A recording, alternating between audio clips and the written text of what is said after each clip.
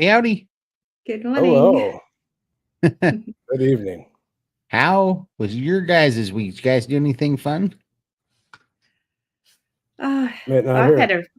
a I had a busy week. I've like blinked and we're here again. I don't even remember what we did. It was busy, busy, busy, but I did have a win this morning. I put this t-shirt on. It's been hanging up in my wardrobe for 20 years, still with the tag on, and it's a size 1XL and it fits me this morning. But yeah, when I bought it 20 years ago, it was too tight. So I was so happy. It's awesome, isn't it? Now it's worth Yeah. it's vintage, so now it's worth even more. It's I vintage. know. Just with the price of inflation, that's like a four times more. I know. They're 20 years old, but look, it's black as everything is in my wardrobe. I need to buy something colourful. But yeah, I was running out of things to wear. Everything's so big and baggy and loose, and I'm just getting a little bit over it. And I thought I'll give this a try. And I was absolutely shocked this morning. So yeah, good stuff. That's awesome. Yeah, thank you. That's way cool. Yeah, it's fun when you see stuff like that. It's so funny. I still hate taking like updated pictures and stuff, progress pictures. But I just hate doing it. I hate the camera. I still hate the camera to this Yeah. day.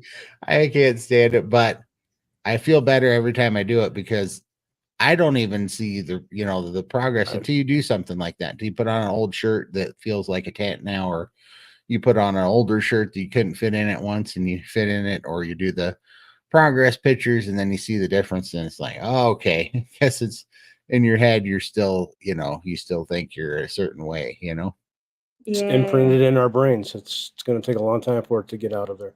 Yeah, for Yeah. sure. And I've been putting things in my shopping cart. I never buy anything because I'm like, oh, why am I buying it? I have no idea. Like, I want to buy things for Texas, but I'm hoping to lose more weight by then. And so I put things in my cart and I'm going for double, triple XL, and then I take them out of the cart. So I never buy anything. Thank gosh I didn't buy anything because I would have wasted a ton of money. For sure. A lot of So returns. this is a really good gauge. Yeah. Yeah. And even yesterday, we ordered a KetoCon or Hack Your Health t-shirt as part of my thing. It all comes with the package, apparently. And I told them to give me a 2XL, thinking hopefully I'll be able to fit into that. Or maybe that's going to be too big now. Too big. Yeah. For sure. So if I look all baggy, don't worry.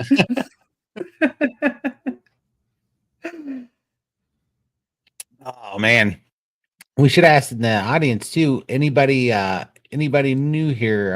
Anybody new here that's going to or maybe change their mind that's going to hack your health? Because that's coming up quick. We got to start thinking about yeah, I know it's so weird. We got almost 2 months.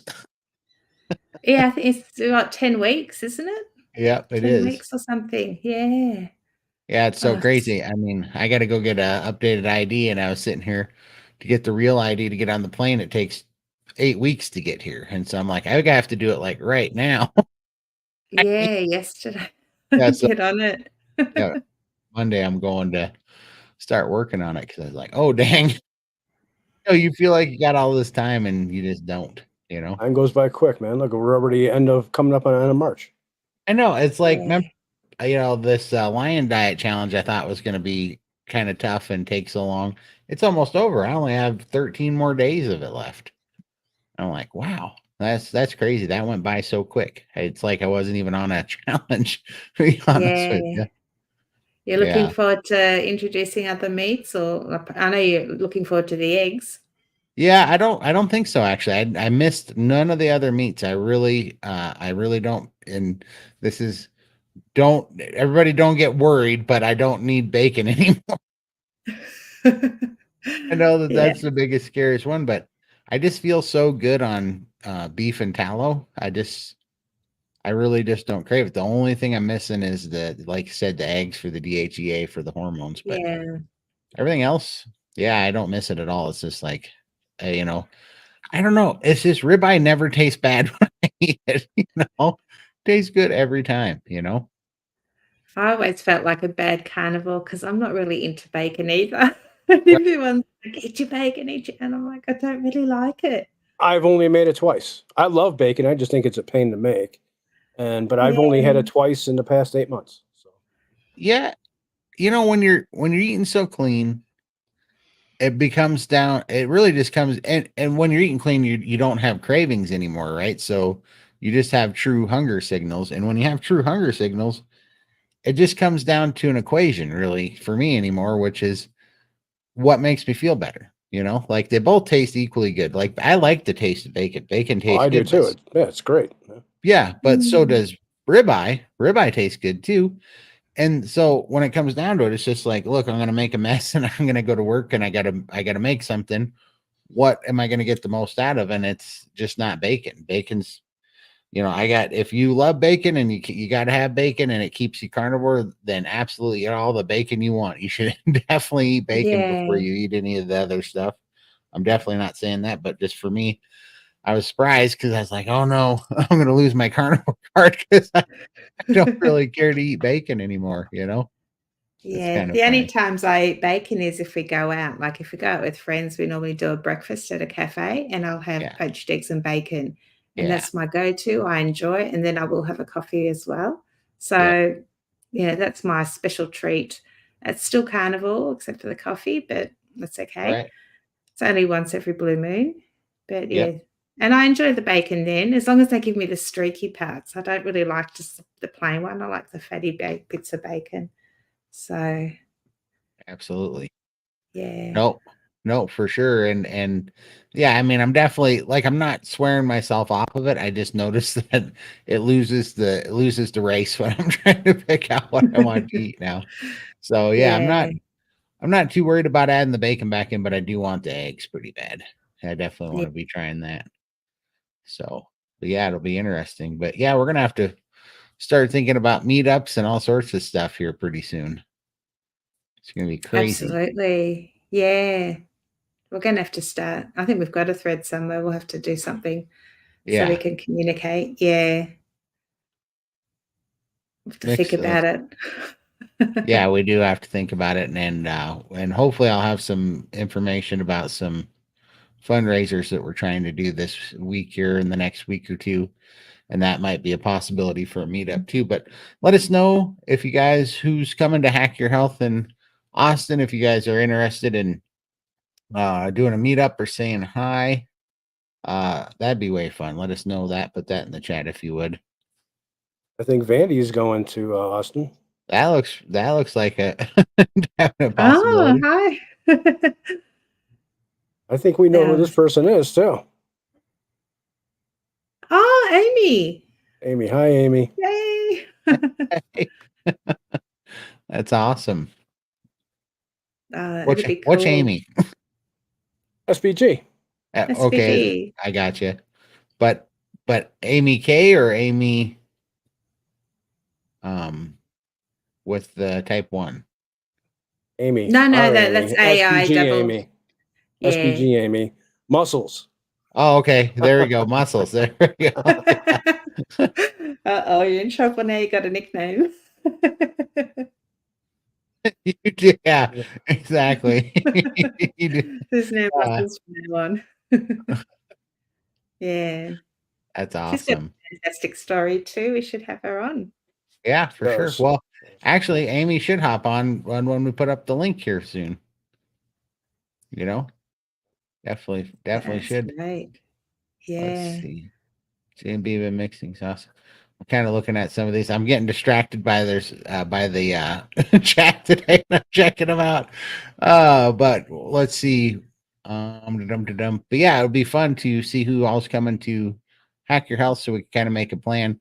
And then tell us in the chat what you guys think. Should you think it'd be fun to go to like a Brazilian barbecue type thing, or what would your guys' preferable meetup look like?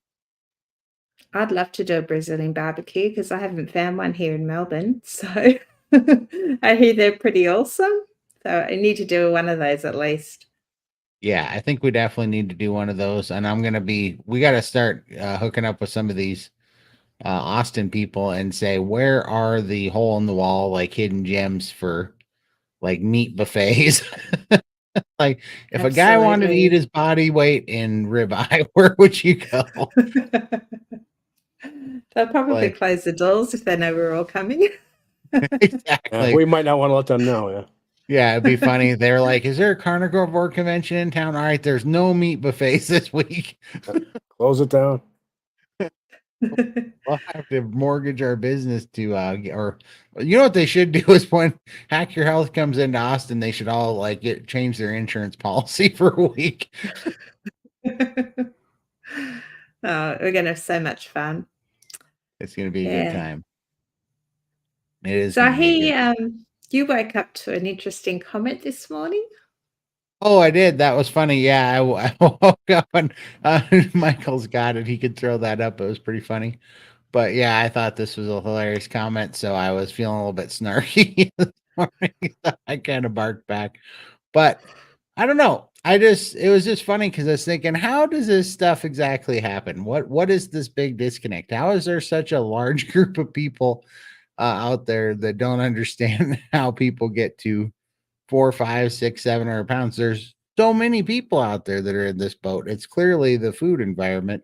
And so it just spawned a conversation this morning. I sent it to Lindy and Michael. I'm like, look at this one. Because it's so funny. It's just like, do you not live in the world that I live in where, Just just walk down the street. You're going to see everybody that's over 250 pounds. It's so yeah, simple. go. If you're confused, go to Walmart, Disney World. Get in a Where there's a line. crowd. Yeah. Right, exactly. Yeah. And I've had so so many of these comments myself and I've just ignored them. But yeah, when you put this up, I'm glad it's not me that getting all these comments, but it's easy to do, isn't it? Like, I don't know. oh, it is. It's so funny. Well, and I just don't. I got a really funny comment yesterday too. I just now was thinking about it. I should have put it up here, but it was super funny. This person goes, "WTF? I've been trying to gain 5 pounds for a month, and you can weigh 700. What is going on?" I don't know. Actually, I don't know what's feel so your hard about trying to frustration. gain 5 pounds. That's so simple to do. There's people out there though that had that Oh, issue. I know. You know, I where know. there's both ends of the Yeah, spectrum, and that's the biggest thing, right? exactly. I Yeah. wish I had that problem. Yeah, Gain weight. I don't know. I hear you because it feels like we should wish that we had that problem, and then I bet if we're on the other Yeah, I side, know. Oh, and so it's Yeah. kind of like I think we're perfectly designed to deal with the exact problems that we have. Like I don't think there's a better person than me to my problem. I kind of think that's how life works that way. But I don't know. It's all kind of funny. But I wake up and I would start reading these comments. I'm like, this person took time to come over here and ask me how I got over 250 pounds. I was over 250 pounds when I was 8. What are you talking about? It was just so crazy when they're saying that. It's like, where do these people come from? Have you never been to Walmart? Yeah. An airport, a bus terminal? Yeah, it's so interesting. Um, let's see. Oh, and I did I'm a little bit of a, what do you call it, a hermit or a introvert. I don't know. I have an extrovert personality, but I don't get out of the house much because there's people out there and I don't like that. But I did end up getting out of the house this weekend and went to a buddy's house and we played some pool and stuff. And man, I'm sore. Pool for like 12 hours and I was like, I got to do this more. If pool can make me sore, I've been a little under conditioned, I think. So that was kind of fun to see some friends play some pool. That was a good weekend. And definitely makes you start thinking about getting out more, but it's I don't know, you just see all the people out there and you're like, you get out more in the middle of people and you're like, there's so many people in the stores and in the gas stations and stuff on the road. And you're like, you guys need carnivore so bad because you see everybody with the poofy, red face and the dark circles. And you're like, oh, that's so much inflammation, and they come out with their 64-ounce super gulp sodas. candy bars and Yeah. stuff, their bags of chips. It's like, oh no, how do we get the word to these people? You know? But most don't want to hear it. That's the thing. So I've kind of just sort of turn off now and just do my thing. I concentrate about me. If anyone asks or approaches me, then I'm more than happy to discuss. But I won't. There's no point even talking to people unless they want to hear it. Just Yep. And some yeah. people don't want to hear it. No. No.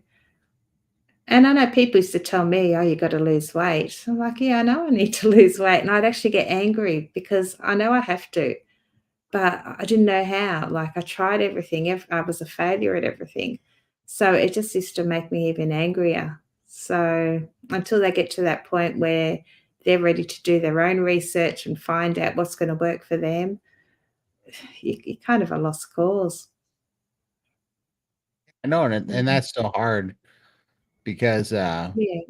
we're having that conversation because I was talking to some friends about it, and I was like, oh, what's unfortunate is you don't see about a lot of young people turning to carnivore yet because they have the benefit of their youth, and so they can kind of get away with things, and they don't think that it's as serious it is, and somehow we have to catch them earlier, before Yeah.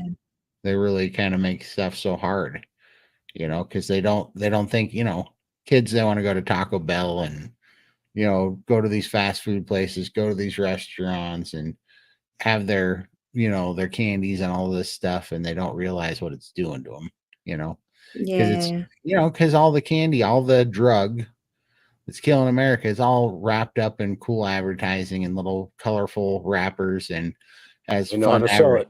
yep, campaigns, and like all of a sudden Mountain Dew is synonymous with video games and skateboarding and all this great activity. Meanwhile, it's like, yeah, you're gonna have a hard time doing that with no pancreas.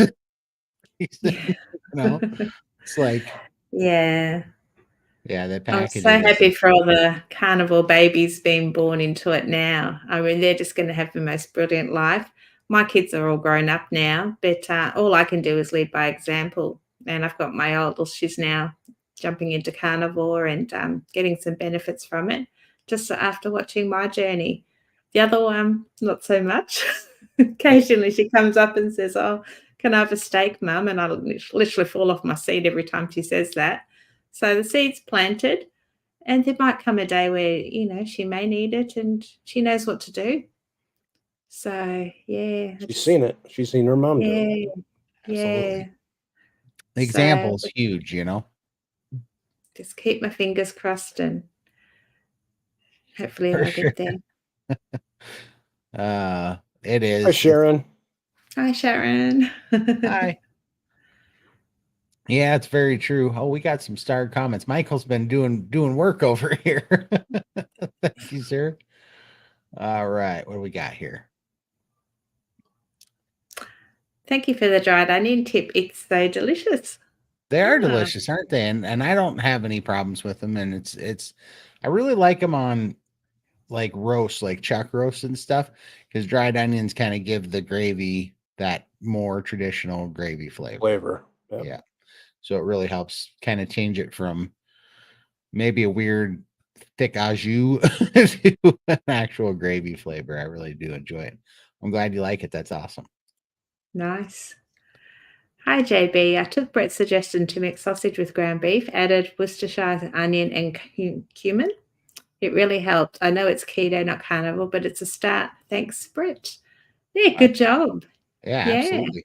No, and I don't think there's anything wrong with that. Like if it's dry, like I just with spices now, literally I think it's an individual choice. Like try, get clean first, like drop everything because you won't I never can tell as much when I stop doing something what it was doing to me. I can't tell. Like I know I feel better, but I can't quite put my finger on it.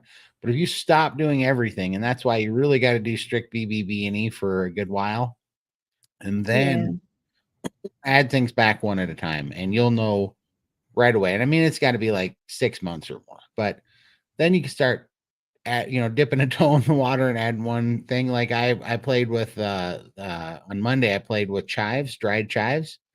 Can't do them. Had an allergic response to them. Just okay. Yep. So I was like, Mhm. okay, chives are a no-go for me, and I threw them away. Right. And that's exactly how you find things out. Yeah. And Yeah. and so I don't know what about it is. So now black pepper and chives are both on my never again list, and I On the just wouldn't. blacklist. That's right. Yep. And so I just do them one at a time. But with dried spices, I just literally get one ingredient, dried spices, and if there's anything else in them, I don't buy them. But you can just get them and try them one thing at a time. Just add one thing at a time. Don't add 2 or 3 or 4. Just add one new spice at a time. If you notice that it's got a negative effect, just don't do it anymore. Because there's plenty of them out there that you're going to be fine with. You got all sorts of things. Like now I know I can have rosemary, I can have thyme, and I can have dried onions. Dried garlic. I don't know what happened to me when I went carnivore, but I don't like the taste of garlic anymore. I used to love it. Now I don't. I don't care for it. So I can have it, but You just don't like it. I don't like it Hey, anymore. It's weird. Taste buds change, They did. Yeah. But I do way love the in place of the dried garlic, I like the dried onion, the freeze dried onion flakes. Those were a lot better, and I like the texture of them. So I don't know. It's kind of fun. I think you can just add it in. And if it doesn't have any negative effect to you, if it doesn't slow you down or stall you like dairy or give you a kind of like a food allergy response, that's why I'll get something scratchy in my throat. I'll get some, runny nose or get kind of congested, or I'll feel it in my lungs a little bit wheezy. It's your lungs feel a little irritated. And I know right away, I'm like, well, that's bad for me.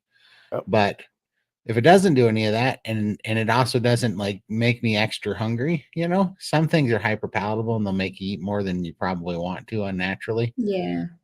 But I haven't had that problem with those things. The same with pickled jalapenos and Tabasco. So those are all things that are kind of on my safe list. But even with those, I still don't try to eat them every day because I feel like they're kind of treats. They're if you ate them every day, they would no longer be a special pick you up. So I still Yeah. like to eat half the time without them, and then go. You know what? I'm feeling like having a fun day today. I'm going to splash some in there, and it's just kind of a fun little pick you up. And so I really do enjoy that kind of contrast. And it just I love changes that. it a little bit. Yeah. It's great advice. Yeah, Good stuff. it's been good lately for me. Hi, Mama Cracker. Hello, Lindy, Michael, Todd, everyone. Hit the likes on all channels. That would be awesome. Thank you. Thanks, Good to Mama see you, Cracker. Mama. Yep. I'm not a bacon fan either. Great. Oh no. We're gonna be the outcast carnivores here pretty soon. We've started an anti-bacon movement. No. Oh no. No, I mean bacon's okay, but definitely something I use as socially go to when I get out. But I don't like cooking it at home either. It makes such a mess. That's the only reason why I don't like it. It's a pain to make. It just makes a mess. Yeah. It is, but you know what? If you put it in that air fryer you bought, I did. That's the last time I made it. I got it from the butcher. And Yeah. man, let me tell you, that bacon is fantastic. If I got that all the time, maybe I'd eat it a lot more. For sure. But it was on sale, and I picked it up, and man, that was fantastic. Absolutely. And it's pretty awesome in the air fryer, isn't it? It was, yeah. Yeah. It was probably the best bacon I ever had. Yep, I believe that. And that's Okay. yeah, the thick cut butcher bacon is the best for sure. A question from Just Memes. Started carnivore a few weeks ago. It could be coincidental, but is it possible carnivore diet can cause a rash? Absolutely, it can. It's called an oxalate rash. Yeah. I've had them. Sally K. Norton, Dr. Sally K. Norton, is she a doctor?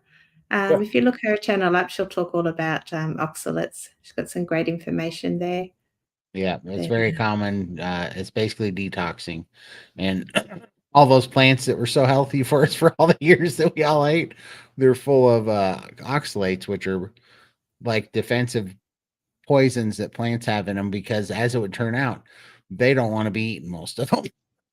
So they have oxalates in them to keep you from eating them, because it's their natural defense mechanism that they've adapted, over many, many millions of years or thousands or whatever you want to say of years of trying not to get eaten.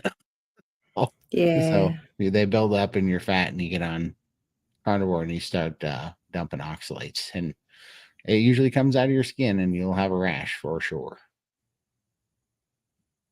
Question for Todd. Let's see. What does that say? Mono ABC Oprah will be hosting a program and explaining the disease of obesity versus the struggling to keep a few pounds off.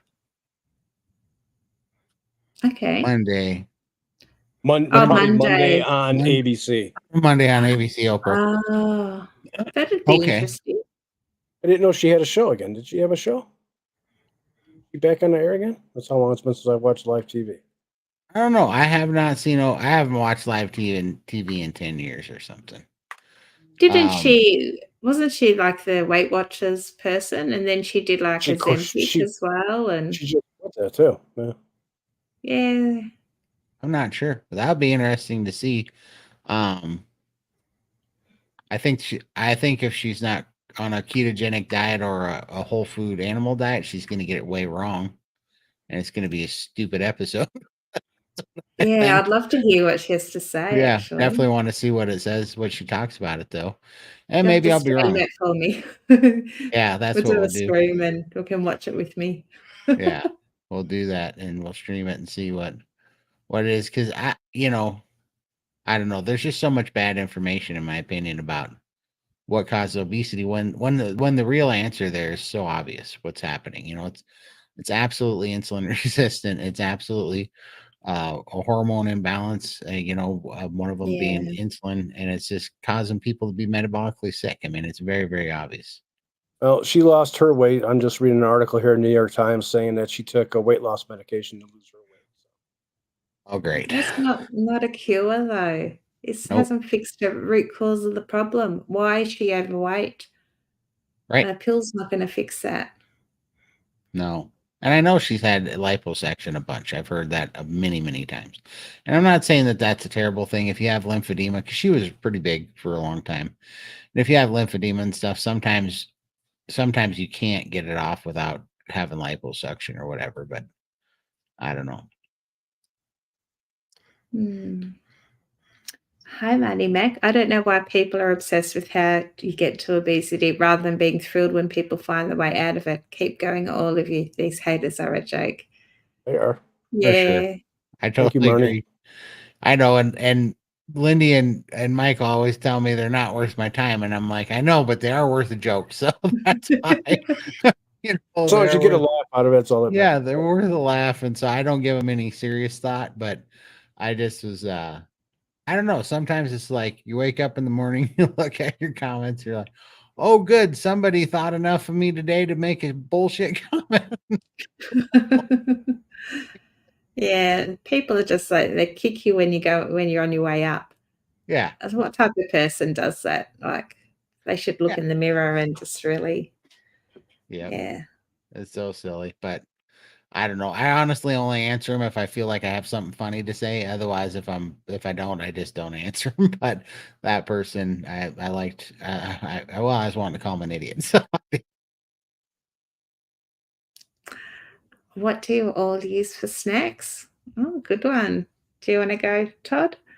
Yeah. I'll tell you what his snacks are: ribeyes or chomps. Yeah, I bought some chomps, and which was funny. I literally did that this week because I was working a bunch, and I skipped like 2 days of eating, and I just had chomps because they're pretty much the only snack I'll eat. Not that there's a big thing going on, or not that there's not a lot of things you could probably get, carnivore snacks and all those things, but the chomps are just easy to get in my area, and they're grass fed, grass finished, like very low ingredient, like very simple ingredients, and I have those, but that's pretty much the only snack I have. Otherwise, I just eat ribeyes, and I just try to not snack for the most part. But those were my meal replacement. I was going to say, though, so Bella did an interview with me, and she put it out last week.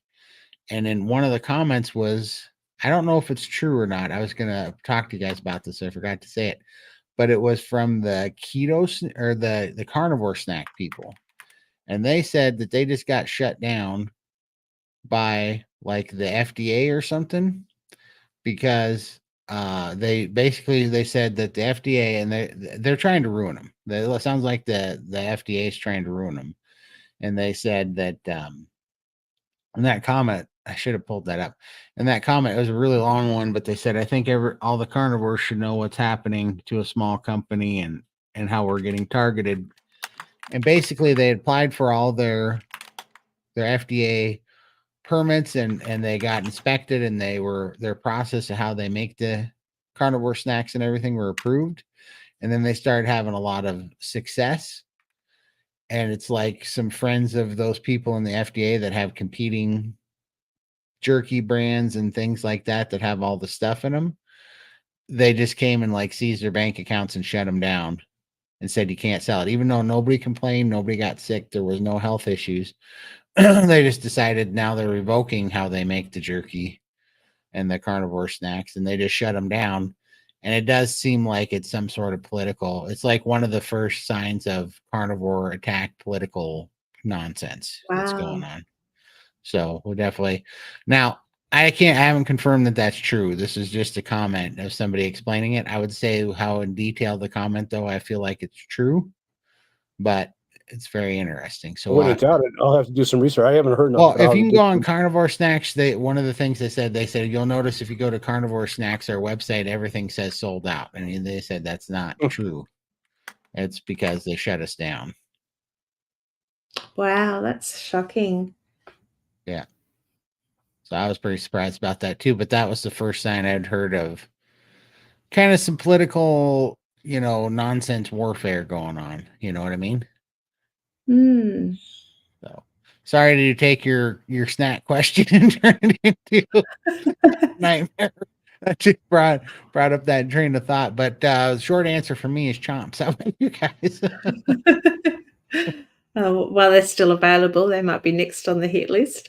For me, I don't snack. I try not to snack at all because I just find that if I snack, I just will keep grazing all day, and that's not a good thing for me. Just lead me into more bad habits. So if I'm hungry enough to eat a meal, I will eat a meal.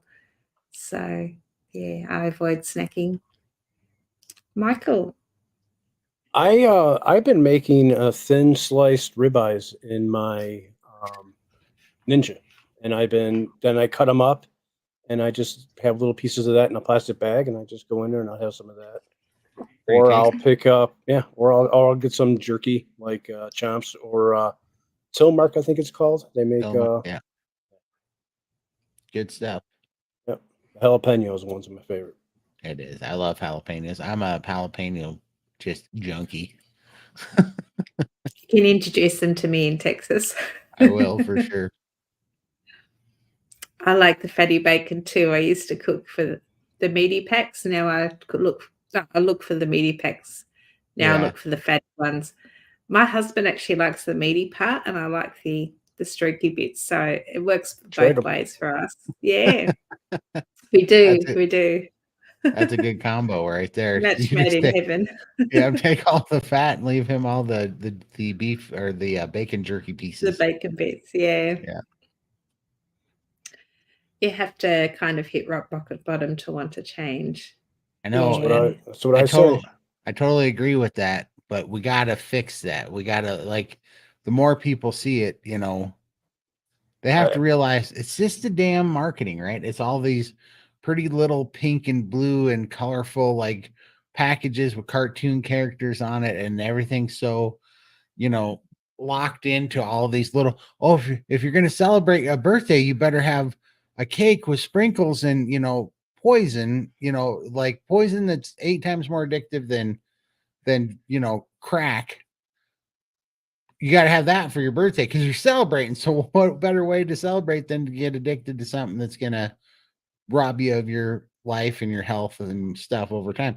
It's just, they did such a great job at packaging something so addictive and marketing to all these cutesy little, Valentine's Day, Christmas, Easter, all these colorful little celebratory, innocent, fun, little cute, soft little things that they mixed it in with. And all that stuff that they sell for those holidays has a ton of sugar. Every one of them. And it's just like, this is so terrible because it's just everything's like this cartoon fun little cutesy fairy holiday feel. What's the idea behind that? To get the kids hooked when they're young. That's why you got all the colors on all the cereal boxes. You got remember our cartoons when we used to watch on Saturday mornings? You used to have all the cereal commercials with all the rabbits and Always. yeah. Always. And there's a toy inside. You got to get Yes. it and you have to eat the whole box of sugar shit. bribery. Yeah. Yeah, you You can get get Yeah. some stupid They put it thing all in the way there. at the very bottom. Yep. Yep. And I mean, you would eat through there because, I don't know about your dad, but my dad would kill me if I stuck my hand in that box to get the toy. He's like, you can get it when it's empty. So what did I do? I'm like, all right, challenge accepted. Exactly. And then you want the whole set of toys. So you eat, cereal 3 times a day just so you can Right. get rid of the packet to get the next one, to And make sure you get the next toy. Yeah. cereal does not fill you up. Let me tell you, I've Mm. finished many boxes in my day. Same with Absolutely. McDonald's and the Happy Meals, And where you get all those you're toys and you're sitting Monopoly. there eating the cereal, thinking that gee, I'm eating healthy. Right. Special K or whatever that you're eating, or Cheerios, and Right. Yeah. And it's so sad, but yeah, I mean, exactly to your point. That's what we talk about all the time. And I guess it's a message. Don't be us. Just know that it is 8 times more addictive. It is absolutely killing you. It's absolutely robbing you of your quality of life. It's going to cause diseases that you might not even be overweight, but you're going to end up with an autoimmune disease, a heart disease. You are causing damage. And the only reason why we don't take it as seriously is because of the marketing campaigns and the packaging, how they market to kids and everything. We get brainwashed and believing it's okay because we think that, well, anything that colorful that so many people have that's put in the grocery stores, they would never put something that's going to kill us in there. But they literally only get away with it because it doesn't kill you instantly. It kills you slowly over time. over the years. Yep. And that's it. That's the only reason why they get away with it. And it's so addictive. And yeah, hopefully we can start waking people up because it's just so bad when you look around now and you see how bad the obesity is and how bad the diseases and acne and skin, and you can just see it all over people. It's like, how do we stop this? We're just watching everybody get poisoned. I mean, if this was happening any other way, like a radiation leak or something, we would all be like, we got to do something. This would be a real problem, but because it comes through sugar, and it's slowly getting worse. Over time, that's right. And people don't notice it, right? If everybody woke up 700 pounds in the morning from eating all the junk food, then it would really be a problem. Everybody would see it right away, but it's over years. Right. And we, us three right here might be on the far end of the bell curve right now, but we are the future.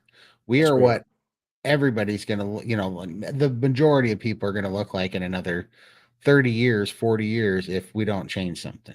Like, we got to stop this because it's, it's crazy. It was just like, where's that picture? I pull that up. Hold on. I should have had this prepared. This is not a big time outfit. That's all right. This picture right here. That thing, because let's see, let's get that bigger. That is so true. And 1890, this was the fattest guy alive. They were paying money to go see him, and like I had to lose a lot of weight to get down. I mean, and this was the fattest guy alive. Just I don't know what's that, like 150 years ago, or no, 130 years ago. 130 years ago. Yeah, 134 years ago. That was the biggest person, right? And now look, it's like that's an average person, right? And so in another 100 years, the average person is going to be 700-800 pounds, or everybody's going to be on Ozempic and losing their control of their gut microbiome, and not, they're all going to be malnourished. I mean, it's really gross what's happening, and so, yeah, it's pretty shocking. Let's see here. Hi, Anne. Does anyone here know any good recipes for quail eggs? Oh, I've I've only only ever had them pickled. That's all I've ever had them. I had them at it's like a hot pot restaurant, and yeah, it was an interesting. They were like, I don't know, the yolks were not hard boiled. They're almost like they were scrambled inside. It was a really weird texture. I don't know if it's just the way that they cook them. That's the only time I've had them, and I did pop about 4 in my mouth to see if I liked it, and I couldn't decide whether it was nice or not. So it'd be nice to cook my own. I wouldn't know where to get them, but I can't help with that. For sure. Yeah, I can't really either. I only ever have them pickled, and I don't even do them myself. I used to get them from from a hardware store, which is the greatest name for any hardware store ever, called Menards. That store still makes me laugh. But yeah, they have pickled quail eggs in there, and I've had those. I did when I work in construction, and in the morning sometimes we would get all the guys like breakfast biscuits from like a Hardee's or whatever. And one day I got all the breakfast biscuits for everybody. But I went to Menards and I got a whole thing of pickled quail eggs, and I hid them in the breakfast biscuits and rewrapped them up. So when the guys would bite into them, you would just see the look of horror because they weren't expecting that little weird, weird pickled quail egg. And it was pretty funny. I got one guy to puke. It was pretty hilarious. Because when you're not expecting, it's not that they're that bad. It's just that you're not expecting to have a weird pickled egg. Pickled, Yeah, yeah. in the biscuit. The good old days. Couldn't imagine it be any different than having any other egg recipes. It just you need a lot more of them, wouldn't you? Because they're so Yeah. small. They're tiny, aren't they? Yeah. Oh, thank you Yeah. so much, Sharon. Thanks, Sharon.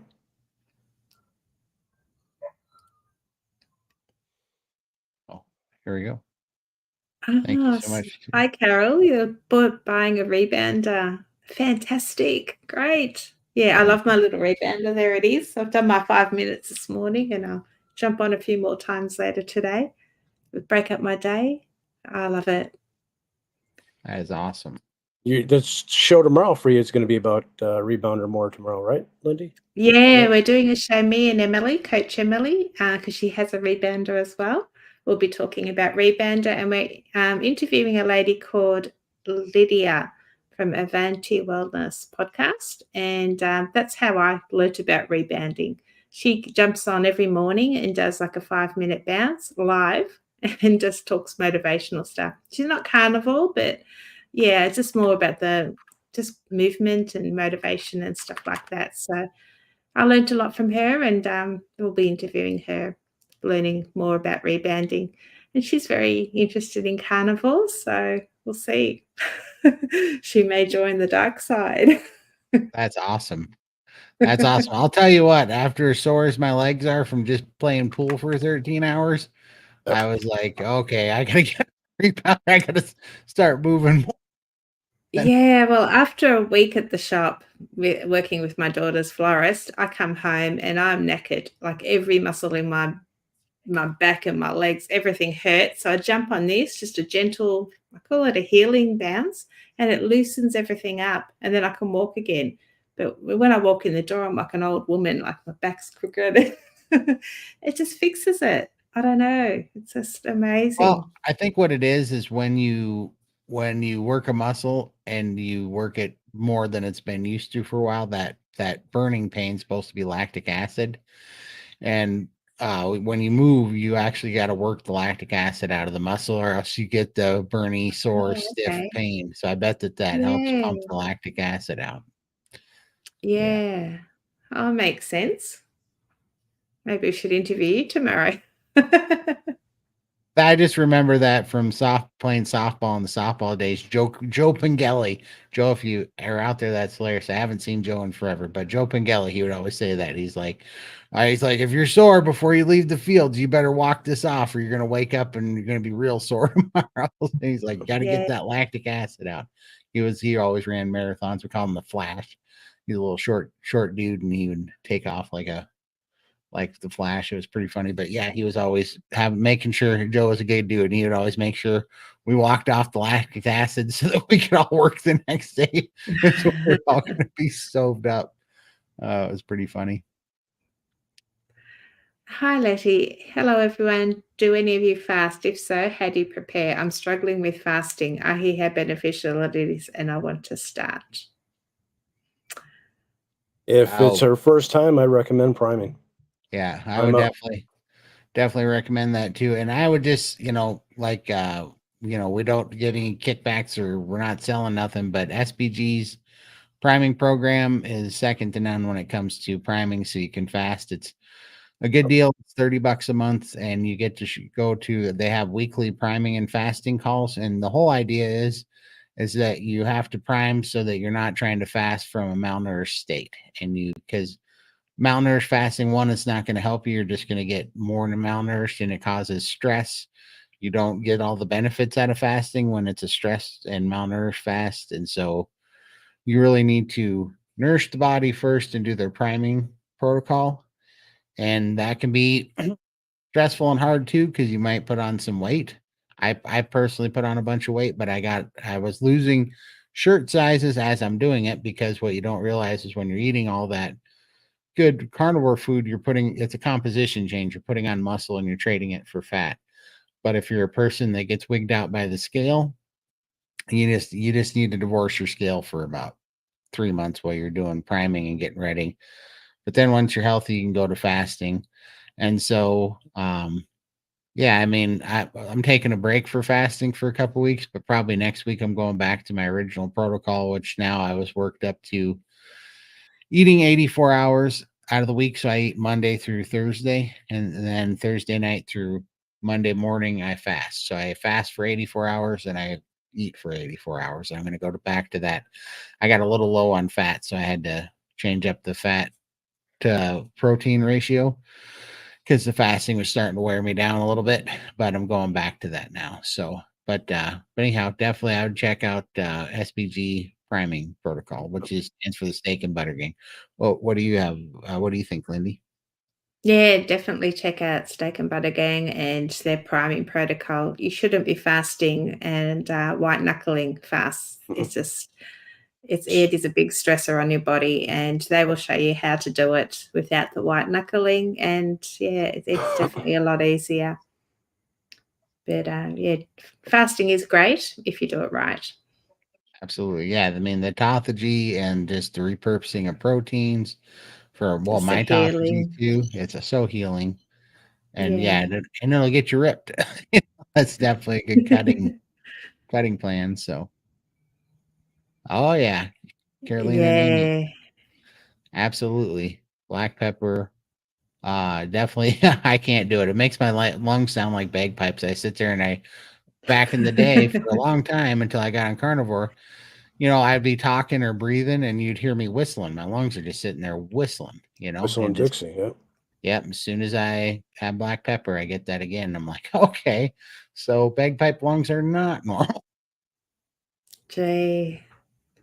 Yeah, It's just amazing how much we learn from, doing carnivore. We learn so much. absolutely. Well, you learn we get so used Oh, to being sick. You know what I mean? We get so used to being sick slowly that we don't even realize. Sometimes we don't realize how sick we are, or how stoved up we are, or how in pain we are. Like when I was first started carnivore, back pain started going away, and then I started realizing I didn't realize how much was hurting until I was stopped hurting. And then I was like, yeah. oh man, like that was not normal. We get conditioned to really put up with some stuff and we don't even realize how bad off we are. Yeah. Well, obviously, starting carnivore, my big goal was to lose weight. But now that's just a cherry on top. It's all the healing that I had. I never thought I would get rid of my pain. I thought I had that for life. I've wrecked my body and, I'm getting old. I'm 52 now, so I'm bound to have heaps of pain and start to go backwards. I'm reverse aging.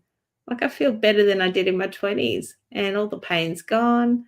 I've still got weight to lose, but I feel amazing. So I don't care. The weight will come off when it's ready now, but I'm getting out there living life again. Yeah, so the weight loss, whatever happens, happens. I just want to feel optimal now. And that's my new goal, is being optimal. Exactly. Yep. Totally. And it's incredible how much it's so healing. John, Big Man Alaska. Definitely go check out John's channel. He's got an awesome YouTube channel. Me and I'm Lindy were up there watching his live stream today. He got up Yeah. today. I was shocked when he stood up. I haven't seen him in a while, but he actually stood up and he went to his stove, and I can't get over the weight loss that he's had. John's Yeah. doing fantastic. Yes, and Amazing. wow, he looks fantastic. And he looks so healthy. Like Yes. it's not just, I don't know, if you do this for very long, there's a difference. I've lost a lot of weight and not been healthy. I've lost a lot of weight and still been inflamed and still had terrible skin and still was pale, still had dark circles under my eyes, still had, still metabolically sick, while losing several hundred pounds, 300 pounds even, still looks sick. Yeah. But there's a difference between a healthy healing, that the carnivore does. And John looks like that to me. He's lost a lot of weight. He's leaning out, but he looks healthy. He looks happy. He looks healthy. You can see that carnivore glow on the skin and in the eyes. John's life's back. You can see it, Yeah. Yeah. Yeah. Congratulations. Yeah. I'm sure he wasn't ready for this, but there he is. The change that I've seen in him in just a few months that he's been carnivore, and especially the last few months for him, such a big difference for the guy. I'm so happy for him. He's such a great guy. Yeah. Absolutely. Doing so good. And inspiration to all of us, man. And if you don't follow his channel, he's always got good information up there. I'm going to put a link to his channel up there too. Awesome. Yeah, he does lives every day, I think, too. Just has a chat. And actually, this morning he was talking about some pickled eggs that he made. So that might be a good suggestion for your look really good. The quail eggs from earlier. Yeah, he apparently has one of his live streams. He does it live. So I want to check that out myself. Yeah, I actually watched him pickling some eggs because I was interested. Okay. I wanted to see how he did it without putting sugar in it. Because if you look up most of the pickled egg freaking recipes are full of sugar, So no, that was awesome. So yeah, I'm definitely, when I get off this lion diet, I'm gonna pickle some eggs because I want to try them, And many times I've thrown away several dozen of eggs because I bought too many and didn't finish them. And this would be a great way to use them up, to pickle them to save them too. So yeah, great. Definitely. And I love vinegar, so it's right up my alley. I love hard-boiled eggs. I just hate cleaning them. Yeah. Well, do you know the trick though? Put it in a bag or something, right? You put it in it. You can crack them before you put them in there. But also, if you take the not the pointy end of the egg, but the rounded end of the egg, and you tap it with a spoon. This sounds so stupid, but before you boil it, you tap it. About the fourth tap. Air. Yeah, about the fourth tap, you break that membrane, and you'll hear it because it'll go tap tap tap tap. But then it'll go tick. And when it makes that weird sound, you broke that membrane, and then you boil them, and then they just fall right off. And especially if you put them in cold water, put them in a bag with cold water, and you shake it, then the shell just comes right off.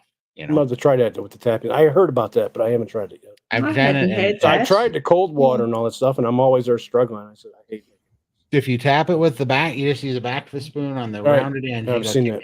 And you do it. And you're doing it lightly, not enough to break the shell. But you just go tick, tick, tick, tick, and then it'll go tink. When it makes this weird sound, it breaks that air bubble on the membrane, and then that egg. Then you cook it, and when you do it, and you cool, you put once you take them out, you put them in an ice bath. Right. Once you put them in an ice bath, that shell will come. Yeah, the whole thing will come off. So it really does work good. I don't know what we were right about, but we're wrong about things too. This whole community, this is just a think tank. We all get together and share stuff. So there he is. All right. Way to go, Carol. Celebrating my 1 year carnivore in a couple of weeks and rebound daily. Yay. Rebounding's taken off. I think carnivore plus rebounding is definitely next level. That's funny. Sure. It's gonna be carnivore, rebounding, and fasting. And fasting. Those are gonna be like the holy trinity of metabolic health. But definitely, congratulations. That's incredible. Hi, Ricky Lee. I hear magnesium binds to oxalates and helps you flush them out. Okay. Okay. I hadn't Maybe heard heads that. up. That's awesome. Hmm. I don't have too many oxalate problems. You know what's weird is I had to lose over 250 pounds before I had my first oxalate rash. It was weird. But I don't know if they say that sometimes your body won't get rid of it until until it feels like you're healthy enough to kind of deal with some of it. And I think my body had bigger things to work on than getting rid of the oxalates. I think it was healing up some stuff, but that's interesting. Hmm. Hi, BK. I'm now 6 weeks tobacco free. Yay. And 1 week Awesome. nicotine free. Gained 4 kilos, but I know it takes a while for the reverse. I keep eating meat. I keep doing my daily 1-hour walk. Absolutely. Yay. That's awesome, Kiki. Congrats. Don't worry about Yeah. those 4 kilograms, man. They'll No. disappear. And I can Exactly. tell you for sure they will, because it was about 5 weeks. Raymond at SBG, he was kind of coaching me through, because I said I'm quitting Copenhagen. And when I quit, he's like, all right, he says, as a crutch, though, feel free to put in your favorite carnivore foods, like even if it's something you only use for a treat until you get through it. So for me, I just added cheese back in, and yeah, I gained, like, I don't know how much a kilogram is, but I gained about 15 to 17 pounds. But literally, uh, once I got rid of the cheese, and I just did a 3-day fast, yeah, all the weight came off. Like in 3 days, it was gone. Poof, like it never happened. And Yeah. I've been nicotine free since October That's 26th, and I have not craved a thing. Like, I did the first 13 days was kind of rough, but after that, I have not craved a thing, and I will never go back. And so definitely, it's so crazy that carnivore is so awesome that you can eat through other bad habits and addictions, and you just feed your body the fat and protein, and you can clear something up. Mm. There we go. Why didn't that go on there? There we go. Yeah. Hi, Janet. Could care less about what Oprah has to say about weight loss. Yeah. I do believe I agree. that sentiment. Absolutely. My comment was in reference to you saying you couldn't believe people didn't know how someone could gain a lot of weight. The show is special, and hopefully people will learn some basic facts. Okay. Oprah's show on Monday. Oprah's show. Yeah. Oh, thank you very much. Yeah, absolutely. Yeah, that is good. And hopefully they will learn some basic facts. And that'd be fun. I just there's just so many theories on it, right? I mean, there's the whole calorie in, calorie out hypothesis, first of all. Then there's even the dogma that they put, like, in that the whale movie, where, poor boy, if you weigh 600 pounds or whatever, you must be sitting in front of the refrigerator eating pizzas topped with Twinkies and Ho-Hos and Oreos until you throw up. It's I just never like, did that.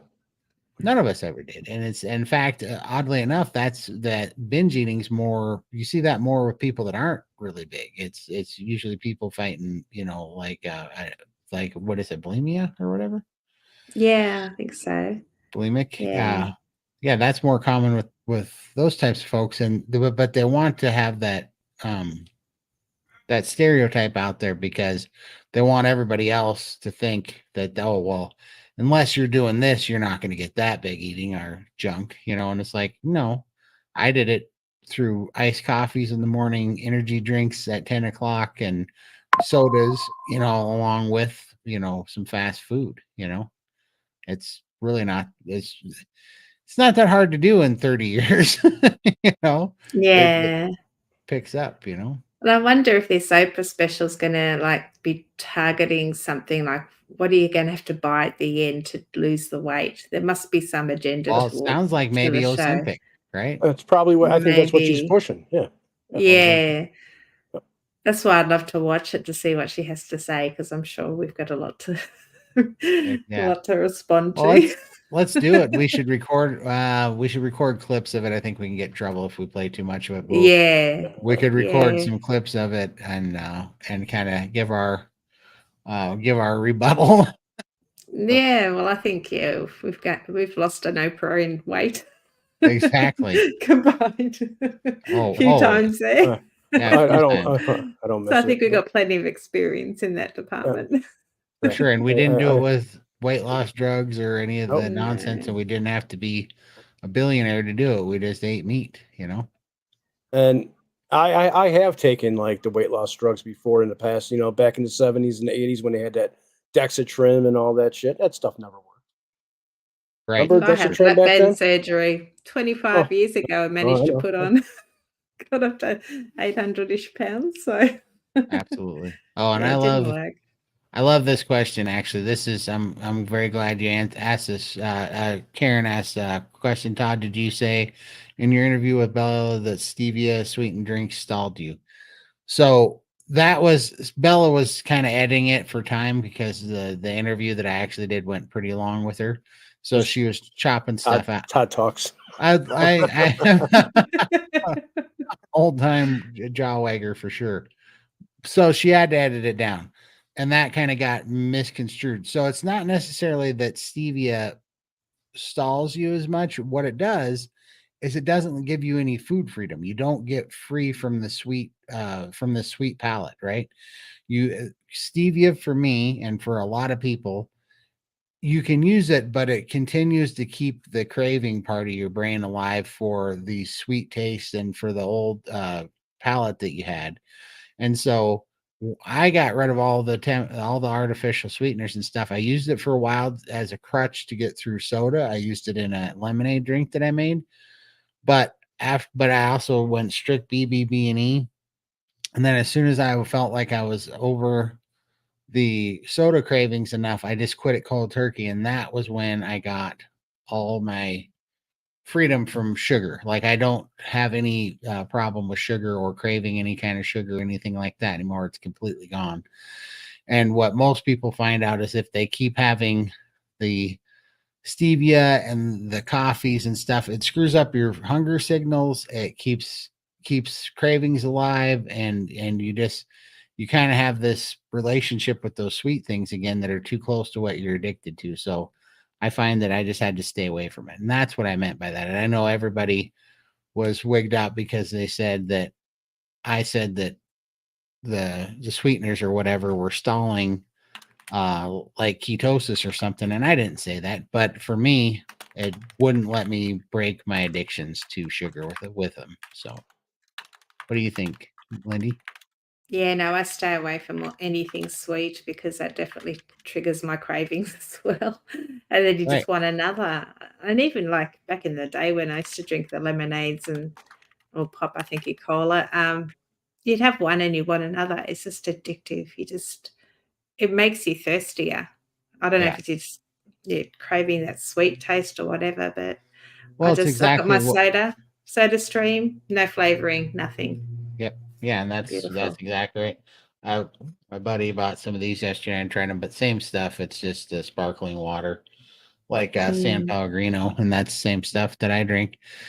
And once you lose that memory or that muscle memory or habit or whatever of always have to have something sweet, But the problem with super sweet stuff is it's what they call a hyper palatable food.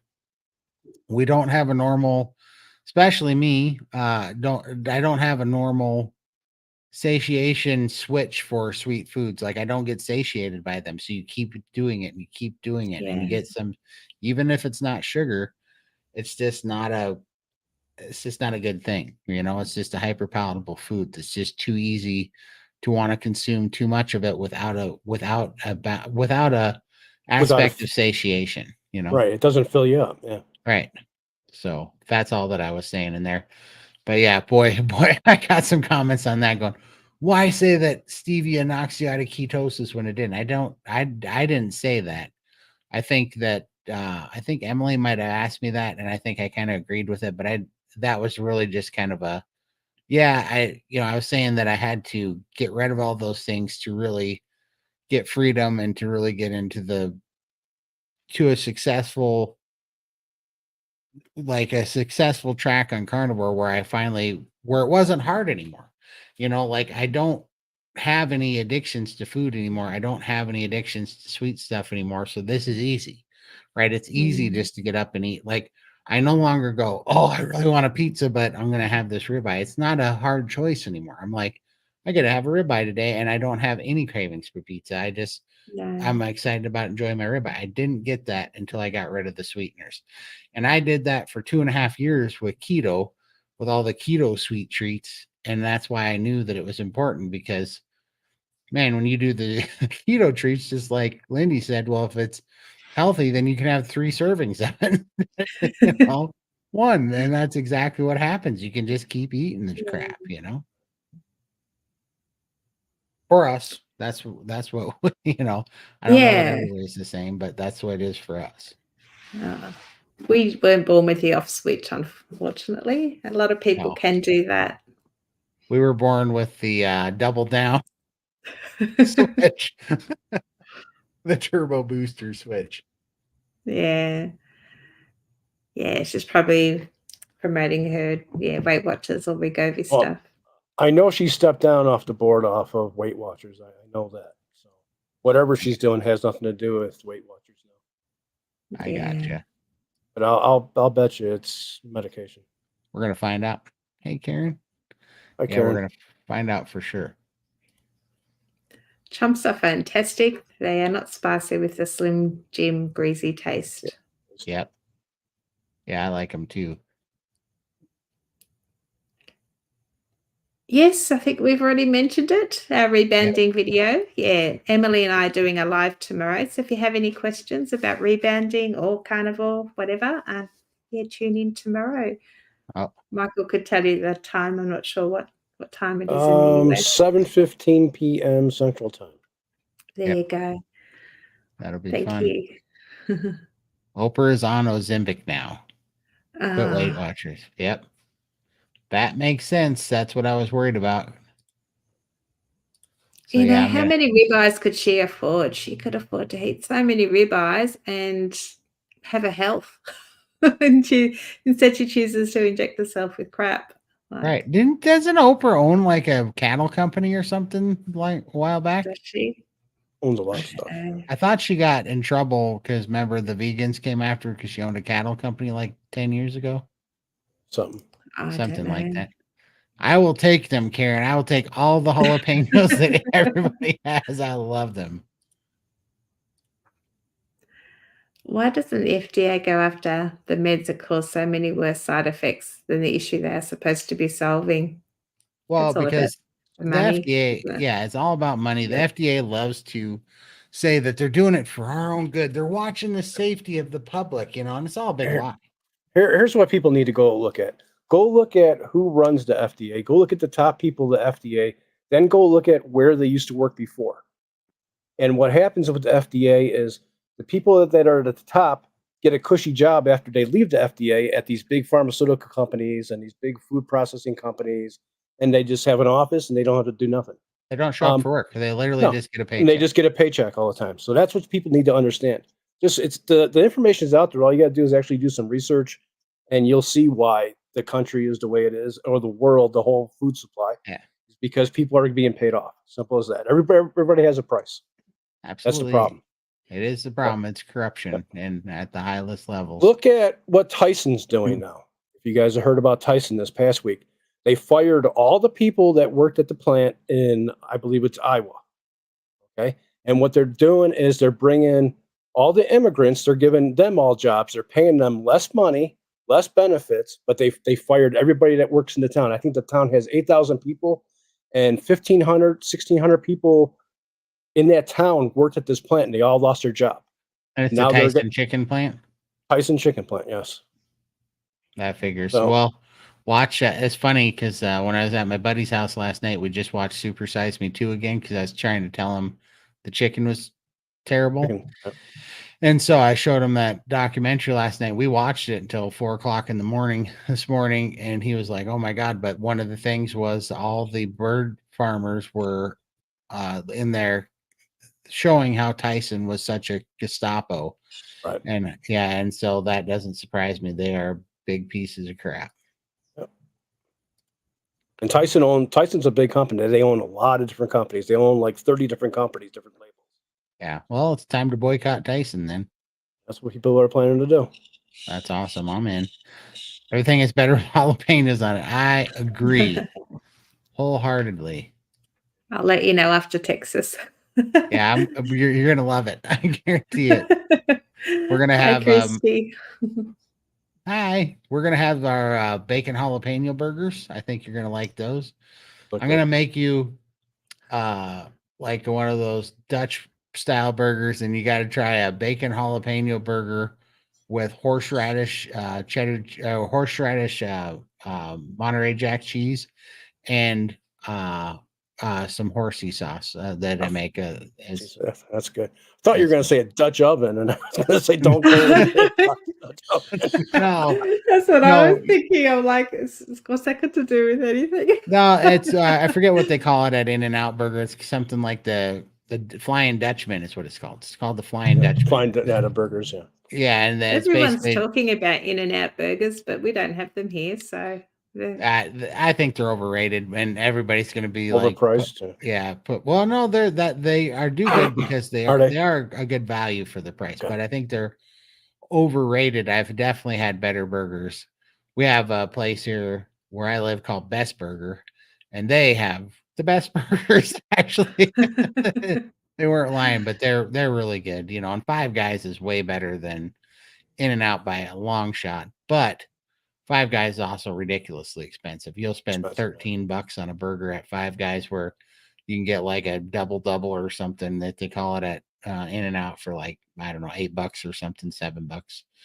And so it is a good price, but I think it's just a little bit overdone. But what they do at In-N-Out is you can get like the Flying Dutchman, which I think is just a meat and burger, and they'll wrap it in lettuce. But then you get like, they have another one where instead of a bun, it's two slices of tomato, and then or two big thick slices of onion. You know, so like the whole thing. You know, they didn't pull it apart, so it's like a onion bun or tomato bun or lettuce wrap. You can get them in, and everybody that's doing like the keto type stuff eats them that way. But that's why I don't know. I don't put anything on them. I just eat them like a steak, but you put them.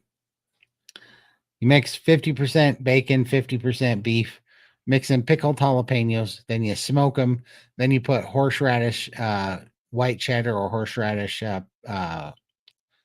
Kobe Jack on there, and then you put horseradish cream cheese and spicy brown mustard on. Oh my gosh, I could like that's a holiday food for me. It's so good.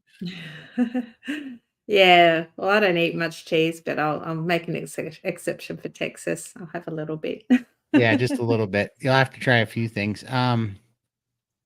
What happens after first priming? Well, you prime until you don't need to prime anymore. And for everybody, the time is different, but you'll know it when you get to it. And then for me, my eyesight got better. My hair started growing back. My eyebrows grew back. Didn't know that my eyebrows were a sign of hyperthyroidism. My hair was a sign of malnourishment, and my metabolism shot up. And so I had done 7.5 months of OMAD, and I was under eating, and before I did priming. And then when I was doing priming, it pumped my metabolism up. So then I went back to, I just did 7 successful months of OMAD straight, one meal a day. And then I did priming, and I went back to go do one OMAD, and I almost ate my pillow that night because I was so freaking hungry, because it pumps up your metabolism. And so that's the one beautiful thing about priming too, is that it gets your metabolism out of the dirt. Your metabolism slows down when you don't have real nourishment and you're undernourished. Your metabolism slows down into the dirt. Well, if you fast with a slow metabolism, you're not doing a heck of a lot of good. You want your metabolism running at a high rate, so that when you fast, it really digs into your stored body fat and really burns it and really goes after autophagy and mitophagy. So it starts burning up dead and dormant proteins and repurposing them. But you need to be running at a high metabolic state to get like maximum efficiency out of it, you know. And I was never doing that. So fasting sucked before, you know, and now I like it. What do you guys think? Yeah, definitely. My hair loss stopped. I lost a lot of hair over my journey, and that's from being undernourished. I haven't been eating enough, and I didn't do priming very well to start with because I couldn't physically get the food down. So it wasn't until I actually really focused on eating lots of small meals throughout the day, getting the priming down pat, that my hair loss stopped. I now can brush my hair and I don't lose handfuls of hair anymore. And yeah, I know if I do fall into those patterns of under eating, I just do a quick 3-day prime and it kind of resets everything. So yeah, Sure. it breaks my stalls. I stall a lot, and that fixes it. So yeah, it's just a really cool tool to have in your belt. So I was struggling. I couldn't eat nothing. I just small meals. I'd be stuffed with 2 eggs and 3 pieces of sausage for breakfast, and I'd be stuffed. So what I did, I primed for 3 weeks, and it wasn't easy. You would think that a 500-pound plus guy wouldn't have problems putting yeah, food into his belly, but man, I struggled to eat as much as I could. And then I did that for 3 weeks, and then I fasted, and I dropped a bunch of weight. And I know I couldn't have done the fast without priming, so I needed to do that prime. He also has a follow-up question. What is it? Prime, fast, prime. Yeah, that's how you do it. Prime up a little bit, get your body into um, feed it. It needs Yeah. to know that food's You got available. right. And you got to be nourished. Yes. Our bodies are weird because they adapt to everything. And so you got to change it up. And that's why, what they say is that the priming and the fasting is like feeding, feasting and fasting, right? It's like how we evolved or how we grew up or how we got here, our ancestors, we would go hunt and you'd hunt for a few days. It would take you a few days of like fasting while you're hunting, find something, then you'd get a big kill, and then you would feast for a few days, but then you'd run out of meat and you'd have to go hunting Do it again. all So, again. Yep. yeah, and so it's kind of that natural rhythm, and our bodies are built for that. And that's what our natural state is. But but the first time we've all been, this is why I'm like, what do they teach in school? Why, they don't teach us anything worth a damn learning hardly at all in school. It's so full of propaganda and brainwashing. Meanwhile, I'm like, why was I like 38 years old before I understood that we don't just eat for fuel, we eat for building blocks, right? And when we eat empty carbohydrates that are nutriently deficient calories and nutrient deficient fuel that only turns to glucose, we are hungry all the time because we're malnourished. And so we eat all this junk and we're like, what? I'm feeding you. And our body's like, no, you need to eat because it just stores it. It's like you've got plenty of this glucose fuel. We've got, for me, I had, 500 pounds of it or something. But it's like that's not what it was screaming for. It was screaming for building blocks. It was screaming for nourishment. It was screaming for the stuff that was the reason that my hair was falling out, my thyroid was going to hell, and my Hair turning hormones. gray. Yeah, it was screaming for protein, collagen. It was screaming for electrolytes and all the real macronutrients and the hormone. It was screaming for cholesterol that they demonized. It was screaming for all those things, and we didn't notice it. So we've been malnourished for a long time because we eat stuff that's not really food. It's void of all real nutrients that our body needs. And so you got to spend some time filling in that hole that you dug, of this malnourishment hole that you dug. And then once you fill that back in, then you can start doing things and working on the excess fake, terrible, toxic fuel that we have stored on us and start getting rid of the oxalates and all the toxic preservatives and crap that we put in there. But our body won't really work on it until it feels like it's healthy enough and that its tissue's healthy enough and that these new metabolic pathways are restored to really deal with that stuff, as it seems. And so you got to prime, then you can fast, and then you do mini primes after that. Just a day or two. It's no longer got to be months or weeks or anything. Right. Keep Or the just body a few guessing. days. Yeah. Change it up Yeah, all the time. exactly, because then you follow the feasting and fasting thing. But it really does help if you just get on the schedule with the priming and priming protocol with SBG, and then roll into their fasting protocol. And for $1 a day, I think it's the greatest value. I definitely do it because it just teaches you how to do it. And I mean, there's a lot of people in the chat that know exactly what we're talking. Missy's one of them that's in here. yeah. Yeah, I mean, it's worth every penny. So I would definitely recommend you that. And it's so good to have a community and be able to talk to people 5 days a week and listen to success stories, and just super handy. I would definitely recommend it. So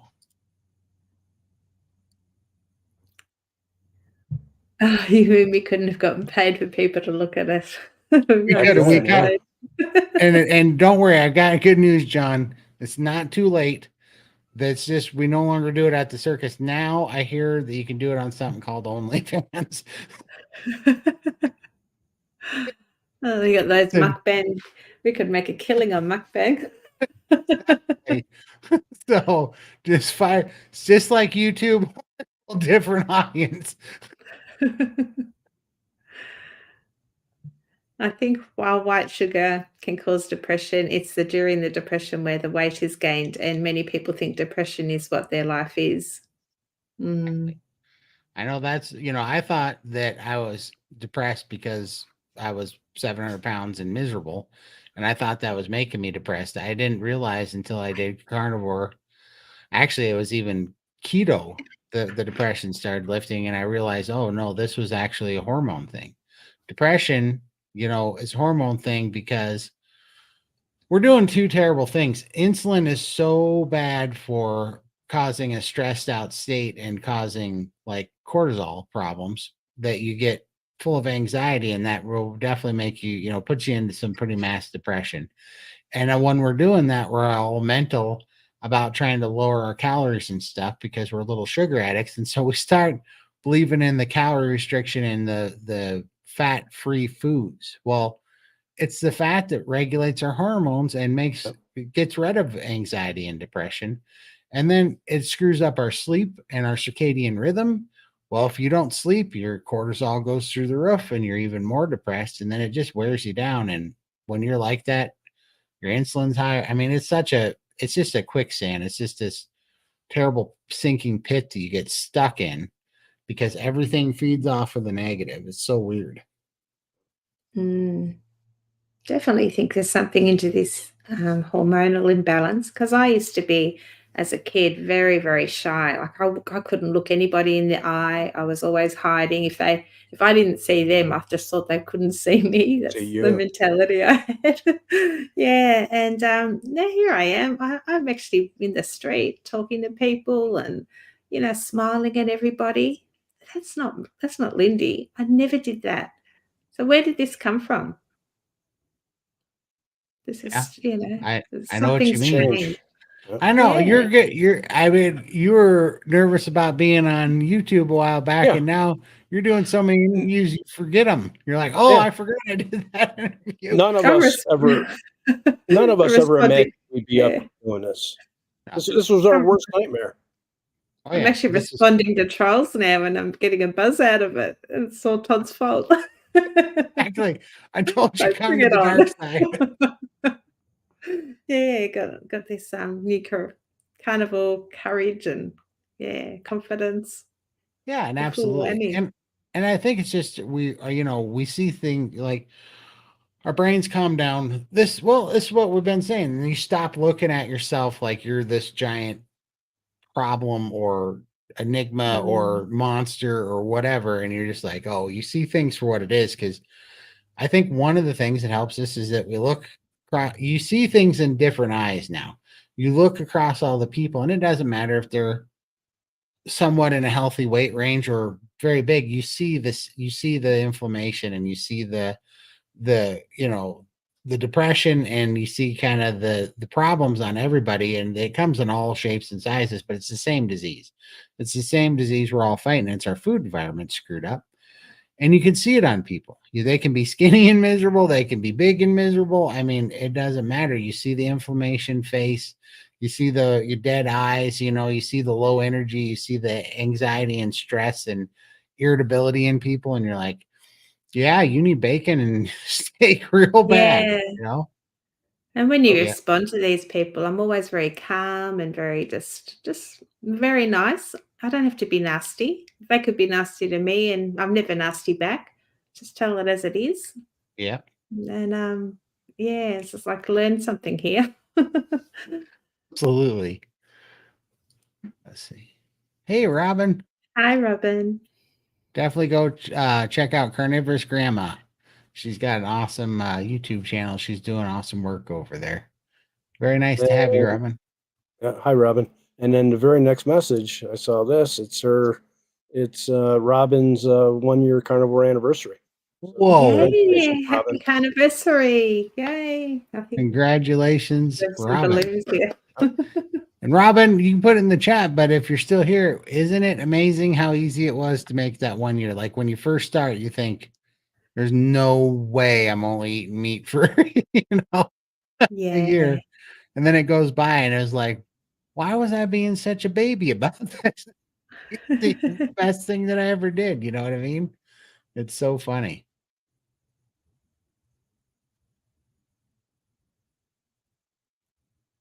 When is St. Patrick's Day? Is that coming up? Today.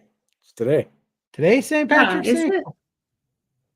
Well, why am I not wearing a green hat? Because you're not Irish. No. I am Irish. I know you are. I know. I'm like 1/8 Irish. I can just imagine you spray painting your hat. I know. green. I would have had to. I wouldn't have done this one, but I would have had to done it on the Christmas one. No glitter though, right? No glitter. Never again. No ever. Well, I mean, unless it pops out of the carpet because it's still under my feet right now because it's not gone. It's not gone. If I shut the lights off in here and I shine a Sparkles. flashlight across the floor, yeah, it looks like Neverland carpet over here.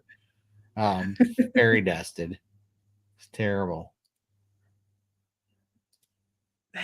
You're Yes. a joker. What? No, I'm dead serious all the time. Take me seriously. Yes. Oh, Carnival babies are going to be amazing. They're going to rule the world. They are, man. Well, they're not going to stand for participation trophies. I can tell you that right now. Participation trophy generation is gone when the carnivore babies hit the world. Yeah, It's gonna be hopefully no they can make skating. a difference in the world For with sure. these. Yeah, Get it under control. I think they definitely will, for sure, in a big yeah. way. I'm so happy your pain is gone. It's one of the top benefits of carnivore for sure. Optimal health. Yes, absolutely. It's all about being healthy, happy and healthy. It's about healing, right? We Heal. weren't there, and it heals everything. It heals, pain. It heals joints. It heals, it heals hormones and brain chemistry balance, and it heals like anxiety and compulsiveness. I mean, it is these things that feel almost like they transcend even like what a diet could do. But it's weird how when you're healthy, these things all overflow into your actions and your day-to-day life and how you go through life and how you see things, how you relate to people, how much more compassion you have for people, how now people can lose their mind in front of you and you go, oh yeah, you are on some sort of sugar sugar brain fog right now and you're a little bit what do you call it, a little bit underdeveloped. Well, so I mean, yeah, anymore you can kind of see that going off. Go, oh well, yeah, I'm sure you seem well adjusted. Maybe go have some meat, and we'll talk later when you're not crazy. Yeah, and everyone's got issues like their own issues, and some may get benefits really early in the day, and then others it may take weeks or even months. So you can't. I hear a lot of people saying, I've only been carnivore a week and I haven't lost any weight or had any differences. When is my anxiety going to go? Just give it time. Everybody is different. Don't compare your journey to someone else's. Just stick to the plan, keep it simple, and you'll get there. Give it 90 days. Yeah, I do. And I don't want, it's kind of a telltale sign. If you think that eating meat for 90 days is going to be hard, you, sir, are a carb addict. That's what's kind of funny because now I realize I can do anything for 90 days food wise, right? Because I have the freedom. But before, I remember very much thinking that 90 days was like an eternity in the food world because we're so addicted to carbohydrates and that sugar. So it's like, yeah, definitely, definitely think about really put that in perspective, that if you can't, like, you should definitely be able to control your diet for 90 days without it being miserable.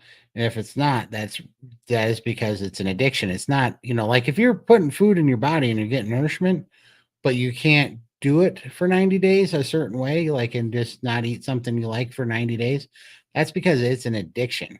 It's not just some Mm. normal little, oh, but I really like it. It's an addiction, like drugs, like cigarettes, like those things. Like, you're not having craving, or you're not having hunger cues, you're having cravings, like you're having you want to fix, and that's one Yeah. thing that it made me start realizing, it's not normal to not be able to not do something for 90 days. It's got a hold of you if you can't abstain from it for 90 days. Yeah, it's definitely about the mindset. So you should be going into this thinking long term. This is a lifestyle, not a diet. I don't just get off it when I reach my goal weight, because I'm just going to spiral back to how I was. This is for life. I will get to the stage where I may be able to moderate things, and I think I'm almost there. Like, if I have a couple of veg here and there, it's not gonna kill me. But I know that straight next meal is gonna be straight carnivore every day. It's gonna be very strict, and then if I go out socially, something will slip in, not a problem. And I'm getting to that stage now where I can do that. But this is a lifestyle for me. I need to be strict, yeah, most Sure. of the time. Yeah, absolutely. Yep, and definitely. Yeah. And you can remember how hard it was for you for those first 30 days and 60 days and 90 days, how hard it was to think about not doing something for that long. Oh god, it wasn't easy at all. No, Oh, but you gotta push through it. You you have to do. push through it, and then it's much easier as you go along. Right, but Mhm. now anything that you try now, like let's say you wanted to do lion or whatever, like it wouldn't be that hard at all. Like, that you could do it for 90 days easily. Absolutely, yeah. Yeah, and you might just go, you know what, I'm under eating because I don't like it enough, or you might, but it's going to be a very laid back, like educated decision now if you change something, because you're like, you know what, I think I could do better doing this. Like, you can really trust your motives again, where before the motives were, I'm a sugar crackhead. All it was every time. Yeah, I'm gonna torture myself and fast for 10 days because I've, just had a major binge, white Yeah, knuckle it, and then, lose it after 8 hours and then back into the binging and all those ab- terrible cycles. Yeah, but absolutely, we're definitely a little bit more laid back and can make better choices now. for sure. Oh, Missy. Hi, Missy. Every time I'm at my grocery store, I see dino ribs. I think of Todd. Hope you're able to get some when you come to Texas. Missy, as soon as I get there, you point me at them. You take me to the dino ribs. We absolutely, I will buy them. We will cook them, and if your finder's fee will be as many dino ribs as you can eat. Point at them. I want dino ribs so bad. We can't get them here, and I keep seeing these dino ribs in Texas, and I'm like, how is that not a thing in Montana? We need dino ribs. So definitely, you point me at them. I'll make us all we can eat dino ribs. I'll be there. Count For me in. sure. Yeah, because I don't know if I told you, Missy, but we're renting a big trailer, offset smoker on a trailer, and we're gonna be smoking food out there for like 7-8 days. So definitely point us at them. Well, we're gonna have to one of those nights. We're gonna have a few people out there, and definitely you point me at the dino ribs. You can come out and you can tell me if we smoke them good enough to be a Texan or not. We're gonna try to earn our Texas man card out there, Texas barbecue card, anyways. I lost 70 pounds doing the calendars. Way to go, Amy. Excellent. Awesome. That is Awesome. awesome. Amy knows. Yeah. Amy knows exactly Yeah. what we're talking about, and she's She talking about the Amy's a priming fast. machine. She is. Yeah. She's the She-Hulk now, Cheers. the real She-Hulk.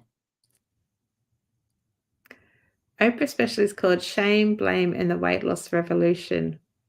Hmm. I'm really busting to see this. When is it on? Is it on Shame, Monday? Tomorrow. This blame, and the weight Monday. loss revolution. Oh, tomorrow night? That's funny because we're doing a shame and guilt talk on an SBG on what is it, Wednesday? Wednesday. Yeah. And so Yeah. that's funny. It seems to be, Coincidence. Yeah. Somebody Yeah. must have told her. They let her know. yeah, probably they're listening to us. Freaking technology. Yeah. That's interesting. The promo I saw about Oprah Special was her explaining that there is such thing as a disease, as the disease of obesity. In my Yeah. honest opinion. Here, I'm reading it about it right now. It says, taped in front of a live studio audience, Winfrey will sit down with medical experts to discuss a variety of weight loss medications, including Ozempic, Wegovy, and all those others. Why Well, weren't we yeah. invited? We could talk about carnivore. Exactly. We need. Yep. And she's going to Yeah. have a bunch of doctors on there. So that's exactly what it's about. And who's eligible to receive the weight loss drugs. And that's what it is. It's big pharma It's pushing. Big promotion. pharma. Big Yes. pharma. So that's fine, but it needs to get out there. But the whole Ozempic horse crap and the weight loss drugs, Not the it's answer. like whatever. We're gonna, because I don't know if you guys realize this, but when you take Ozempic, I was talking to Sean Baker the other day about when you take Ozempic, it actually produces more fat cells, right? So right now we have very full fat cells, like when we have a bunch of weight on us or whatever. But that dang drug actually makes you make more fat cells. And so that the people that are on it, and then it causes some sort of stomach nervous system paralyzation or something that can be permanent, which can cause you to have digestive problems and colon problems and not absorb nutrients. But as from what I understand from Sean Baker, he said that if you take that and you get these, and your body starts producing more fat cells, and then you go off of it, you will gain exponentially more weight because now you have way more fat cells to store fat into too. It makes you even gain weight faster and more dramatically. And he goes, it's just a nightmare of a drug. So you have to be on it. And I don't know if you guys know this, but I don't know if it's still this way. But before I started Carnivore, I was in groups on TikTok, and one of them was an Ozempic group. And it totally turned me off of Ozempic because they were talking about all you would hear in these groups. There's bunches of them, and everybody just wanted a coupon code. Everybody just was asking for coupon codes like it was crack. And I was like, what is going on? And as I found out, was that Ozempic does this thing where they give you these coupon codes where you can get the drug for $100 a month for like the first 3 or 4 months. And then after that, you can't get the drug anymore for that because they charge you full price, and full price was $1,500 a month. It went up 1,500% after the coupon code wore out. And what does that sound to you like? To me, that sounds like in the movies where the street drug dealer gives you their best stuff for the cheapest price Right. when they have a new customer to get you hooked. And then they go, okay, now that I got you hooked and you're an addict, it's 1,500% more.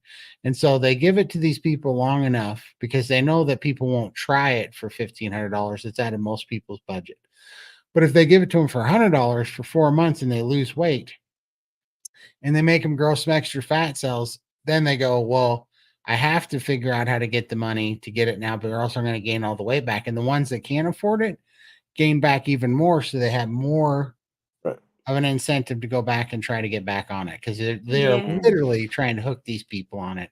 And it is the most disgusting, just dirty crap I've ever seen in my life. And they're like some of the worst drug dealers. I mean, that is really gross what they're doing. And so the fact that Oprah's over there pushing it is just like, so low for her. yeah. DC had his birthday and had his first ribeye as cake. It looks so good. Yes, happy birthday, DC. He turned 51 birthday, yesterday. 51. Yeah. Holy cow. 51. He doesn't look it, does he? Looks No, really I good. did not think he was 51. No. No, not at all. And happy birthday, DC. Happy birthday, man. And I did get your email, and I will be emailing you back. This week was crazy, but I finally got a bunch of work off my desk. And so next week, DC, I'm going to email you back tonight or in the morning, but next week we should set something up. So we got a live stream with DC and Dave Mack tomorrow for Aussie Carnivore Connection. I think it's about 7 p.m. Melbourne time, Australia, if anyone's interested. catch the Aussies. She Oh, Oprah, badmouthed beef and cattlemen sued Oprah, but they lost. but they lost. Oh, wow. Yeah, when Oprah was with the cattle stuff, she was bad mounting them, and the cattlemen sued them. That's right. That's right. She was with the Cattlemen Association or whatever it was. No, she was against it, and they sued her. Oh, okay. Well, that figures. Well, then another reason that, yeah. Not a fan Hi, of Oprah. Errol. Howdy. Yeah. Where can I find chomps in the US? I get mine at Costco. At And Costco. they're pretty much everywhere, but I get the chomps in Costco. I love them. And then if I'm feeling a little bit naughty, I get the jalapeno ones. They got a little bit of stuff in them, but I do like the jalapeno ones. They are delicious. They're not the cheapest because they're about $1 a meat stick or something. They're at about $1.50 actually, but they are the best. They are so good, simple ingredients. They taste good and they're just real clean. And my problem is that I'm still compulsive Todd with a big appetite, and there's only 12 sticks in a bag. And I just know that when I get a bag, I'm eating all 12. So it's going. I've just resolved myself to that fact that I'm going to have a meal out of these, and today I'm eating 12 chomps. I don't even have to feel bad about it. These are one serving size, but they're 100 calories a stick, and they have about a 1-to-1 protein to fat ratio. They're very clean, and so I take those down and I add a little bit of fat to them, and it's a meal replacement for me. I really like them. Definitely good if you're traveling, I guess. You can take them around, pop them in your bag, and For done. sure. Easy meal. I guarantee I'll be munching on those on the plane to Austin for sure, because it's like I got a layover and it's going to be like 7 hours, and I'm going to have a hat full of chomps under here. I'll have to grab one and give it a try because I don't think we can get them here. Haven't seen them. Nice. Hi, Paul. I'm trying to get the big picture, the sequence, not just the beginning. Thanks. Is this the priming stuff? Raw Or? priming. Yeah. I think so. Yeah. For me, I don't do much of the fasting. Every now and then I'll plan a fast, but normally I just eat intuitively, and that automatically just leads me to intermittent fasting. So there's no white knuckling. Just eat when I'm hungry, stop when I'm not, and that's how I do it. But the schedule, the fasting protocol is fantastic if you're wanting to learn about fasting. You can get a lot of benefits from it. That's a good question. I'll let you guys go first. I think everybody knows my answer, but I'll let you guys go first. What's your I can favorite show you- carnivore food? If you could only. Oh, okay. I can show you pictures of Todd's favorite food. Exactly. It's this one's easy, and there's no questioning my motives. But how about yours, Lindy? What's your favorite? I do like that tomahawk that I had, but that's not that was a once-off lifetime Yeah, opportunity at that if you price. can only have one, like if you're stuck on a desert island, and what would it be? Yeah, if the price wasn't an option, I'd go for like the ribeye or tomahawk for sure. Yeah. For me, I gotta say it's a ribeye. Not that I have them a lot, but ribeye. Let's see. Hold Here on. comes pictures. Here comes pictures. Let's. Back to our live stream a couple of weeks ago. No, I wouldn't eat you guys. I'd rather go vegan. Eat the plants. If I had to guess, Yeah. what my favorite food? I wonder what Todd's favorite could be. It just might be ribeye. Yeah, Look how thick they are. They're so they're big. wonderful. I've never had a stick like that. That thick. You should see how thin mine are. Yeah, ours are pretty thin. Thin steaks make me so angry. I'm like, why are people doing this to perfectly good meat? Like, you gotta have big fatties. You gotta have the big fatties, and because they cook so much better, right? If they're too thin, it's hard to get the sear on the outside that you want without. And then ends up, and your inside ends up. Yeah. Those. Yeah, that's my steaks. That I love those things so much. Ooh. You guys are making me hungry. Great question, but yeah, definitely, yeah. And by the way, that was one meal that day for me. Took down 4 of them like a beast. Wow. So good. Delicious. Yep, and that's after I cut them up and put the pickled jalapenos on 'em, a little Tabasco. Yeah, that's a work of art right there. I'll tell Hope you what. nobody's fasting. No, I know what I'm doing after this live stream, though. I'm going to be cooking some ribeyes with some pickled jalapenos on it. You better believe that right now. And he also has flanking steaks too. Yeah, those are the flanking ribs. Yeah, Oh, I flanking want to ribs, try yeah. those. Yeah, my those are butcher won't delicious. cut them like that. Those look really good. Yeah, those look really good. So good. So good. Did you Mm. show them the meat chili, the brisket chili? Oh, that Yeah. looked good. Let me see. I think I got that picture. Hold on. Here we So, go. Todd, when's this cooking channel happening? I know It's if starting this week. I'm gonna do it probably, yeah, this new coming week, definitely I'm gonna put it up because I was gonna do it this week, but I ended up going out in the real world. So Oh, that's yeah, important too. So, yeah, yeah. But yeah, that this looks is so good. that is delicious. That's brisket chili. I sous vide that for 84 hours and then I chop it up and uh I'm doing a little bit of a twist on it now because I'm making it birria chili. So it's gonna have the birria taco consomme and the 84-hour sous vide brisket, but that's gonna be freaking it's gonna be amazing. It's gonna be real good. So that might give me a run for the money on my favorite food from brisket. I think the only or from ribeye. I think the only thing can make it better is if you were gutsy enough to make a ribeye chili, like a ribeye consomme chili. That might top it. That might be better. But I have to see. But yeah, I coming like more soon gravy. I love lots of gravy on mine too. for sure. It's so good. Let's see. I lost my. Oh, here we go. Overrated. Definitely Okay. Missy. I 110% agree with you. Five Guys is definitely very expensive, and by the time you just order the patties, you end up feeling like there wasn't enough value for money. For sure. No, it's Yeah. like you can't be a carnivore and eat at Five Guys because the burgers themselves are too expensive. You kind of get your value out of all because you can put unlimited toppings on it and you get those ridiculous bags of awesome French fries for free and they have all the peanuts in there and stuff. So that's all cool that you can get all that stuff. But as a carnivore, if you're just getting meat, like it's not worth it, right? Because you can for the price of one whatever one burger in there that you have them hold everything the non-carnivore stuff.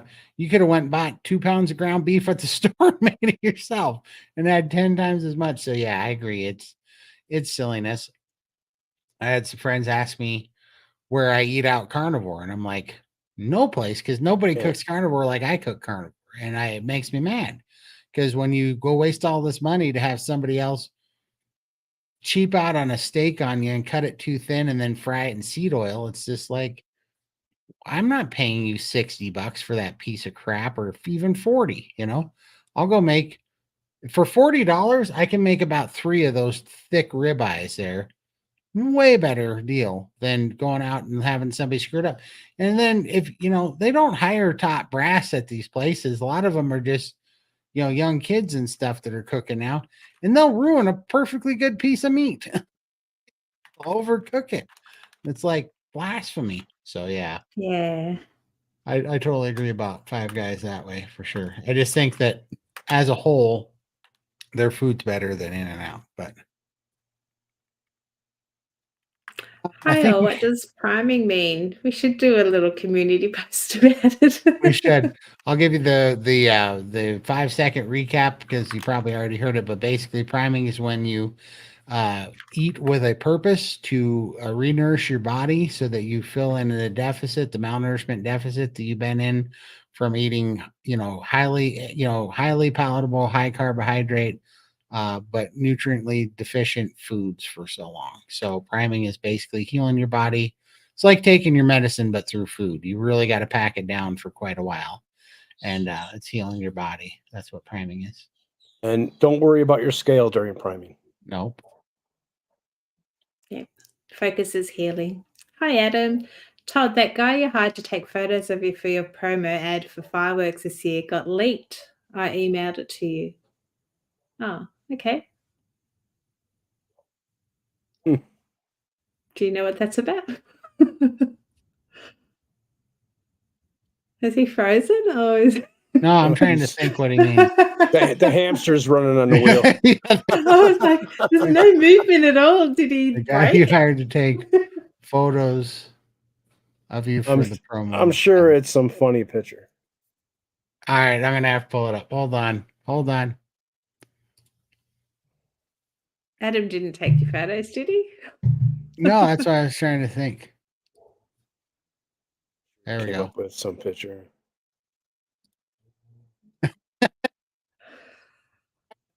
Thanks, Adam. You know, it looks very, very accurate, Adam. Yeah, but I think they did leak it. Hold on. Ah. Love it. That's still a few years down the road for you, Todd. That's it. I told them that's awesome. I told everybody that Baker. I'm gonna my 3-year plan is that I'll be walking down the street and somebody's gonna go, "Is that Sean Baker?" Like, We can all dream, right? exactly. That's awesome. Oh, That's thank funny. you. She is. She always is. For sure. She's got the carnivore glow. Hi, Daryl. Hey, Hello Daryl. from New Orleans. Still recovering from oral surgery, but wanted to say hi to everyone. I'll feel better soon. Not fun when you're a carnivore having oral surgery or tooth problem. No. That's a rough one, man. Gosh. Yeah, well, heal up and then get to chomping because you need those things in good condition for sure. Yeah, eggs are good when you're suffering. For sure. Hi, Adam. I couldn't get my mum to do low carb, but she was doing great on carb backloading until my twin sister passed away. Ultra processed foods are her friends now. Shame to think I won't have her in life. Yeah, it's sad. Yeah. There's still time. She may snap out of it, But after I lost mum, I really fell off the bandwagon. Just lost all my motivation and will. But it did take me a few years, but I got there in the end. So don't give up on her. Yeah, for sure. See this.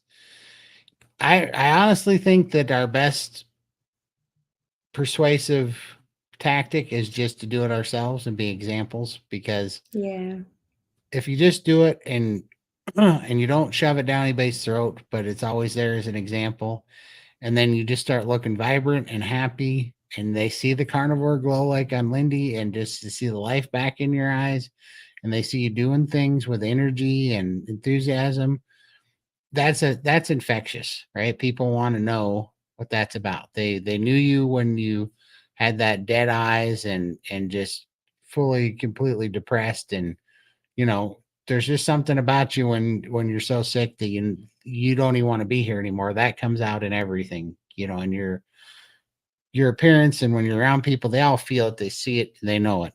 When that goes away, that's nothing short of a miracle to get your life back like that, and people will see it and they will want to know how you did it. And then where it really opens the door. But then we just got to remember that they're just like we were. Where it takes them a while to get through it. They all think, well, I need to ease into this, and it's almost never the case, I don't think, because maybe it is, I don't know, I can't really tell, because I did it too. I thought I was easing into it through carnivore or through ketovore, but I didn't get free until I went very, very strict, so I don't know exactly what the answer is, but I do know the main answer is just never giving up and just keep taking runs at it till you finally get to the point where you get over the hump and you get free. And then it's like, it's quite like the Matrix. Like you just got unplugged from the Matrix and you see everything for the first time and you really start understanding what's working against us. And then you're like, okay, all right, we got to tell everybody. You know? So The UN classifies depression as a mental illness, which is far from true. The root cause is imbalance in the gut microbiome, which makes our neurotransmitters and sends them to the brain. Yeah.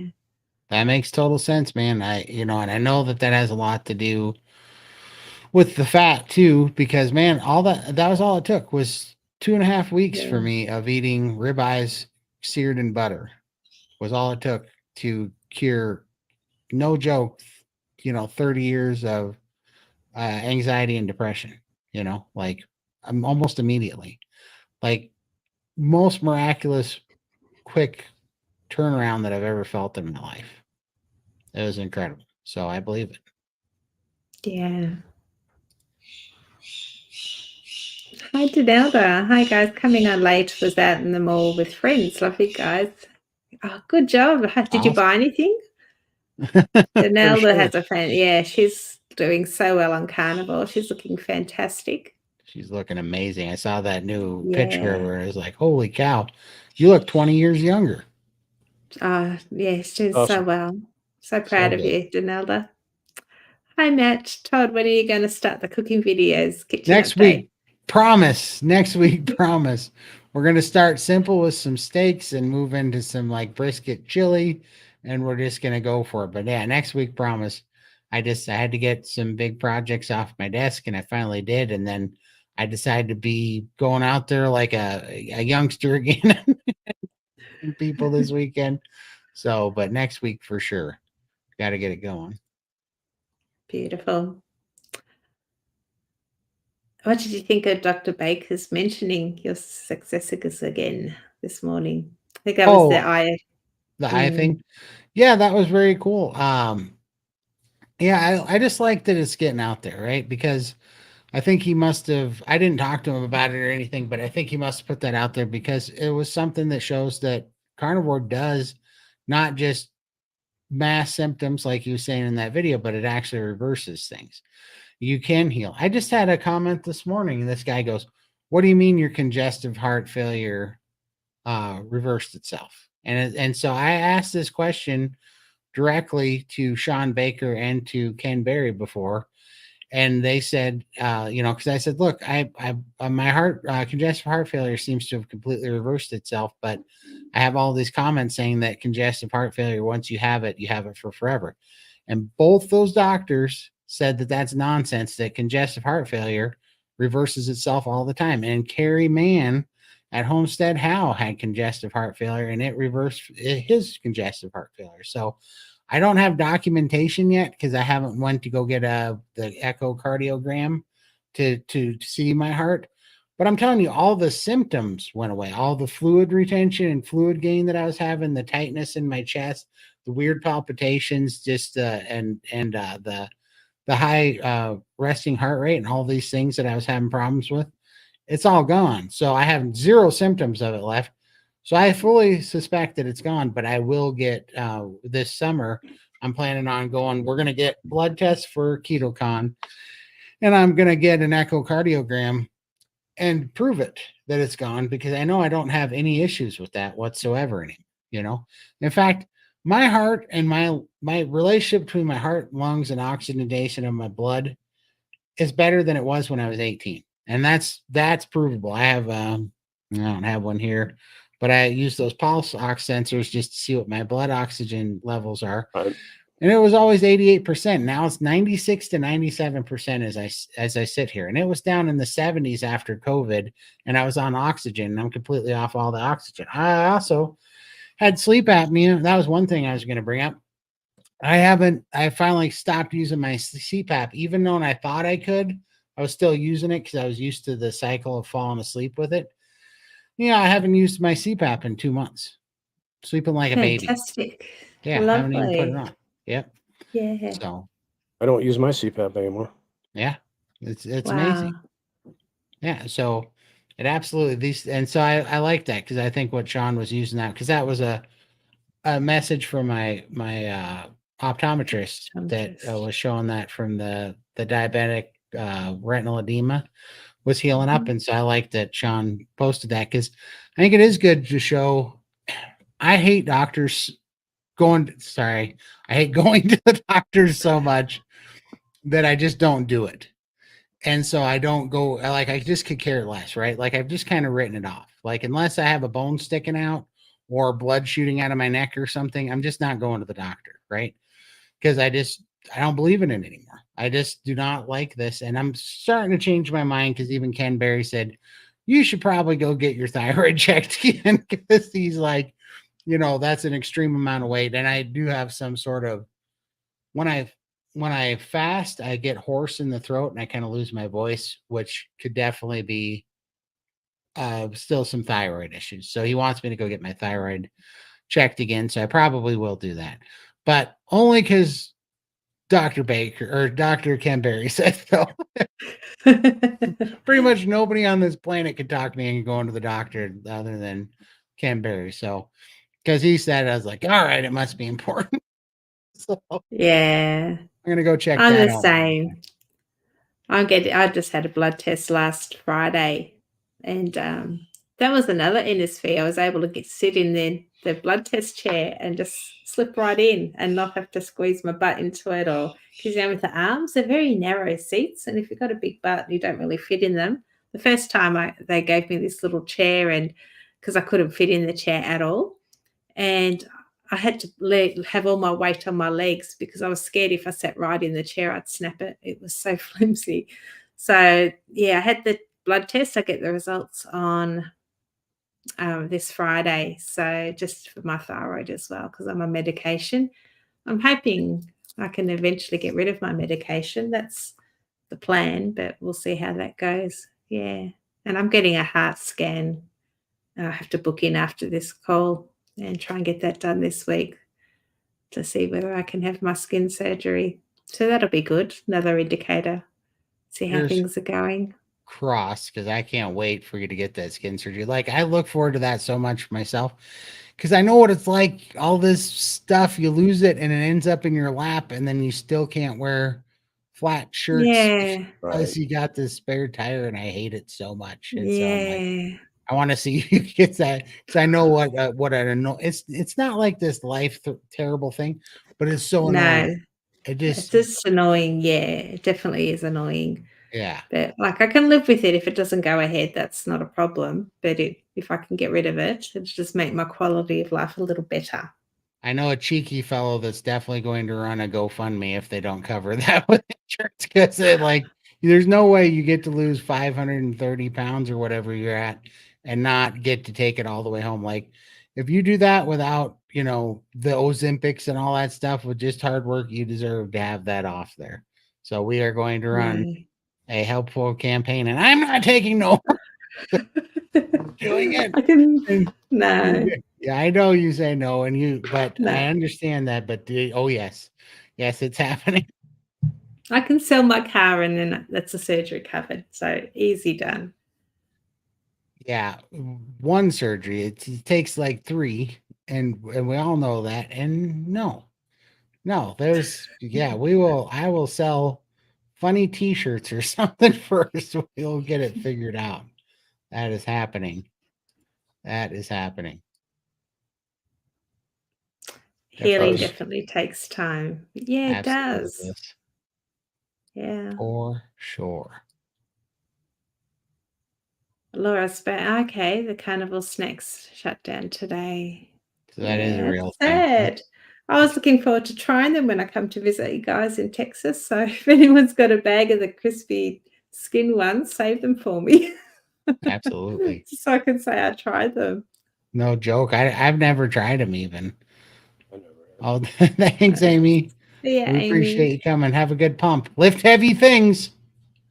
She always She says will. that. Lifts heavy things. She will. She She kills it. does. Yep, she does. Hi, Diana.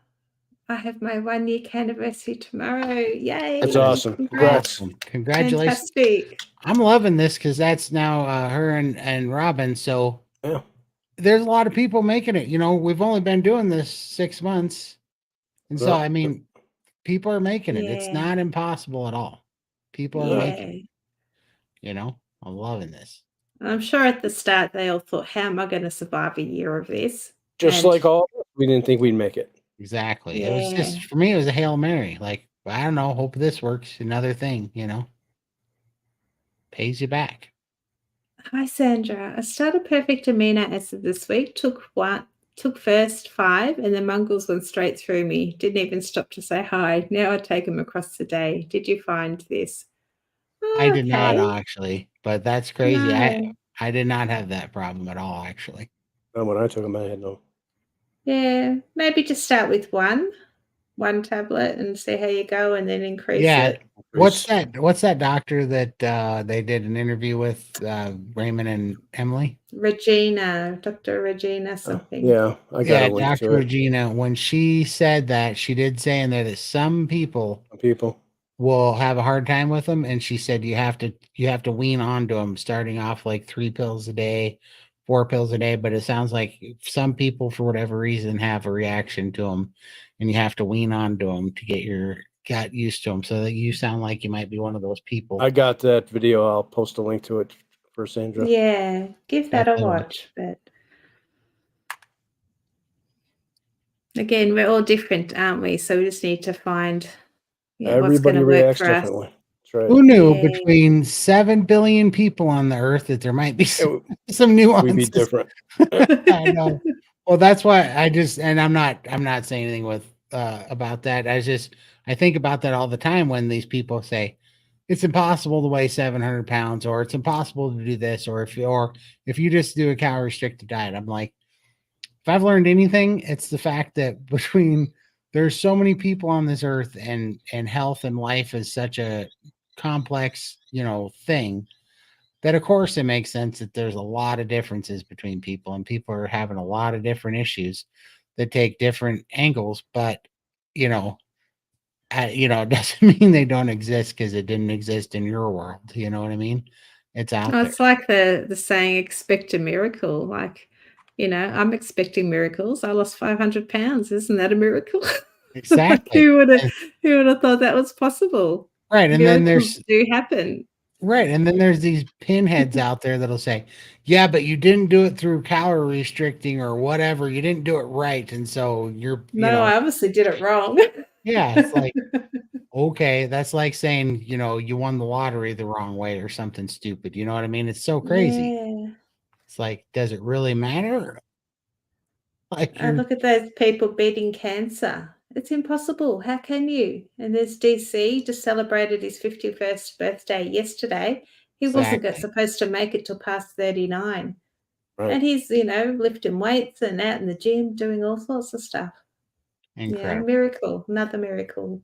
Absolutely. It's amazing. Whoa, what? I just click on the wrong thing. 30 years ago, Oprah was worried about mad cow disease spreading because the cattle operations were processing ill cattle. I got you. That's what it was. Did she say 30 years ago? She did. Man, that makes me feel older. You were only 10. Yeah, I thought it was like 10 years ago. Wow. That's terrible. Years go fast. Lindy, how long have you been on carnivore to lose so much weight? I'm new to your page. Your weight loss is amazing. I've been carnivore 2 years and nearly 3 months. 3 months. Yeah. Yeah. So awesome. it is. It's a lot. No, it's not all fat. A lot of water weight. I had a lot of lymphedema in my body. So a big part of that was obviously water weight. Yeah, but that's another thing that just grinds my gears when people are like, "You lose that much fat as water," and it's like, I don't care. I was 700 pounds and it was holding me down. Weight. Right, we Still are. weight. That's right. Yeah, and it's like we are. We're beings that are something like what 86% water, and you didn't think. I never said that I lost 262 pounds of fat. I said I lost 262 pounds, and I don't care what composition that it came off in, What I'm excited about is that I can breathe, I can walk, things don't hurt.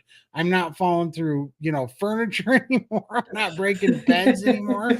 Like, it's just like, who cares? Like, what kind I of weird know. argument is that to go, doesn't count because some of it was water? It's like, shut up. These people. Still stuck in your body. I don't No. understand these people. I don't either. It's like, Yeah. holy crap, what a bunch of mental midgets. It's just incredible. And if Oh. they've got their stuff together, just move along, go and find someone else to annoy. But, we're here sharing our stories to reach the people that need to hear this, that Right. there's a way out that can get their lives back. So, we're not going to shut up. We're going to keep talking and hoping to reach those people. So, yeah. Absolutely. Look at that fire in Lindy, man. Yeah, I know. Just going after. That's what I'm saying. She's got the carnivore confidence, and she's I just amped know. up. She's getting all the hormones from the eggs and stuff. She's just like a gear cycle. She's getting roid rage. Roid rage. Carnivore rage, yeah. It's good. That's your fault. Hi, what needs to Moni. Sorry, go on. What's the difference between ribs and flanking ribs? So ribs are cut the long way with the bone. Flanking ribs are cut across the bone, so you get little skims. And what's fun is you can put those in a slow cooker or a pressure cooker even, and you can actually eat the little bones. They'll crumble, and you can eat them right up. all the bone marrow. Yep. Yep, Oh, all the bone marrow. Yeah. Oh, So if you okay. cook them, if you don't, you can eat around them if you don't cook them for a real long time. But you can actually cook those long enough that you can eat through the bone. But I just love all the cartilage and fat in it. They're just a really enjoyable cut of meat. But they're same things. They're still ribs. They're just cut the opposite way into thin little strips. But I love them. My dog loves them too. I like it because I'll eat some of the bone, but then I'll leave the bones, and my dog will eat the heck out of the bones. She loves them. People were sincerely mad at me for throwing it away. I had several threats and the spam box full. Ozempic is trash and should go in the trash or to a diabetic that it was intended for. Absolutely. Yeah. I agree. Absolutely. There he is. Happy birthday. Yep. Happy birthday, DC. Happy birthday, DC. That's incredible. Yeah. Absolutely. We got to get something scheduled. I'll shoot you a message or something and just give you my phone number, and we can text back and forth or whatever and kind of schedule something. I really hate emails. We'll get it put together. Todd, have you tried pickled eggs? Oh yeah. In Frank's wing sauce? Okay. Oh, pickle them in Frank's hot sauce? No, I have not, but that sounds like an amazing idea. Where's that been Cooking all channel my life? coming up. That sounds good. I'm gonna have to look and see because I know that Raymond loves Frank's Red Hot Sauce, and so I think it's good stuff for you. Like, I don't think there's anything bad in it because Raymond uses it. No, there's nothing in there. Yeah. So yeah, pickling the eggs in Frank's Red Hot Sauce, that might be a genius idea. That might really be a genius idea. All right, we're gonna no, I have not, but I'm about to. I guess that's the answer to that. That sounds like a great idea. Hi, Milkmaid. I'm down 85 pounds, lots of fasting, but today is the first I've heard of priming. 2 videos now. Can you cover it or point me to a good video of it? First, congratulations on losing that 85 pounds. That's awesome. Yeah, fantastic. Huzzah. Yeah, very well done. There's not exactly a bunch of videos that say everything about it because fasting, you'd have to see it. It's kind of a protocol of stepping up, but I mean, the general idea about it is to just eat with a purpose. Like you eat past what sounds counterintuitive, but you eat healthy carnivore foods till you're over full, and you keep doing it, and you eat ahead. And a lot of what it does is it renourishes the body, but also for new carnivores, it helps them lose all the cravings. It gets rid of all the sugar cravings and all the stuff because you eat through all the cravings, and you just give your body a ton of you're full all the time. You give your body a ton of nutrients that it can start healing with. And the idea is that a healthy body, a nourished body, is going to start releasing the toxins and the weight that's in your body. It's going to start taking care of it, cleaning it out, and then to help that along, once you're nourished, you can fast, but you have a nourished fast, which is way better, right? Because your body's way healthier. There's way less stress. It's not white knuckling anything. It's all good stuff. But the best possible way to learn that is to do it in a carnivore community with a fasting and priming program, which is which is the SBG gang, the Steak and Butter gang, which is what we go to, and you can do their challenges and stuff. So I definitely recommend that. Do we have a link for that we can put in the? I'm posting it right now. Thank you so much. How long is the average priming stage? 2.5 months, still not full of energy. Weight dropped first month, but not moving now. That's exactly what happened to me. It happened at 7 months with me, but you stall out, and it's usually you're under eating. Happens almost every time. And if you're especially, energy dropping and weight stall both scream under eating and being malnourished. And so, I mean, for some people, so for me, priming was really about 5 months. But for some people, Bella primed for like 7 months or something, I think 7 or 8 months. Some people only have to prime for like 3 months. It really depends on how deficient you are and how well you do the priming and how long it takes your body. I felt pretty primed after just like 3 months, but then I also quit a Copenhagen habit, which put me back in it for 2 months to get through the nicotine habit. And so that's why I kind of double primed.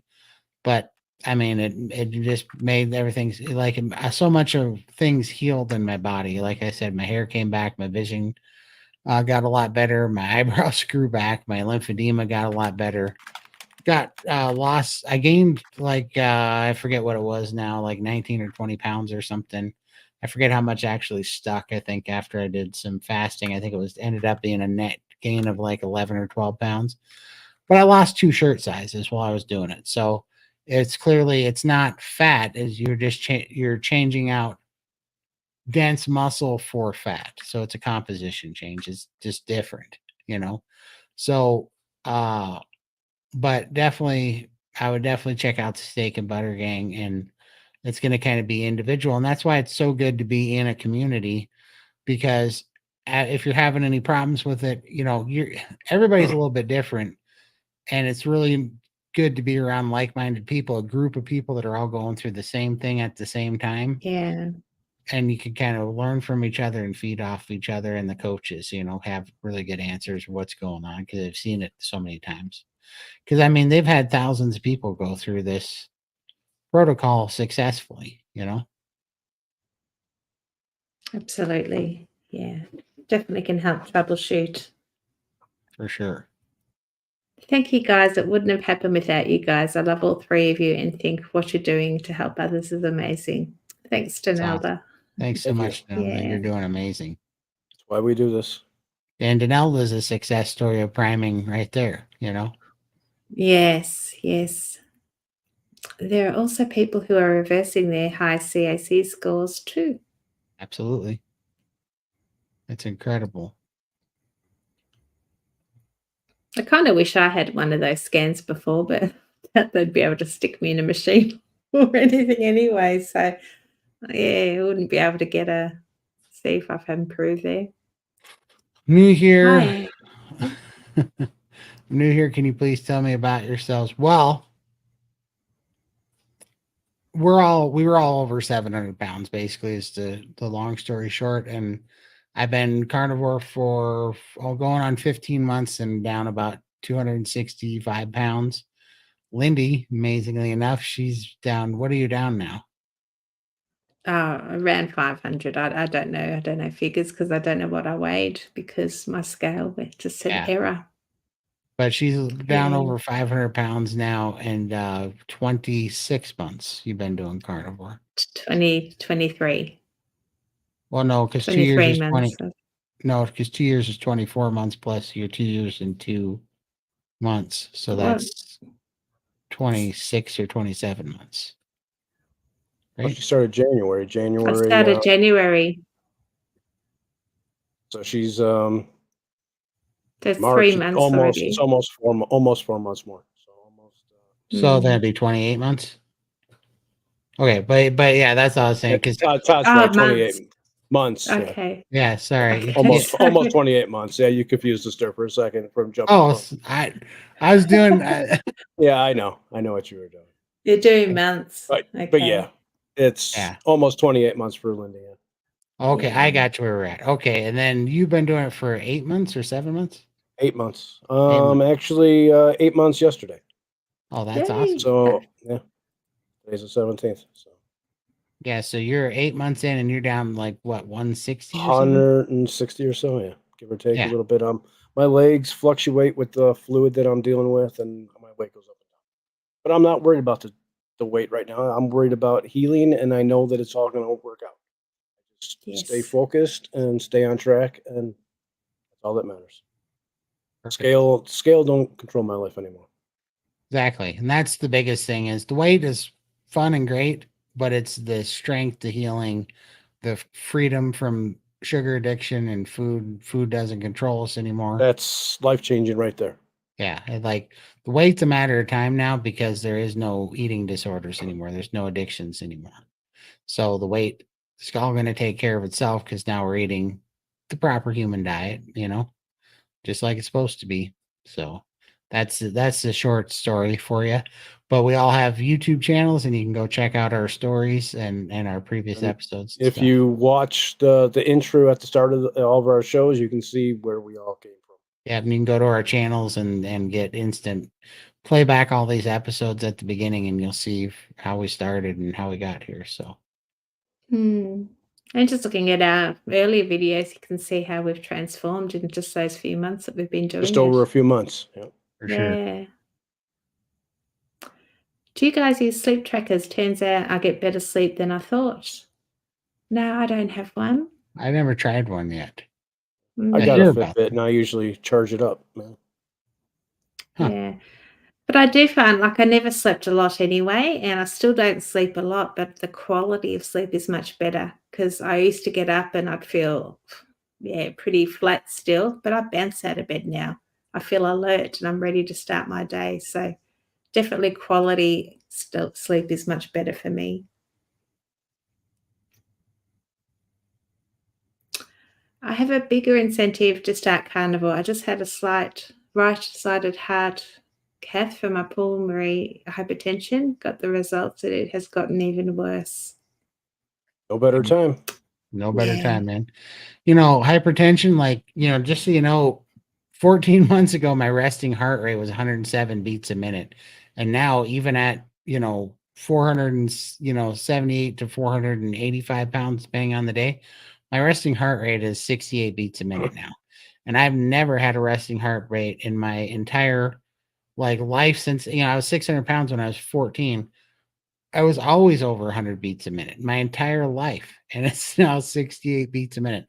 That Big tells you difference. right there, that hypertension is it literally is a chemical thing, right? It's our hormones. We can fix those things.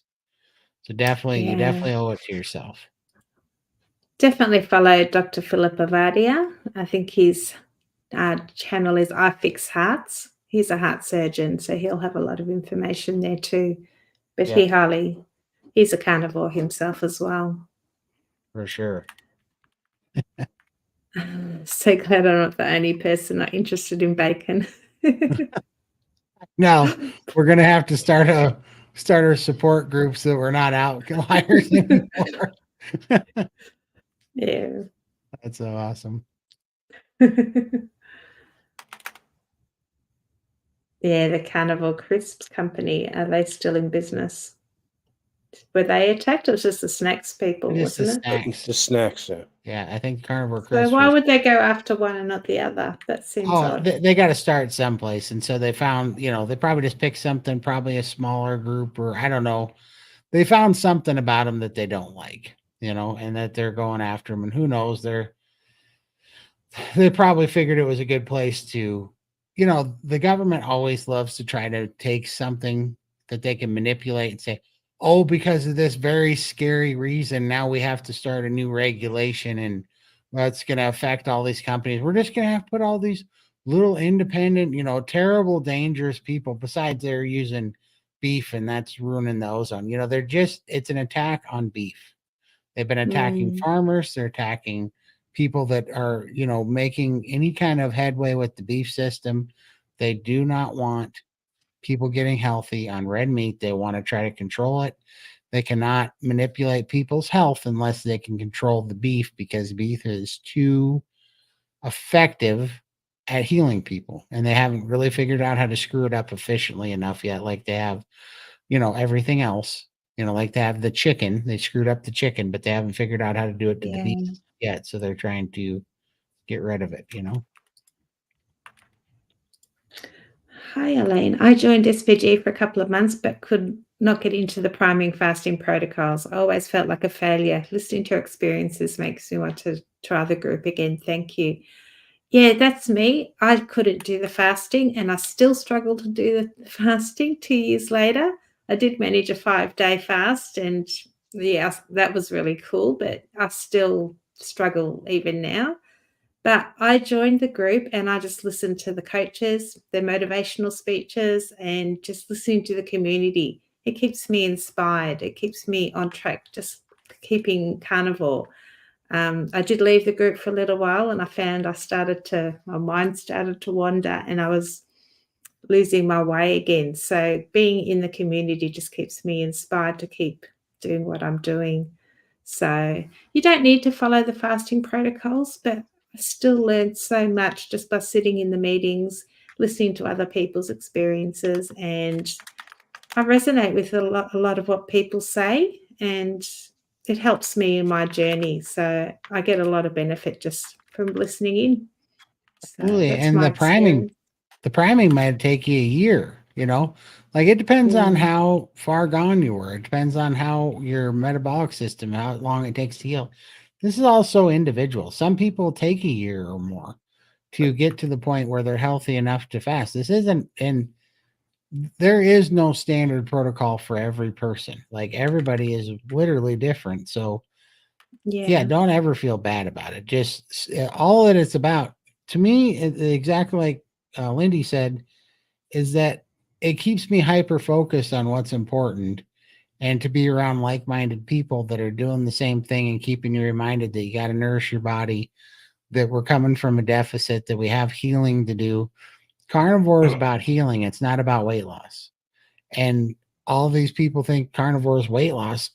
That's an awesome benefit to it, and it's helpful, but it's about healing with the proper human diet. And that's what SBG teaches, and that's why we love it so much, because it's a group of people that are just trying to get healthy by healing our body with meat. You know what I mean? And so it's just really good to be in a community of like-minded people, Yeah.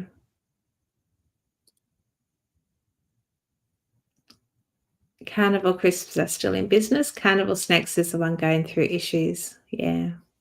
Gotcha. Oh, Sister. It's Lindy's twin. Who's Lindsay? Yeah. She's your twin. It's your alter ego. The guys call me that when they're in a mood. Yeah, I love my rebounder. I bought it because my vibration plate under my desk is kind of broken, and I needed something else. And I thought, instead of investing in another vibration plate, I wanted to escalate my movement and do something a little different. And I came across the rebounder on YouTube, and it has a lot of benefits. It just gives me a little bit more of a variety with exercises. They say, I think NASA did a whole bunch of tests on it, and they say 5 minutes of rebounding is the equivalent of 20 minutes of walking. And I thought, that sounds awesome. I can just jump on that for 5 minutes, and it doesn't have to be a crazy jump. My feet don't actually leave the mat. It's just a gentle bounce. And it's really good if you have lymphedema, just to get the lymphatic system pumping, because it's the only thing in your body that doesn't have its own pump. So you need movement to get that lymph fluid moving. And I just, jump on it every morning. I get up 5 minutes, and then, because I do a lot of I work a lot at my computer, if I get up and go to get a drink or go to the toilet, before I sit down, I do another 5 minutes. And that's now become my new routine. So I could be jumping on that for 5 minutes, 5, 6 times a day, easy. And if you think that's 5, 6 times worth of 20-minute walks, I get a lot of time back and I'm getting the same benefits. I think that's a win. And the fluid in my body's gone. Like I'm not swollen like I used to be. There's a lot of benefits. Yeah. So Awesome. tune in tomorrow. Me and Emily have got a live stream about 7 p.m. EST, was it? p.m. Central Time, so it'll be 8:15 Eastern Time. Yeah. So we'll be talking all about rebanding and what benefits we've had and what we do. You can ask your questions in there. So you can learn more about it there. That's awesome. I'll be turning in because I got to get one of those. I'll be there. The only problem is the weight capacity on the rebounders is not that high. Our Hodgepodge Homestead YouTube channel has a pickled eggs in Frank hot sauce. Definitely check that out. Nice. And I posted the link to the video on it too. Oh, Yay. nice. That's awesome. That's awesome. I'm checking that out after the show. Try. The US has lost 107,000 ranchers in 12 years. Yep, that's an attack on them, man. They're trying to own government, and the powers that be want to own all the rights to all seeds of food and all the meat. They want to own our food to control us. Yep. And they want to be able to tell us what we get to eat so that they can control how sick we are or how healthy we are, because that's how they're going to control us. You can't control healthy, free people, So that's they want us all sick. Simple they as want that. us all sick. Simple. With the Ohio State government. Yep. For sure. Hi, Kimberly. Hey, Kimberly. Happy St. Patrick's Day. I'm guessing it was here yesterday for us. I didn't even know. Let's see.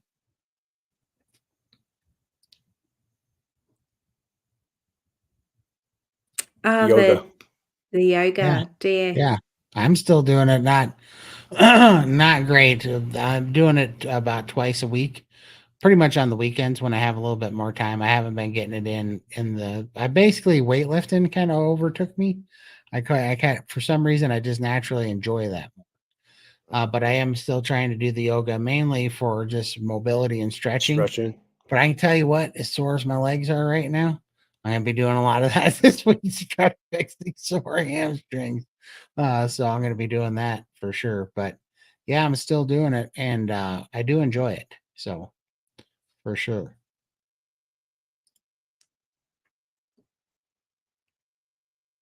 There we go. I think if it's comments. If all it has is the Frank's hot sauce in it, then I can't see it being that bad. I'm not sure. Let's see if they got a recipe listed quick for it if they show. Yeah. And you can always swap out ingredients if you don't like something. So it's just something to start with, isn't it? Should be an idea. Absolutely. Oh, and we want to do a shout out to DC Learning to Live and Adam at Carnivore Today. And John. I'll post the links. John at Big Man, Alaska, that we're in here. And then we also have Christy from Medic Wellness. She was Christy. in. Yep, she was in. And then what was that Homestead channel? Hobo, what was it? Hodgepodge Homestead. Hodgepodge Homestead. That's another. So I just wanted to ask, going through, making sure we didn't miss anybody. Definitely let us know if we missed anybody that's got a YouTube channel that wants a shout out. Definitely feel free to throw it out there. Let's see. Should we open it up? I think we actually caught up on. Yeah, we are. Caught up on. All right, here we go. We are going to post the live link in there if you want to come say hi. We got about 25 minutes of show left. So if you guys want to come come visit and say hi or promote your channel, here is the link. Why did that not go to all the channels? It did. Oh, there we go. On my screen, I only did one. Come on out or click on that link and come say hi. And if you have any questions or you want to promote your channel or And if you're camera shy, you don't have to turn the camera on. Just want to hear your voice. for sure. I spent most of my life like that. Camera off. Post a note in front of the camera. For sure. It's kind of hilarious. You've got to start somewhere, don't you? You have to start somewhere. And then you could be like me. Can't shut me up now. O'Brien, this is your favorite holiday then if your last name's O'Brien. Yep. Happy St. Patrick's Day. Yep, for sure. Yeah. So what's on this week? Have you got anything exciting planned? I got to get my driver's license. That's what I got to do. I got to get my driver's license, my ID for anybody that doesn't know, my ID expired when I was going through COVID and 2020 and all this stuff. And I haven't got it back yet because I got to take the road test again. So anyhow, I've got to get that done because I got a rental car booked for Austin, and I won't be able to drive. I don't want to be walking around if it's going to be like 40 degrees or something up there. Oh no, we need an air-conditioned car. Oh, we will have one for sure. We will definitely have one. That makes two of us. I could drive, I guess, if you don't mind me driving on the wrong side of the road. That would be a problem. That would be a big problem. Yes. I will handle it. There's incentive there. For sure. Did we pull this one up yet? Yes. Yeah. I actually made corned beef and cabbage and not apologizing for it. A little bit of vinegar on the cabbage is amazing. It was crazy just how much I had to rinse all the veggies. So that's okay. Yeah. Delicious. Every once in a while, nothing wrong with it. Absolutely.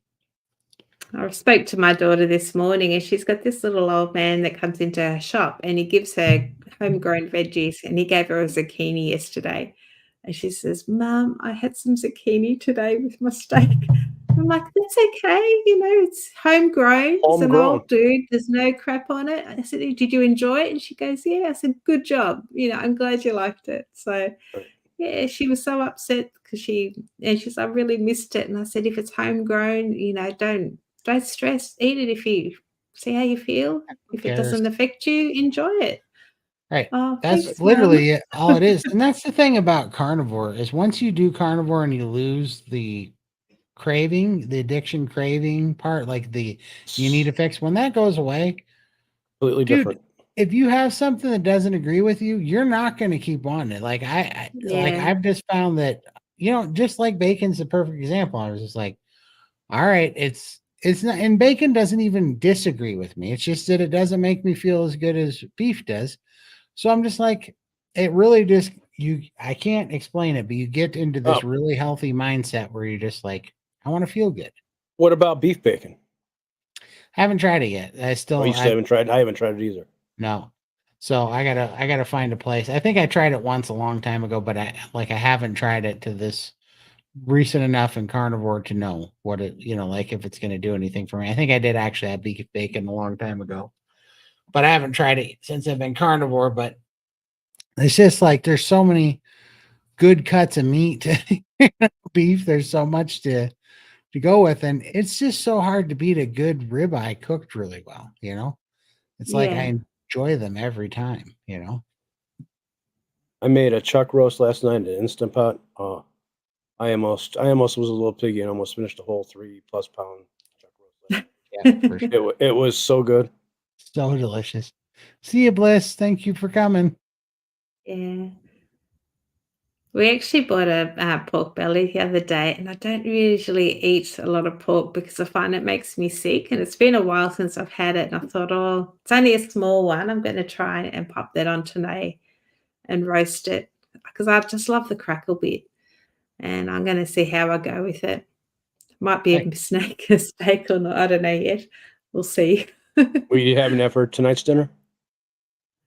Yeah, I'll have it for dinner tonight, so we'll see how I go with it. Just Right, makes me Ryan? feel a bit nauseous sometimes, but yeah. Yeah. Right, Ryan. It's crazy to think, how the tables have turned. Eat your vegetables, and all that stuff when you're a kid. Then you're like, don't eat your vegetables or full of oxalates. Or like Dr. Chafee says, the vegetables are trying to kill you.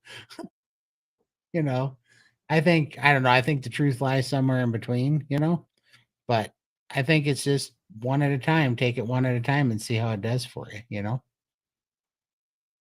But I think if we look back in our past, like people did eat veggies, but seasonally, if there was a fruit on the tree, you eat it, and then that tree only fruits for so many a month of the year, and then you go without. Like so, your body has time to flush it out and get rid of all that stuff. But we've got 24/7 supermarkets now. You can go and buy anything you want at all times of the day, so your body's not getting a rest from all that. So guess that's where the difference is. I think the difference is the chemicals they put on it and what they did to the seeds Yeah. and pesticides and the fertilizer. I think homegrown vegetables there's nothing wrong with because you know exactly what you're putting in. Yeah, and then you're That's the just way I eating see them it. when they're in season as But well. all these chemicals that they're putting on it to make the fruit last and way longer than it should, then I think that's what's causing the problem. Then you're eating that. Skin For it gets sure. Yeah. absorbed into it. And I think that bacon at Costco that I eat or used to eat was called Dailies bacon, but I think it might be the same one you're getting, Kimberly, or it might be the Kirkland brand. I actually like the Dailies at Costco better. And like I said, I love the taste of it, and it doesn't make me Right. feel bad at all, but it does. Beef just makes me feel like almost like I just get a shot of energy from it. My muscles feel good when I have it. So it's hard to talk myself out of eating beef every meal because I'm trading that optimal feeling for bacon, and bacon doesn't taste good enough to give up the feeling that beef gives me when I eat it, basically. I noticed this Yeah. week I bought they had on sale spiral cut ham. Okay. So I figured that would be good with my scrambled eggs. And I'll tell you what, this week I've noticed that having ham instead of I usually make ground beef with my eggs. And sure enough, I don't feel the same having the ham. And I really don't want to finish the ham. I got a little bit left and I really don't want to eat it. I just don't Right. feel good eating it. Yep. It's amazing. And well, and isn't it funny, right? That it wasn't some big moral choice. When your body's running right, your body starts to regulate these things, Right. and it just shifts you away from them. I didn't sit here and go, Right. I'm going to get off bacon and, I'm going to make some statement about this thing. It's just like, nah, I just want the beef. Like you just naturally, your body starts guiding you in these spots. Just like, my body's just like, you're done chewing Copenhagen. You're done doing these things, and you just kind of naturally go. And that's why I'm just so certain that carnivore is so healing that it kind of gets your brain and everything relatively working and balanced together again, and it'll just guide you through it, and you can just listen to it. It's pretty incredible. I have around 500 degrees. That's wow. I wouldn't have guessed at 500 degrees because that's a pretty aggressive temperature, but that's high around's delicious. It's really good.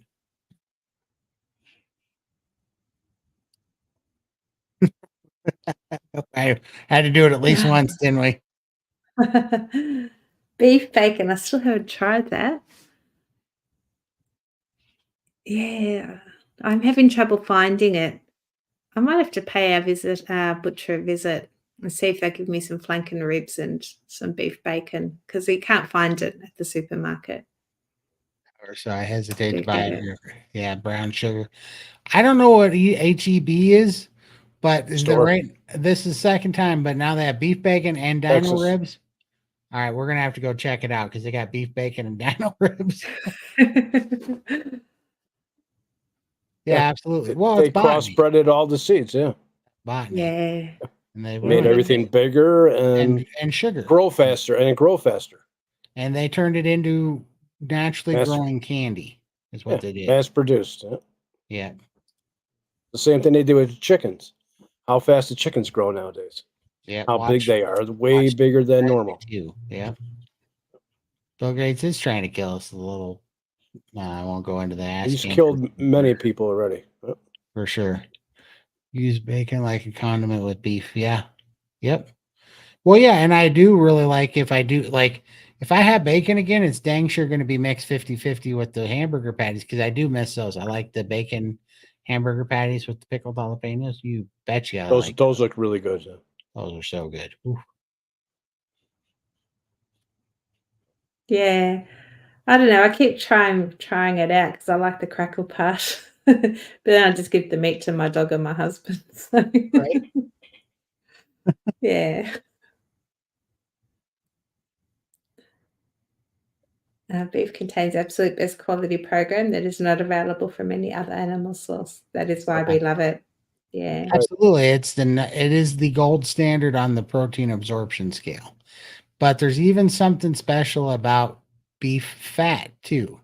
Right. So I know that beef is the highest absorbing protein, This is what's such a crock of crap about people are like, well, grains have protein in them too. I forget what the exact number is, but it's like 3% of the protein in grain is absorbable by the human body, and like 97% is absorbable in red meat.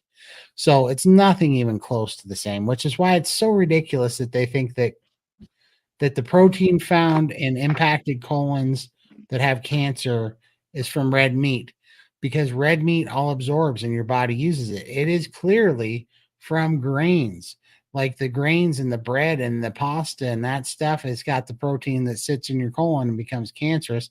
And of course it does, because it's also coupled with carbohydrates that feeds cancer. Like, it's so stupid that they try to blame colon cancer on red meat when it's clearly the proteins inside grain that do not absorb into your body. They get stuck in the colon, and then it's the they're accompanied by sugar that feeds cancer. It's like, yeah, I mean, I'm not a rocket scientist here, but I can connect those dots. I mean, that's pretty simple. So you're absolutely right. Beef is the gold standard for protein absorption. But then also, since I've been doing the 2-to-1 fat ratio, I was doing it with butter, and a lot of people do really good on butter. I do way better on beef tallow. Beef tallow is another one of those things. It's just like straight up energy for me. Way better than butter. So I take it off and I throw it on top of my scrambled eggs. I love it. something just special about beef. There's something very special about beef. I just bought a tub of tallow, so I'm going to give it a try. Yeah, I had it before and I loved it, but I got a full kilo tub. That's awesome. I can't wait to see what you think of. Because Michael, you've been having good luck with it too, right? It helps. Yeah, and you know what? A lot more. I got my brother on to it, and he said this the other day. He goes, "This is the first time that I felt like something's really giving me energy, and it was the tallow." It is, huh? Yeah. Even when I had the chuck roast last night, even it had some nice pieces of fat on there, and I could just tell after eating that, like 30 minutes after eating that, I just felt better. So it's amazing in what it does. For sure. And yeah, I am gonna freeze the rest of the little bit of ham that I got left and keep it in there for when I need it. Beautiful. Picked underripe, so full of oxalates that would normally dissipate if picked ripe. Yeah. Right. Exactly. There we go.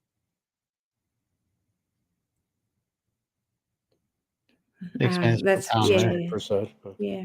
That sounds delicious. I have round.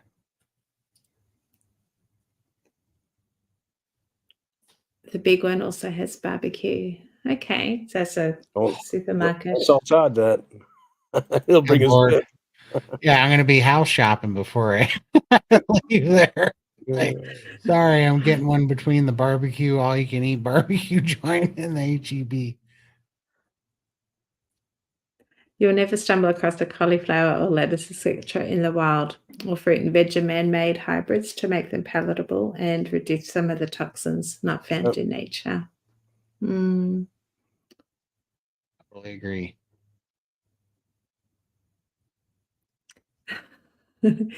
Gladys needs to start a cooking channel. She does. You're making us hungry. You're making me hungry. I haven't eaten anything yet today, and I'm starving. So yeah, when I get out, I'm gonna put a hurting on some beef when I get down here. There he is.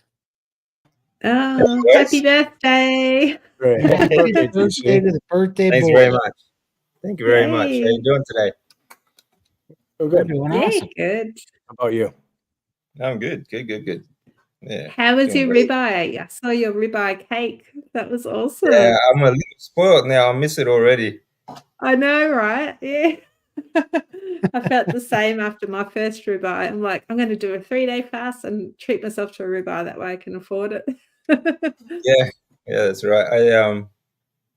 We got it on sale last week at Costco. They had like $15 a pack off, so we thought, oh, perfect timing. So I got that out, and yeah, now I just I can't. I don't know. It's gonna be difficult going back, going back to chuck steak. Yeah, It is. it does make a difference. Yeah, It is. I just, man, if you can figure out how to swing it when they have a sale, and just Stock up. load the freezer up. That's what I did. I got 155 pounds of it the last time they had it for $11.99 a pound. I'm like, I'm taking all of it. wow, that's cheap. It is. Yeah. Yeah. Yeah, Australia. I think like we got it on sale. It's like $15 off a pack, but it was still like $50 a kilo, so about $25 a pound, I guess. Yeah. Yep. Ours are generally between 22 and so you can find them between like 17 and $22 a pound American most of the time. Yeah, Like that's not too hard at Costco, but when it got down to $11 a pound, I was like, I've never seen such a good price. So it was for Super Bowl weekend for whatever reason. They had a Super Bowl weekend sale on ribeye, and I was like, oh, you messed up. All of I it think now. my camera's freezing. Yeah, you kind of froze up. Uh, Yeah. Huh. There you go. Well, how's that? yeah, I think you're back. You're moving a little bit. Anyways, Little lagged. Yeah. Little lagged. Yeah, you're a little laggy. But Uh, you're on the beach, so I don't know how cell service is.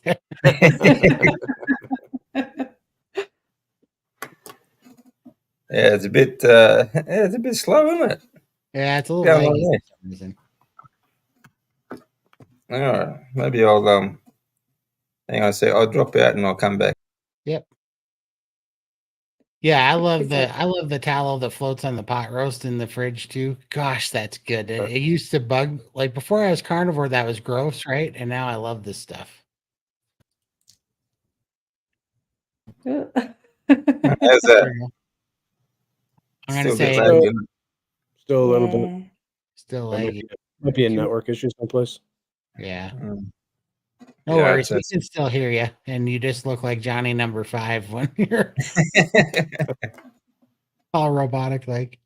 You guys ever, you ever see Short Circuit back in the day? yeah. No. Yeah. That's funny. Well, it looked like what was it? We're all older than you, Todd. I know. I forget. I'm usually the old person. What was that? That guy that used to do the Coke commercials. Like does that repeat that? But yeah, Johnny Mnemonic. Johnny Mnemonic. Yeah. Johnny Mnemonic. He was on MTV and he'd be like, Yeah. Or Max Headroom too. Huh? Yeah, Max Headroom. Max Headroom. I Yeah, that's remember. right. Yeah. The old days. Yeah, Yeah. yeah. It's funny. I found a meme today and I saved it, but it was showed up a picture of the DeLorean from Back to the Future, and they're like the 1980s.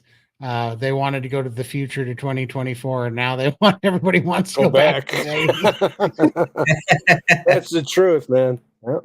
Truth. Like, oh, I mean, the 80s were the last best generation for sure. Absolutely. Yeah, I suppose. Like even music was fun back in the 80s. Like when in the 90s it all turned to grunge and depressing, and you know. Because they took the fat out of the meat and everybody got depressed right. and on drugs. Exactly. Yeah.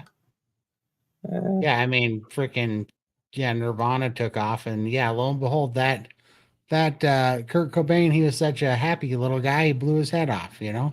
Yeah, that's right.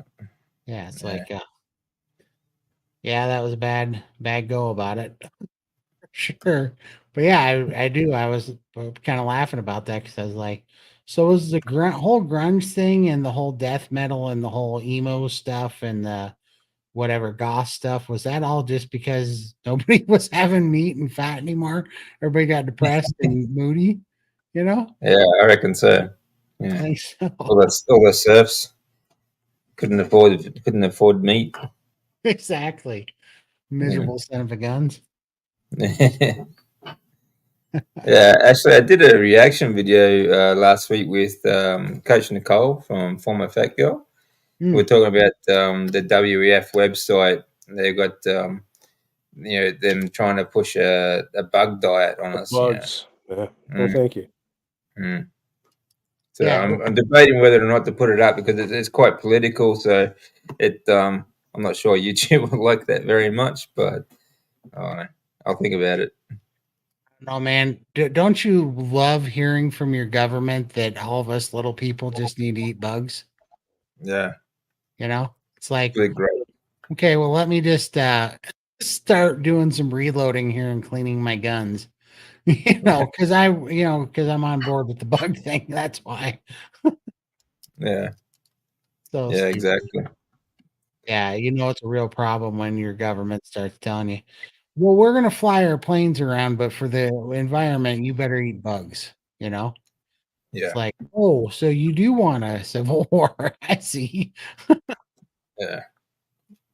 Yeah, Yeah, when you have all these so-called, they call themselves elite, but honestly, they're not. They're not elite people. They're parasites, absolutely. and that's all they are. They feed off the rest of us, and you got like 3,000 private jets all flying to Davos to have a meeting where they all eat steak, and Right. then tell us that we have to eat bugs to save the environment, while they cut down forests, like entire forests, to put up solar panels and windmills. You know, Exactly. out of stupidity. For Yeah. sure. And they just think we're all so dumb and so complacent that we're just going to deal with it. And it's like, no, at a certain point, it'll just be, no holds barred anymore. And we'll just let shit hit the fan. And then we'll see where the dust settles. And they don't win either way because these people can't sustain themselves. They can't, they No, sit there and they have amassed power, but they can't even feed themselves. They can't eat, the meat that they eat, the planes that they fly, and the fuel that they burn to fly them with. They don't do any of that stuff. They can't sustain well, that's the themselves. thing. Yeah, that's the thing. Like they can't build anything. They can't. I mean, they're not. They don't contribute anything. All they do is just leech off us. We create. It's the people of the world that create the economy. It's us that build everything. It's us that farm everything. It's us that create everything.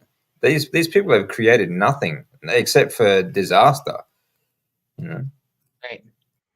Absolutely.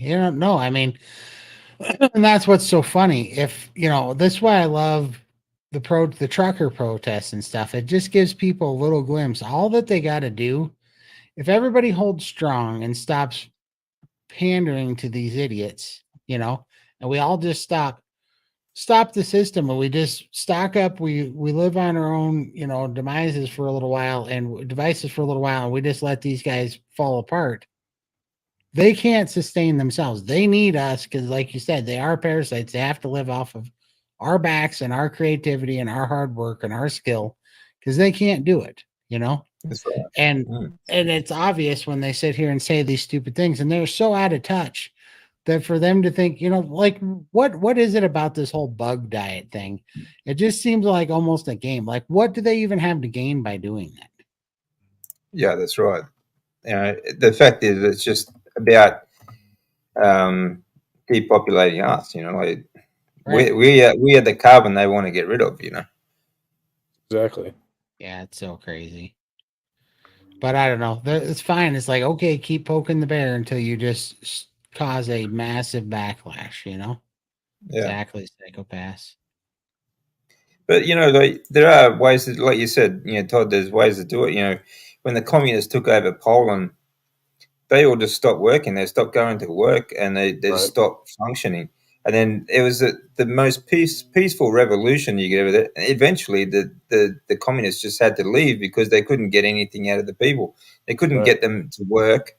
They couldn't take it. They couldn't keep taxing them. If no one's making any money, they couldn't keep taxing them. So they ended up just leaving. Absolutely. Yeah. That's all you So got that's to do. all we have to do. Yeah. We just have to opt out of it. In my mind, we just have to get into communities of like-minded people, start growing our own food again. Like whatever it is, whatever you want to do, you know, pigs, beef, whatever. And then when the government comes tells you need a permit to grow that cow, we all say, make us. Come try to Yeah. take our cows. Yeah, See what that's happens. right. You know? Yeah. Just- And we stop we stop taking stuff to the stores, we stop paying taxes, we do all of it and say, come make us. Because you Yeah. guys have pushed us too far, and we're gonna live off the land like we have a God-given right to. And if you don't like it, come try to make us and see what happens, you know? Yeah, that's And it. that stuff will stop. And the liberals are gonna scream their head off because they need us to farm. They need us Yeah. to fill the grocery stores and take it to the grocery stores. And they can yell all they want, but this is what they wanted. You know, they make fun of the rural people and pretend like we're just parasites and country bumpkins because we dare do this blue collar work. Well, blue collar work is what packs all the grocery stores and builds all the buildings Well, and that's builds the where road. that's something that people people don't understand history too, I guess. But that's where the term redneck comes from. It was all the upper class. They it was all about sunburn because the all the serfs who were out in the field working always had red necks, burnt from sunburn, right? So they started calling them all rednecks. So now when some idiot calls you a redneck, like they're trying to demean you and put you make it down, right. like you're an idiot. But the fact is, the working class people always had rednecks from sunburn, and they were trying to separate themselves with classes by referring to people as rednecks. Right.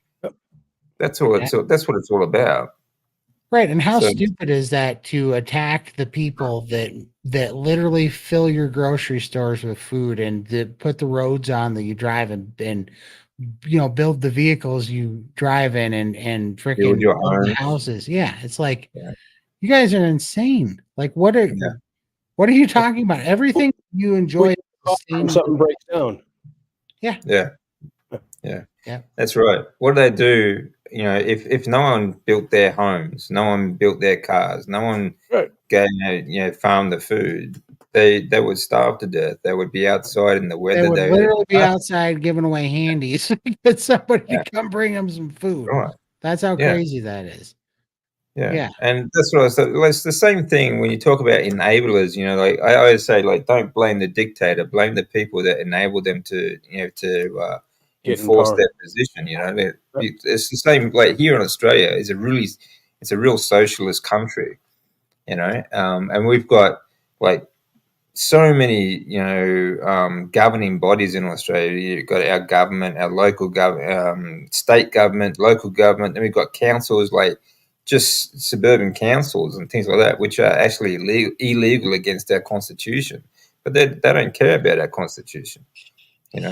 It's just authority is everywhere here. But it's all these people that I'm just doing my job by enforcing things that they know is wrong that enable these dictators. Exactly. Well, all they have to do is It wasn't always like that, right? It just really started in probably like the past 10 years or so. Oh no, it's been going on much longer than that here. Since the Lima Declaration back in the 70s. The Lima Declaration. The Lima Declaration, where the UN put forward back in the 70s, was to run down our economies of the Western world so that we all are level with third world countries. And every government in Australia since then has been selling us out. It's a uni party. They give us the illusion that there are two or three different parties, but they're all the same. One. That's right. Yeah. And illusion of choice. Yeah, so since Right. then they've just been selling out Australians. And back in the 90s, the government pretty much took rights away from landowners. Anything under the surface of the land, they're basically just renting it in Australia. You know, Right. they can sell out your farm or anything for the resources and things like that, and the farmer gets nothing. They just been. It was their mandate to since then to have ownership of everything, so that we just rent. Yeah. So they've been trying, and they're getting closer to it. Right. Yeah, they are trying, and they've been doing it for a while here too. World Economic Forum and all those guys, the WHO and everything say you'll own nothing and be happier. Yeah, that's right. Mm. And it's so Yeah. stupid. It's like, Yeah. no. I think what we'd be happier with, because at this Yep. point in the world, what does government really do for us? Yeah, not much. Not a hell of a lot. Spend our money and give it away to other countries and start Yeah. wars that we really don't need. Right. Yeah. All the time. Like, I think we'd be happier if we had no government and we worked shit out on our own and had to learn how to live symbiotically, with each other. Yeah. That would be pretty good, and then, everybody would take responsibility for their own safety. And if you do stupid crap, you might get shot. Like you steal your neighbor's stuff, Yeah. that you might be set Well, up in the government should ground. be at least, government should be small at least, and it should be Very small. there should never ever be career politicians. No. They should be taken from people in industry, people creators, and they run for terms, and like at the end of that term, they go back to their jobs or their companies, and everyone should be able to vote. Another thing is that elections, here in Australia, elections are set up so on what they call a preference voting thing system. So it basically doesn't matter who you vote for because they all swap preferences, and it just keeps the uni party going. And people seem to think that these politicians are in for 30, 40, 50 years because we all love them so much. You got to be kidding me. They get stuck in there. Yep. Yeah. Can't get rid of them, just like here. Yeah, that's Got all right. these politicians in office that we can't get rid of that suck. Can't Right, wait the for them to swamp, get out. Yeah. absolute swamp, and then what's even worse is it creates an environment where no good people want to be politicians, right? So you're stuck with the worst. It's not corruptible power. coach. Yeah, it's not that power corrupts. It's that power attracts these people. All right. So that's what they work towards, and they'll do anything to get there too. Yeah, they're just disgusting people for sure. Yeah, they really are. Yeah. So, and it's the thing, it's like, and it's the same, education and everything like that. But if you have a look at, they keep telling us, capitalism is the root of all evil and all this sort of stuff. But we are not in a capitalist system. We are in a controlled trade system. That's what the whole idea of the World Trade Center, the World Trade Organization is all about. It's about controlling trade. The UN controls all our trade. They tell us who we can and can't buy from. For sure. So that's a controlled system. It's not a free market. It's not a free system at all. For sure. Nope, it's not. And and this is why I think they so well, yeah, this comment here. Yeah, we got to bring back the Wild West. And the whole reason that they're going after testosterone and toxic masculinity and all this nonsense. Yeah. Make it easier for them. Yeah, they want weak men. They don't want cowboys. They don't want people that'll fight for their families and die for the future of their children. like Peterson says, it's not strong men that are the problem. It's weak men. They are dangerous. Weak men are dangerous. And you see that with, soy boys all the time and these Antifa little retards and whatnot. These weak little parasites, Throwing a temper. Yeah. Yeah, it's like, no, let's go to battle then. Let's go to war. And, the Antifas, they're all cowards. They fight in the Absolutely. dark. They play these little stupid games.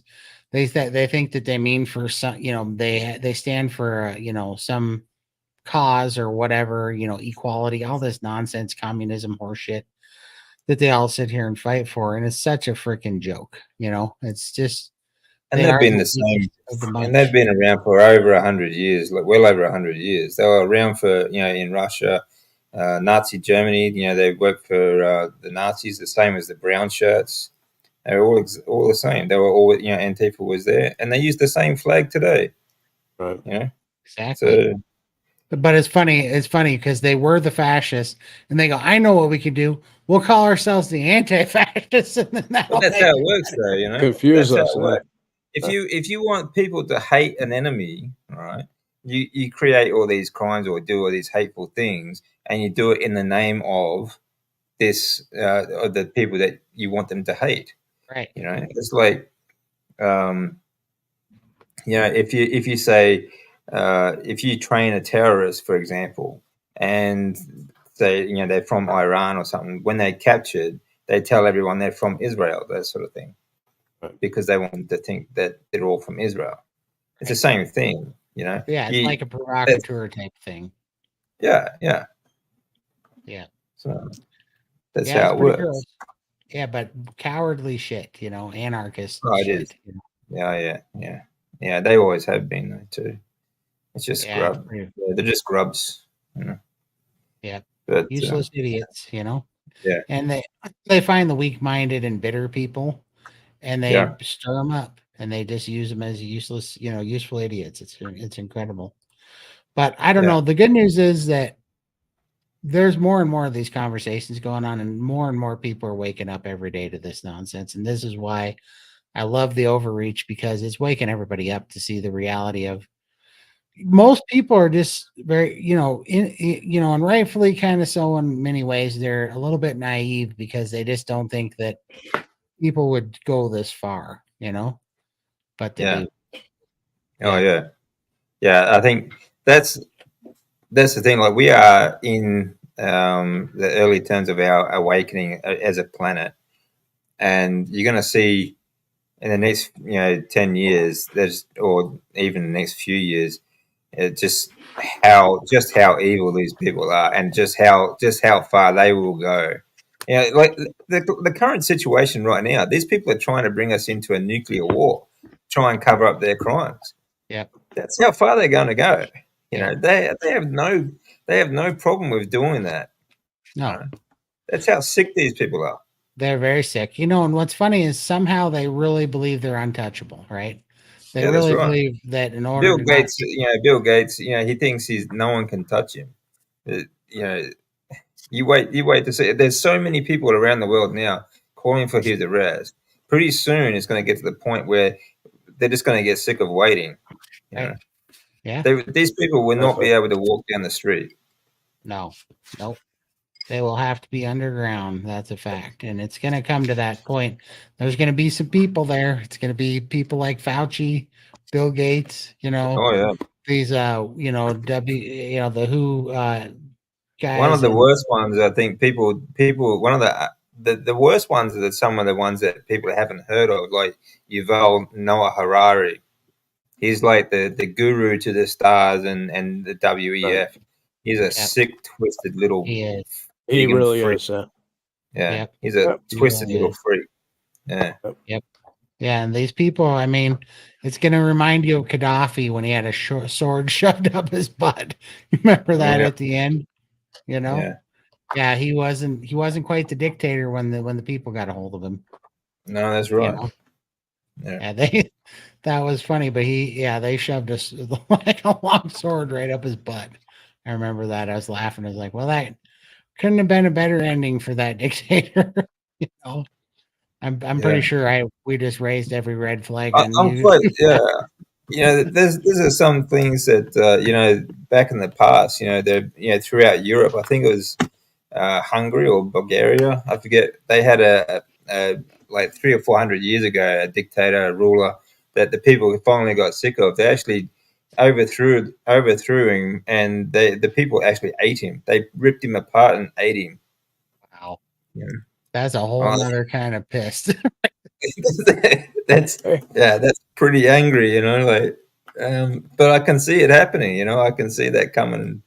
There's going to be. What do you think would happen if the world understood that the largest loss of life was due to like what's happened with our food and our medical system out of greed? Oh, absolutely. Yeah. Yeah, without doubt. Think about that. This has been going for hundreds of years, and especially the last 150 years with the introduction of seed oils and throughout the ages, we've always had the serfs and the haves and have-nots, and like in England, you always had the king's land, and any of the people who were caught hunting on the king's land were executed. But so that's where the term rabbit starvation came from, because people would start eating rabbits, and it's still a delicacy now in France, because that's all the people had to survive on. They couldn't afford cattle or deer or big ruminant animals that had a lot of fat on them. And rabbits are very lean, and people would start eating them, and they would eat them and eat them and eat them, and they eventually just starve to death of nutrients because they're too lean. We need the fat, Right. So that's where that came from, So and that's what they're doing again. They're doing the same again with the food. They're doing the same again. And now they're trying to, and then what these vegans don't get either is that they're trying to stop people eating fruit and vegetables as well. That's what the whole idea about bugs is about. Right. They're trying to get us onto a bug diet that cannot possibly sustain a human body. There's even their whole argument is that you can get more protein from size wise from a bug than you can from a cow. The thing is, we don't survive just on protein, and they don't break down proteins. The same as the vitamins and minerals. They never break it down. They always say, "Oh, you can get vitamin K." They don't break it down and tell you that you need a certain type of that vitamin or mineral to survive. And then there's all these different proteins like collagen and amino acids that you get from ruminant animals. You just can't get from bugs. Plus, they don't have the fat content. People will literally starve to death. No matter you could eat 10 buckets of bugs a day, you're still going to starve to death. Right. Yeah, Laura, I say this all the time that their number one go-to regimen for treating illness in our country is also the number 3 killer in our country. That's how stupid that is. Yep. So yeah, I agree with you. I've said that 1,000 times. Like, to let that wake you up, that our medical protocol, standard care, standard of care and treatment is also the number 3 killer in our country. I mean, that doesn't get any sicker than that. It comes down to misdiagnosis and over prescribing, Yeah,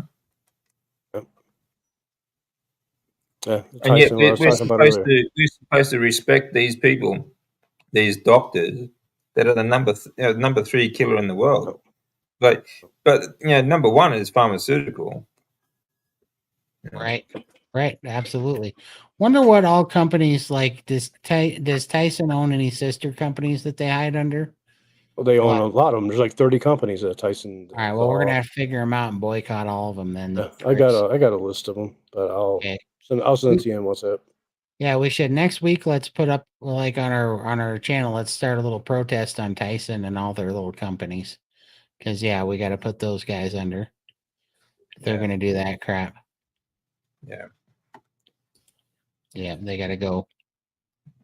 But yeah, that's awesome. Love to. I don't know.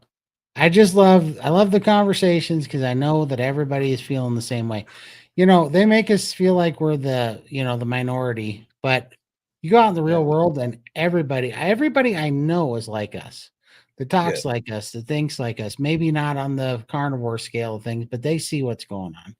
They feel it. They know it. They're all dealing with it. So, there they all are. Jimmy Dean, Hillshire Farms. Most of these I can't stand. Ballpark. That's Sarah Lee, that's fine. This is all poison, anyways.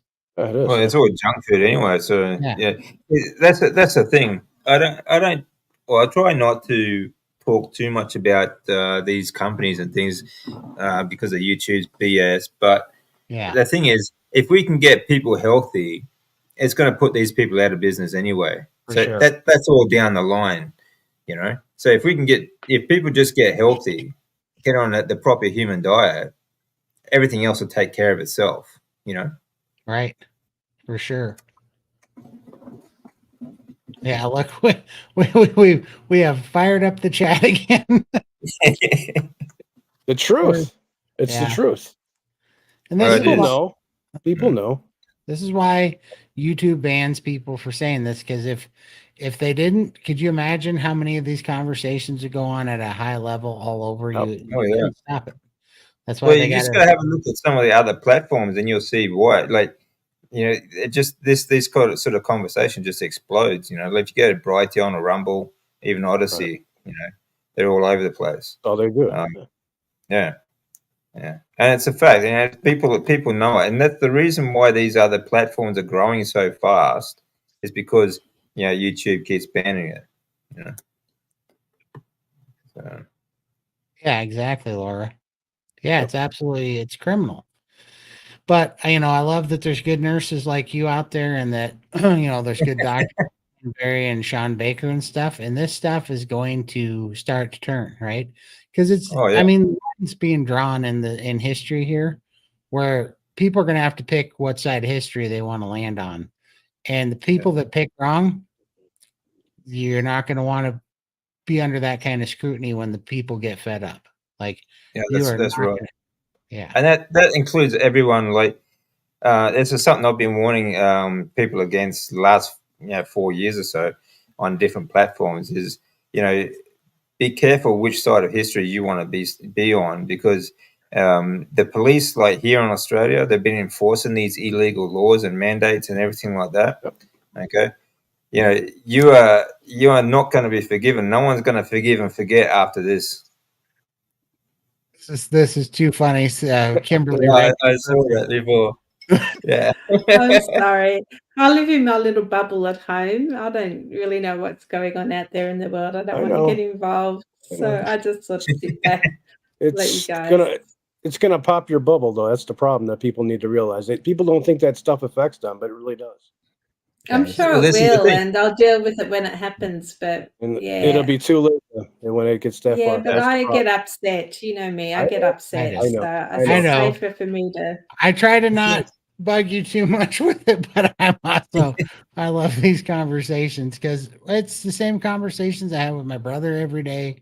The people in my life, we all talk about it. We all see the same. We see it the exact same because it's the truth. It's so ridiculous. And, the reason why it resonates with everybody and everybody knows what's going on is because it's being suppressed. And so it's good to talk about it. And it's like, whatever, everybody, I know we're supposed to be all politically correct and not upset the algorithm, but at a certain point, it's like, how much are you going to sell out and really care? It's like, yeah, you gotta win the war, I guess, and not sacrifice for the battles, but also, then fine. There's got to be a competing market like Rumble or something where it finally gets split and divided and everybody goes over there and really starts screaming it from the mountaintops because it's the message that's got out. And Yeah, like that's right. the problem is it's very desperate. They're in a desperate spot right now because they're getting exposed. And so they're trying very desperate things like nuclear war right now. They are willing to do that to cover up their crimes against humanity because they are so screwed when the world finds out for sure and really sees what they've done. It's coming out. Yeah, and it's coming Oh, out. yeah, it's coming out. Yeah. There's an old yeah. saying. There's an old saying that if you don't take interest in what your politicians are doing, eventually your politicians will take an interest in you. And Yeah. history is proven fact that is true. That's why they like to hide history and everything that happened. They don't want people to know. And why they try to take your guns. Oh, you don't need guns. The government will protect you. Well, no, you need guns for protection from the government. Yes. It's not Exactly. from anybody else. You are the sons of bitches where we have And guns. yes, Smithfield is owned by a Chinese company now. Nice. Yeah, China and the CCP, they own most of everything around the world at the moment. That was the whole idea of the World Trade Organization as well. Because ever since they came in, the Chinese have been buying up the whole world. They especially with third world countries, they'll loan them money to build money that they know they can't repay. They'll build docks, they'll build all this infrastructure in their country, and because they can't pay, China then takes ownership. They've done the same even to Australia. They own ports in Australia, up the Northern Territory, Western Australia, and other parts that they've just bought out. Even recently, like last week, a Chinese buyer outbid, like at an auction, a large homestead here in Australia. They outbid the next highest bidder by over $1 million. Trying to buy up all the real estate, the land, and have a monopoly on land and ownership of everything. They're literally trying to monopolize the planet, Yeah. Because think how stupid it is. The perfect food for our species lives off of grass and reproduces. Literally all we would have to do is let it flourish. And it does it all on its own. Yeah. We have to do nothing. It's being inhibited on purpose. That's how sick it is. Yeah, exactly. And the biggest owner of farmland, though, is Bill Gates around the world. He owns most of the farmland in America. He owns most of the farmland in Australia and other countries around the world, including India, Pakistan, all the rest of them. Yeah, absolutely. Just going through the and like a man that is a eugenicist, and they think that this guy getting involved with vaccines is anything to do with people's health. Unbelievable. Yep, exactly. Just going through these. I'm probably we're gonna have to give Lindy a break though. He's like, very quiet. I'm a very patient person now, so I'm happy with anything. but I we were talking about bugs or something, weren't we? Yeah, we were. That's right. That's all it took. That was the flame to the gas. This is what I use for bugs. I love it.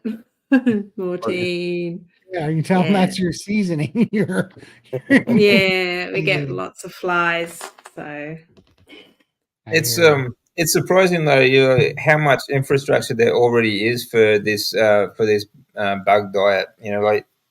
Manufacturers are already putting bugs in their processed food ingredients. It's mostly used as a filler. Yeah, and they're changing it so they don't have to list it on the ingredients. Bullshit. Yeah, that's right. Yeah. But it's in most processed foods now. And the other thing they're pushing for is you don't have to list bioengineered foods anymore. Yeah, that's right. Can you hit that button so that it shows them our channels? Oh, yeah. It's you have to take that off. There it is. Okay, that's what it is. Okay, so there's you can't have a comment up. Yeah, these are why don't you have your channel on here, Michael? Because I'm only exclusive here. But these are our channels on YouTube.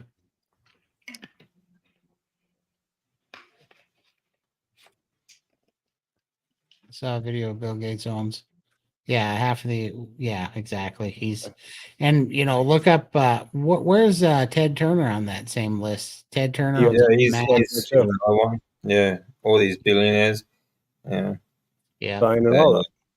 But that's the thing, like they keep driving part of inflation and taxes and everything like that. The government will drive up taxes on landowners like farmers, which they've been doing here for decades, and that way they can they'll sell them cheap, and the billionaires will walk in and buy them all up. Right.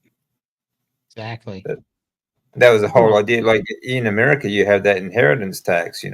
People can't afford, when their parents die and leave the land to them. They can't afford to pay half their land's worth in taxes, so they sell it You know, get them off get the people off the land, and the billionaires will buy it up. You know, that's Yeah, what it's for all sure. about. You know?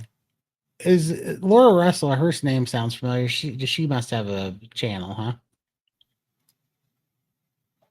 Is that what I Healthy don't Carnivore is? know. For some reason I'm I not read sure. that.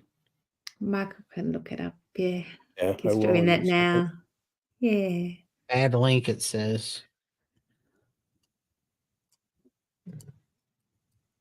Anyway, getting back to the bugs, like people just cannot survive on bugs. You know, there are Sure. certain people that around the world that do eat bugs at certain times, like as a side dish sort of thing. Like even the Aborigine people here in Australia, they eat like this big caterpillar thing that's called a witchy grub. And some parts of Japan, they'll eat them like a snack. But the fact is, it's just a supplement. Like it's not a staple that you can survive on. You know, they always eat large ruminant animals as well. You need fatty meat and fat especially. You know. Yeah, absolutely. And I even just recently started doing a 2-to-1 fat ratio, like two grams of tallow Mm-hmm. for every 1 gram of protein, and I have exponentially more energy, just feel better mental clarity. I mean, it really is super important. I've found out. Yeah, I that's think what I a keep lot of saying. carnivores You need at least, accidentally. in grams. I think you should be, close to, if not more than double in grams of protein. Yeah, Yeah, you yeah, it need to does. eat a lot of fat because Makes you're you feel fat better. adapted. You know, you're fat adapted, which means fat is your energy source. Yeah, If you feel low on energy, you're not eating enough fat. Simple. yep, yeah, absolutely. And I think that's something that I just assumed I was eating enough fat because I was eating things like eggs and bacon and whatever, but I still had to add the tallow in. Yeah, yeah.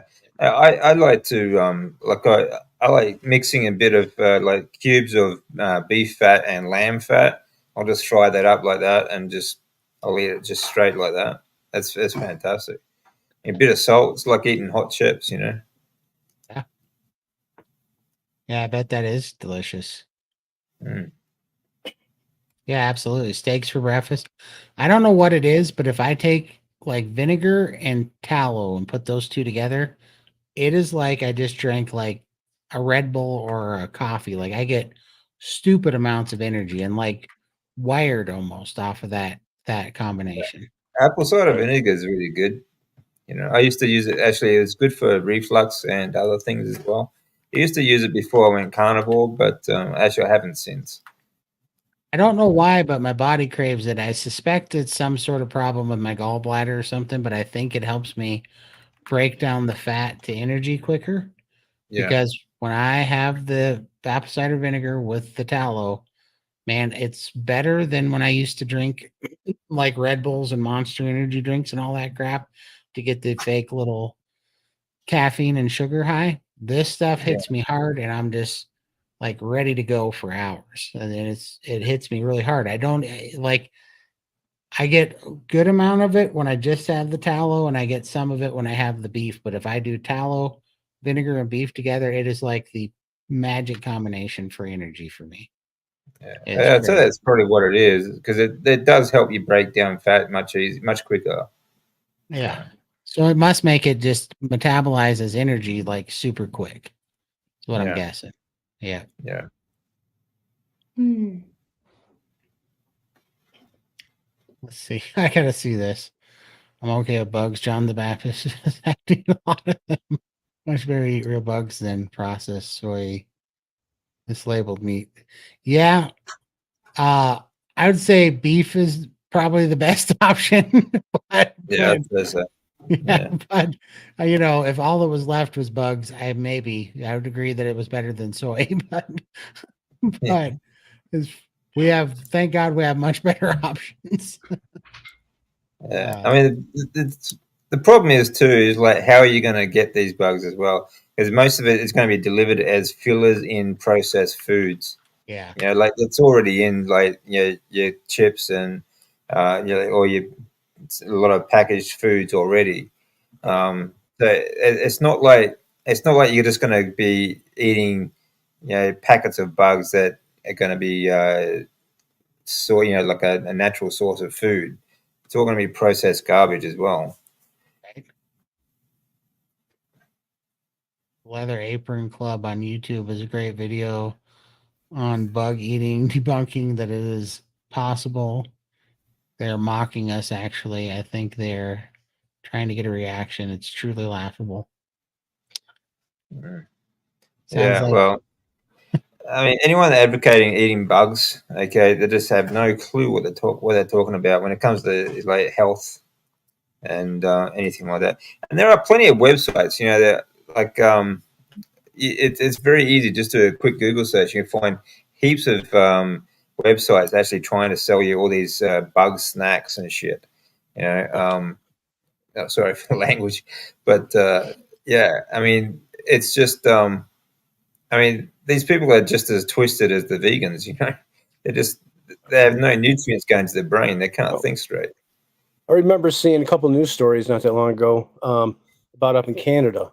They were bringing them into the classrooms, the bugs from all these companies that were making them, and giving it to the kids to get the kids to try. And this is how the kids get programmed. Oh, it's That's okay right. to eat bugs. Yeah. Well, like Nicole Kidman and all these other so-called celebrities, they did this Vanity Fair video where they're trying to show people, oh look, I eat bugs, and like they can hardly stop from barfing, Right. Yeah. How many insects do you eat a day, Nicole? Yeah. I'm sure her and Keith Urban are really, just living off of insects. People, it's such a joke. They're just trying to manipulate and just talk down to people like they're stupid, Exactly. That's exactly what they're doing. Yeah. So crazy. I don't know. Everybody's just getting played for idiots. And I think the reason why they're so comfortable doing it is they know that there's been a system in place between the fluoride in the water and dumbing down in schools and taking the fat away from people and malnourishing them. It's almost like a litmus test to see if they've gotten people dumbed down enough that this will work yet. Like they're just testing the water. Yeah. Yep, it's pretty ridiculous. But I mean, I've never been a sheep, or never thought that I was, but I was on some drugs and food even then, even though I thought I wasn't. I thought I was pretty aware of a lot of things. I was naive when it came to doctors, food, doctors, the grocery stores, the food and everything. And now that I'm carnivore, I even see things so much clearer than I saw before. It's like, okay, this is why they don't want people healthy, because you cannot get away with any bullshit when people are healthy, Yeah, that's right. Yeah. Yeah.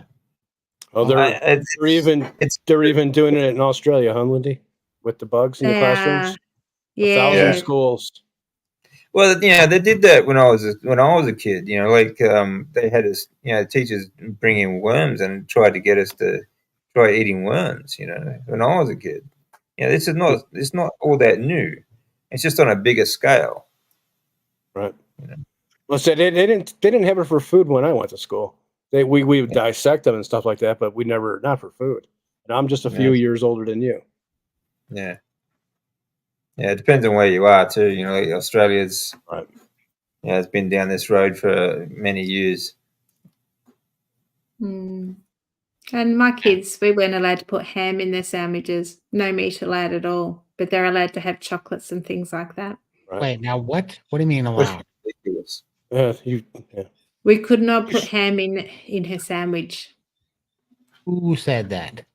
The schools.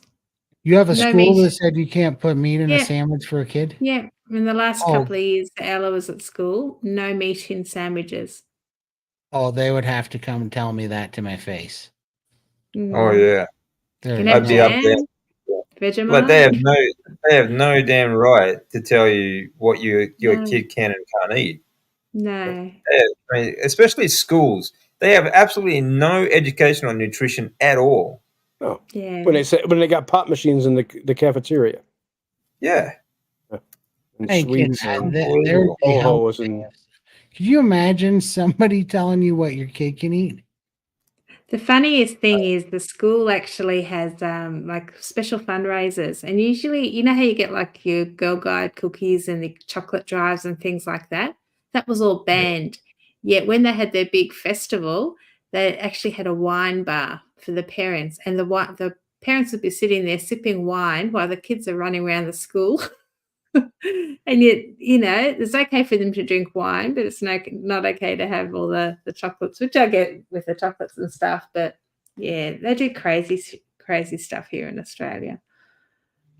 Yeah, Just, that yeah, I mean that's enough for a Civil War type of thing. When if you tell a parent what they can feed their kid or whatever, yeah. that's crossing a major line. You don't get to tell a parent that they can't feed their kid meat, you know? Yeah. What they oh man, Yeah. I would come undone on that. Yeah, I would Wow. too. I Yeah. was lucky I wasn't carnivore back then, but yeah, that obviously have something to do with if I was now. You know, I don't know if it's a true thing, but I heard that in Australia when they forced the vaccines, that people had to come in and they rented out some sort of stadium. And I heard this was on the American news. I don't know if it was real, but they said like 2 or 3 children didn't make it out of their life. They had reactions Yeah, that's right. Yeah, it's more than that. and they were forced to go do it. Yeah. Yeah. Like I just don't understand. It's If I was actually they started they've even started vaccinating children at school without parents' consent. yeah, like if I was the parent of that kid and I was there and then the government was forcing him to get a shot and then they died, there's no way that that son of a bitch gets to live that put the needle in my kid's arm. Oh, Like damn right. no damn way. That going through all that as well, until the mandate came to teachers, teachers literally they would they were actually striking until all the children would get vaccinated because they were scared of getting COVID. And then when the mandate hit them, they started protesting, say these mandates are illegal and all this sort of stuff. They expected the rest of us to get behind the teachers. I was That just really pissed me off. I was just talking to our friend in New Zealand, okay, about what happened this past Christmas. They would have vans parked at the schools right before Christmas, and they would offer the kids $50 as they come out of school at the end of school to get the shots. Yeah.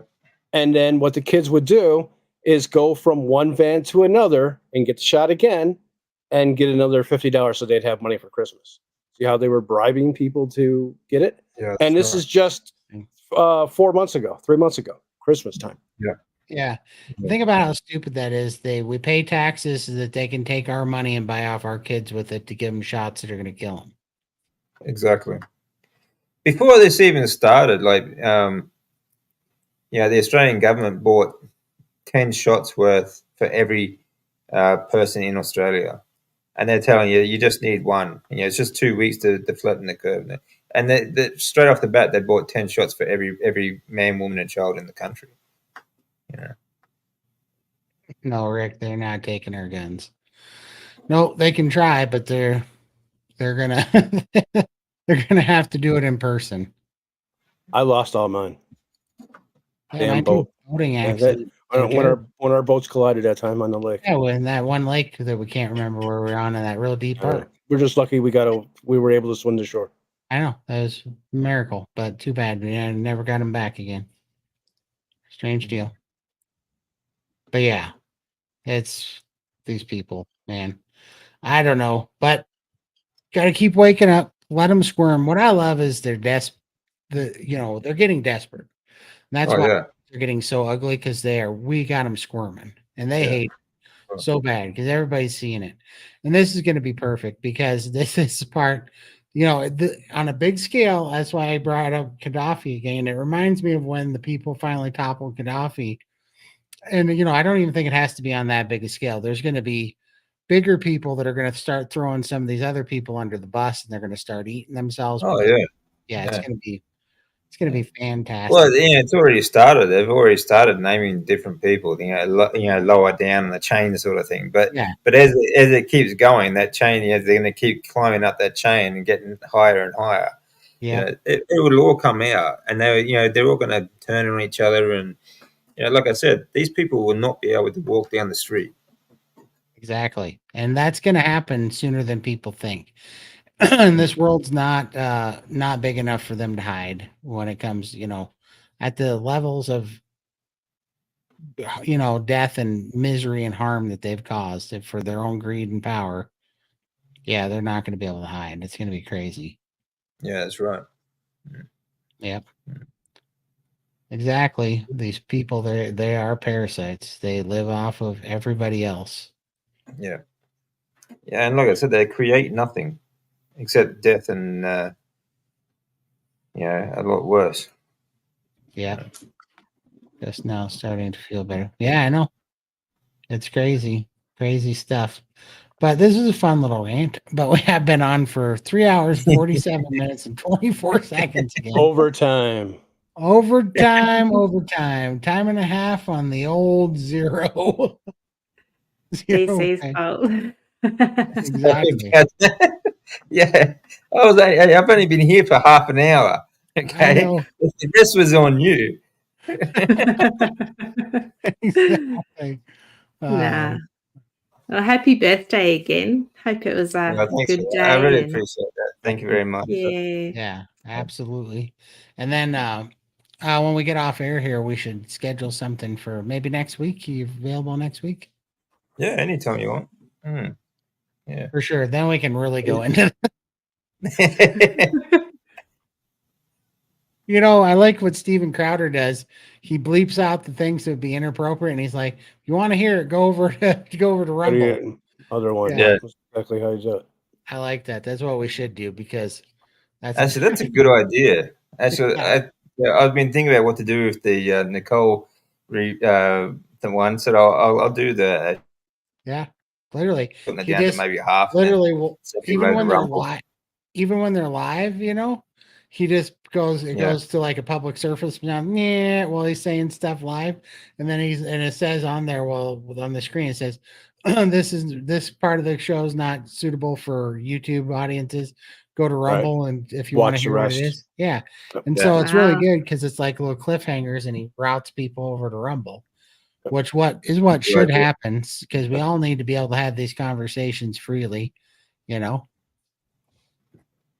I'm that's an the adult. thing. I can make my own decision. That's right. Yeah, we should be able to have conversations freely. Right. Okay. And this is the thing. The first thing that dictators try and take away from you is freedom of speech. Exactly. That's right. That's right.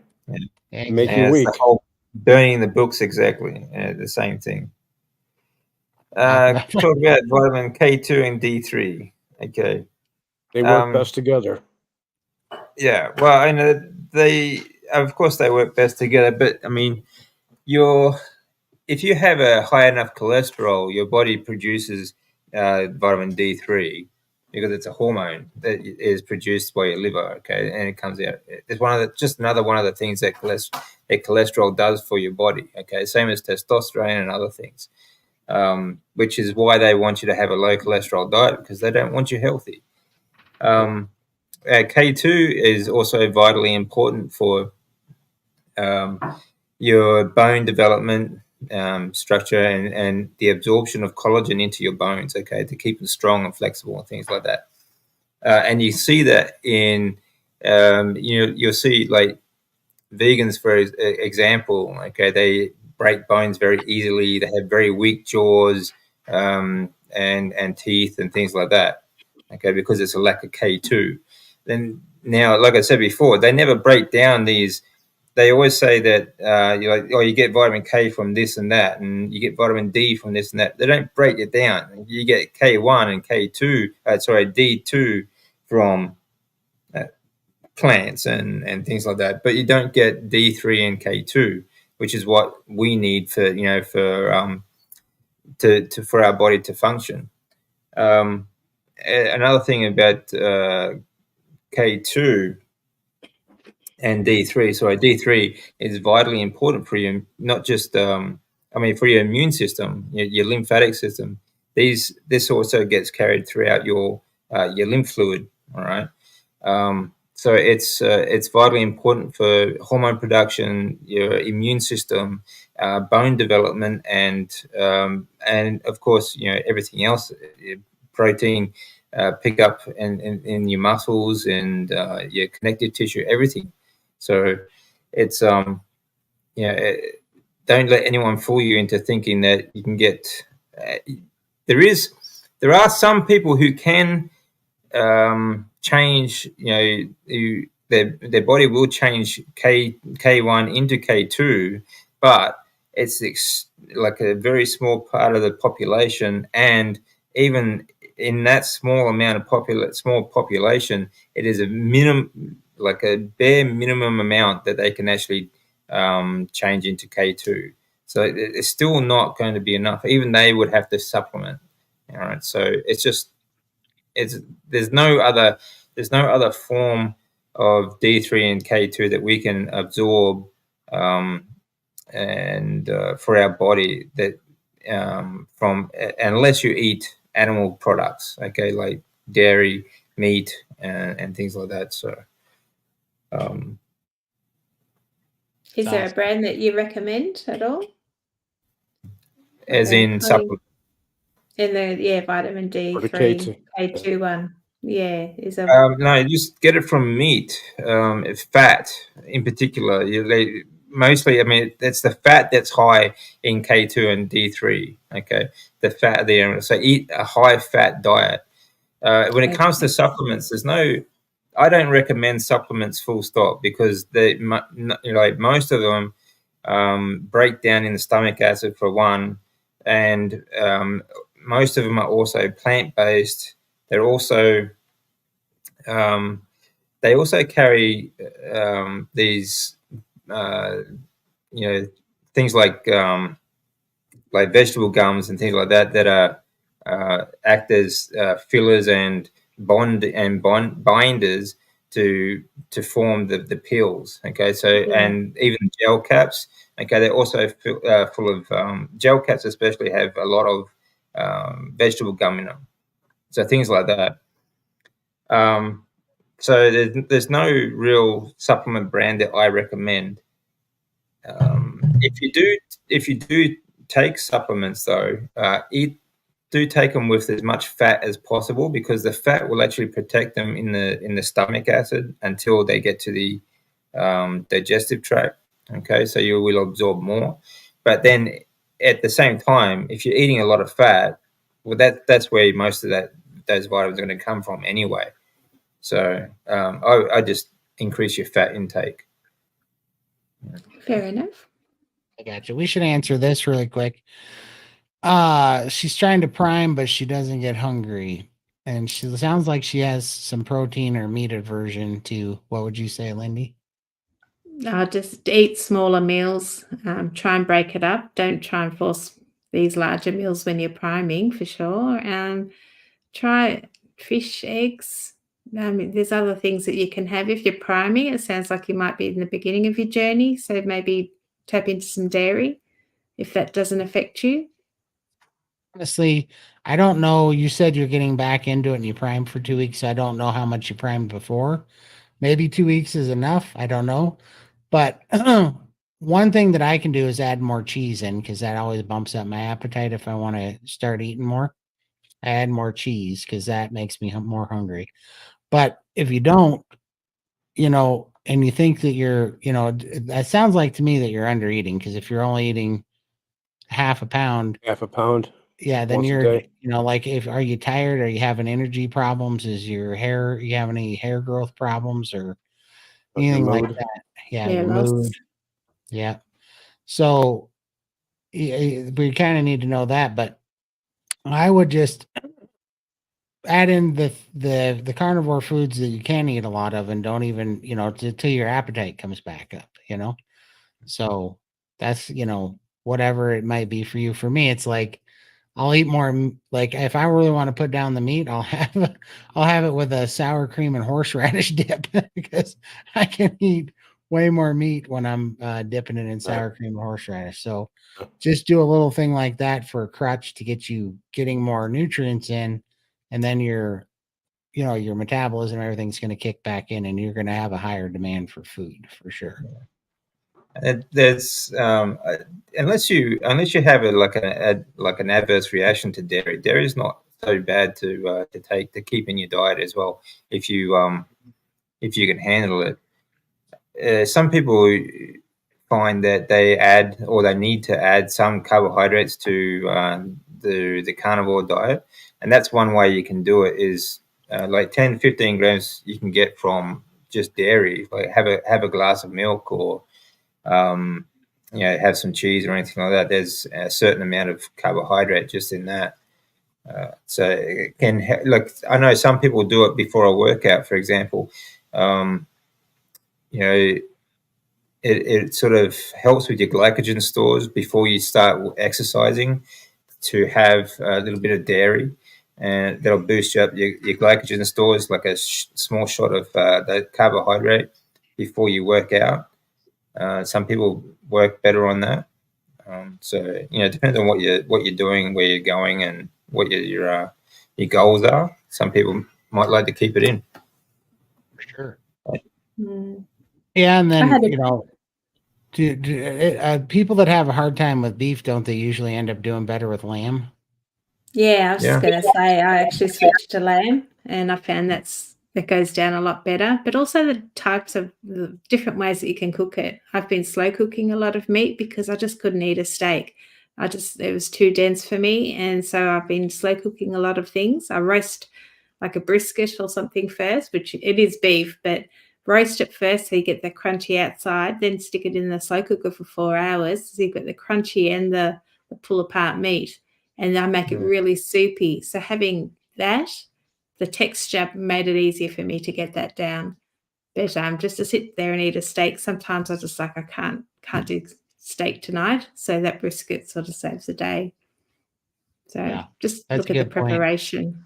When I used to get, because earlier on I got some meat aversion early on, and my go-to to break that was always slow cooked chuck roast, and then I made gravy out of it, and just that being super soft and wet and kind of was a different.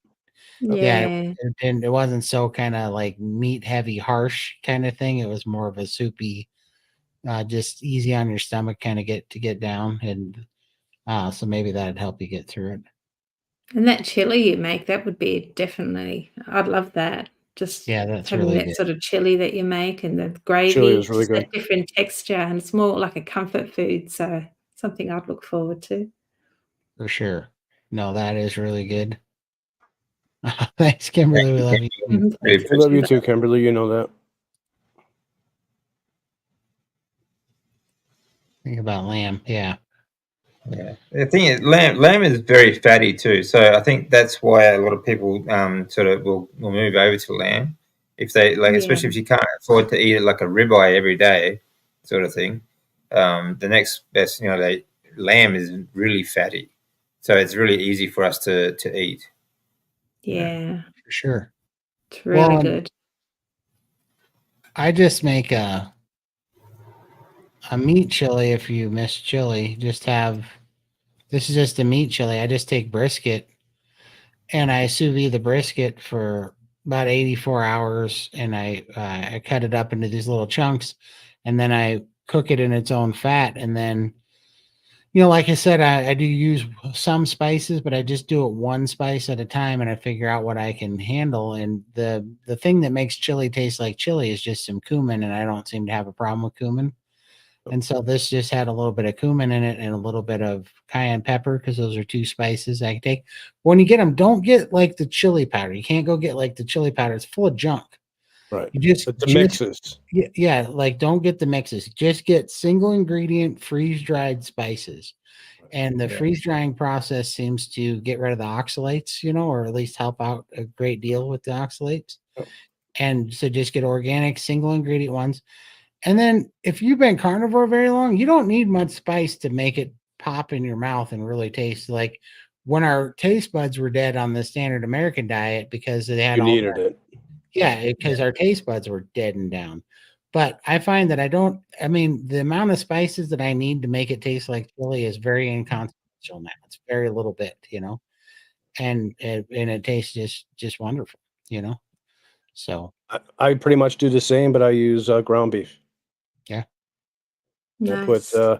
New Mexican chili pepper in there. It's ground, and then I chili peppers that are ground. I'll put that in there. It's perfect. That sounds good. absolutely. I love chili peppers. I haven't had Yeah, anything like that for over a year now, so I haven't had any. I haven't actually for the last year. I haven't added anything actually at all. Just the meat itself and salt. Salt's the only Yeah. thing I've actually used. Um, I but did yeah, that for I did do that like for a year too, and I didn't eat any seasonings but salt. And then when I was in the SBG gang, they were like, "Oh, we don't have a huge problem. Like most people don't have problems with seasoning." So I just literally added them in one at a time to see which ones I could take and if there's any adverse effects. And like I was just telling these guys, I just tried chives the other day for whatever reason. I had like a Couldn't do it. breakout. I had chives. Like I felt like I had a allergic response to it. So like Yeah. chives and black pepper, I can't do for some reason. Don't know what it was about them, but they're off my list. But like cumin, rosemary, thyme, rosemary is one I like. That's really nice, Mm, especially if you the have. time. I haven't had chicken for a long time, but when like for over a year now, but roasted chicken with rosemary, that's Mhm. that's great. Good. good. I love to take Good smell to it too. Yeah, thyme, and salt on a ribeye is like the perfect seasoning for me on a ribeye. It's so good. yeah, And then it's great on steak. It really yeah, is. yeah. Yeah. And so, but yeah, I don't mind it at all. And so, I'm kind of tired. I was nervous at first when I was doing carnivore because I didn't know what to do, and I was just trying to find some way out of all this. But after you kind of get your feet set and you realize you're over the addiction stuff and you're really fat adapted and you're listening to your body, I don't think there's anything wrong with doing things one at a time, being very careful and very honest though of what it's doing to you and try to get all the oxalates out. That's why I don't do anything with any fresh vegetables or herbs or anything. I just do pickled jalapenos Fermented. and the things that because like the fermented stuff or the dried stuff seem to have no oxalates in them, or hardly any. I don't know what's been your experience on those. And if you do like the black pepper, switch to white pepper. It doesn't have the outer skin that has all the oxalates in it. Yeah, yeah. Actually, I haven't had pepper. I haven't. But like my folks, they have a lot of rosemary growing in the garden. So I just, Fresh like that. it's fresh. There's nothing on it, so it's really good too. Um, but apart from anything like that, I think if just try and stay away from anything that's heavily processed, like a lot of spices are, especially as mixes, like you were saying before. The mixes are the worst. Yeah, they fill them up with shit all the time. Yeah, Just that's look at all right. the ingredients that are in there. Yeah. Yeah. Get a bunch of Plus, soy in it and stuff like that. It's no good. yeah. Plus, the good thing about being on Carnivore is that you are now sensitive enough that you can tell when something makes you feel bad. You know. Yeah. Yeah. Oh, and what's funny that you say that too. Like, I feel better when I got off everything, obviously, but it was a slowly feeling better. But when I really want to know something, stay off everything for 3 to 6 months, then add them in one at a time. If it's bad, I know it like You know that. it I right mean, away. Yeah. I'm Yep. talking like 8 Yeah. minutes in, and you're Yeah. like, oh, that was a If mistake. that. And it lasts for days. Yeah, 3 to 5 days for me every time. Yeah. Yeah. Yeah. Yep, and I'm like, okay, well, but that's what I love about when your body's healthy and your mind's healthy and your hormones are healthy. You do that once and it's like that's off my list. Like it's not even a struggle, you're not like trying not to eat it or whatever. You have to talk yourself out of it for your own good. It's like I'm not eating that son of a gun again. That is so not worth it, And so that's the thing. Like we grew up on junk food, right? We didn't know how that was making us feel. Just imagine, like growing up on a proper human diet, like a species specific diet, our whole lives. We would always have been sensitive to the way it made us feel. You know, and we would have naturally just stayed away from those foods because you don't go through the forest looking at picking at things and say try it. Oh shit, that makes me feel bad. Oh, let's try it again. Yeah. No, but on the way things are, we just don't even notice it. We just think it's natural to feel like crap all day, and we just keep eating the same junk. Sure. It's crazy. For sure. Let's see. Yeah. And Jill, with your weight loss style, I mean, really try to simplify your diet and get it down to 0. Like just do something real simple like BBB and E for 3 to Could 6 she be stalled from not eating enough? She surely could be, but the problem what's scary is or what's concerning is that you're just concentrating on the weight and you think that's why you're stalled. Like I've been stalled realistically. If I was looking at the scale, I would have been stalled for 6 months now because the scale really hasn't moved for 6 months. But I lost 2 shirt sizes and I continued to build muscle and feel great and just get stronger. And it was bugging me at first too, but I lost 262 pounds. My body, I think you just have an adjustment time when you lose a bunch of weight. Your body just kind of has to stabilize a little bit. Your composition changes, and I fully suspect that, probably who knows, could be another 3 months or whatever. But as long as I feel good and I'm getting stronger, and you know what you're eating. Yeah, like the biggest thing is I know that the weight for me, sure, I got a couple 100 pounds. I probably still have to lose 150 at least. But the fact of the matter is why I know I've beat this. This is a done deal. I won this battle is because I have 0 food problems anymore. I do not have the food has no control over me whatsoever. In fact, it's quite the opposite. Now, when I eat fat and protein, I feel so good when I'm eating it that I just keep going after that. Like even when we were talking earlier, bacon was my crutch when I first started this because I had the standard American diet hyper palatable food palate, and now because bacon, I like the taste of bacon, but it does not make me feel as good as beef does. So I don't even eat that anymore because the flavor of bacon is not worth sacrificing the feeling of beef, if that makes sense, Yeah, that's the thing too. Like depend on what. Don't go by scales, okay? For simple answer, don't weigh yourself because carnivores are going to be heavier than like if I had someone my exact twin right next to me right now, I would be heavier than him if he was say on the standard diet or vegan, even if we were the same size, same body composition. Right. Fact is, you have heavier bone tissue because you're on carnivore. You're getting lots of K2, D3, and everything like that. Your bone tissue is going to be stronger. Okay, your connective tissue, your muscle tissue is going to be heavier because it is denser. Okay, so don't worry about weight for a start. The difficult part is like when someone says, "Oh, my weight is stored," like you don't know exactly what they are eating at home either.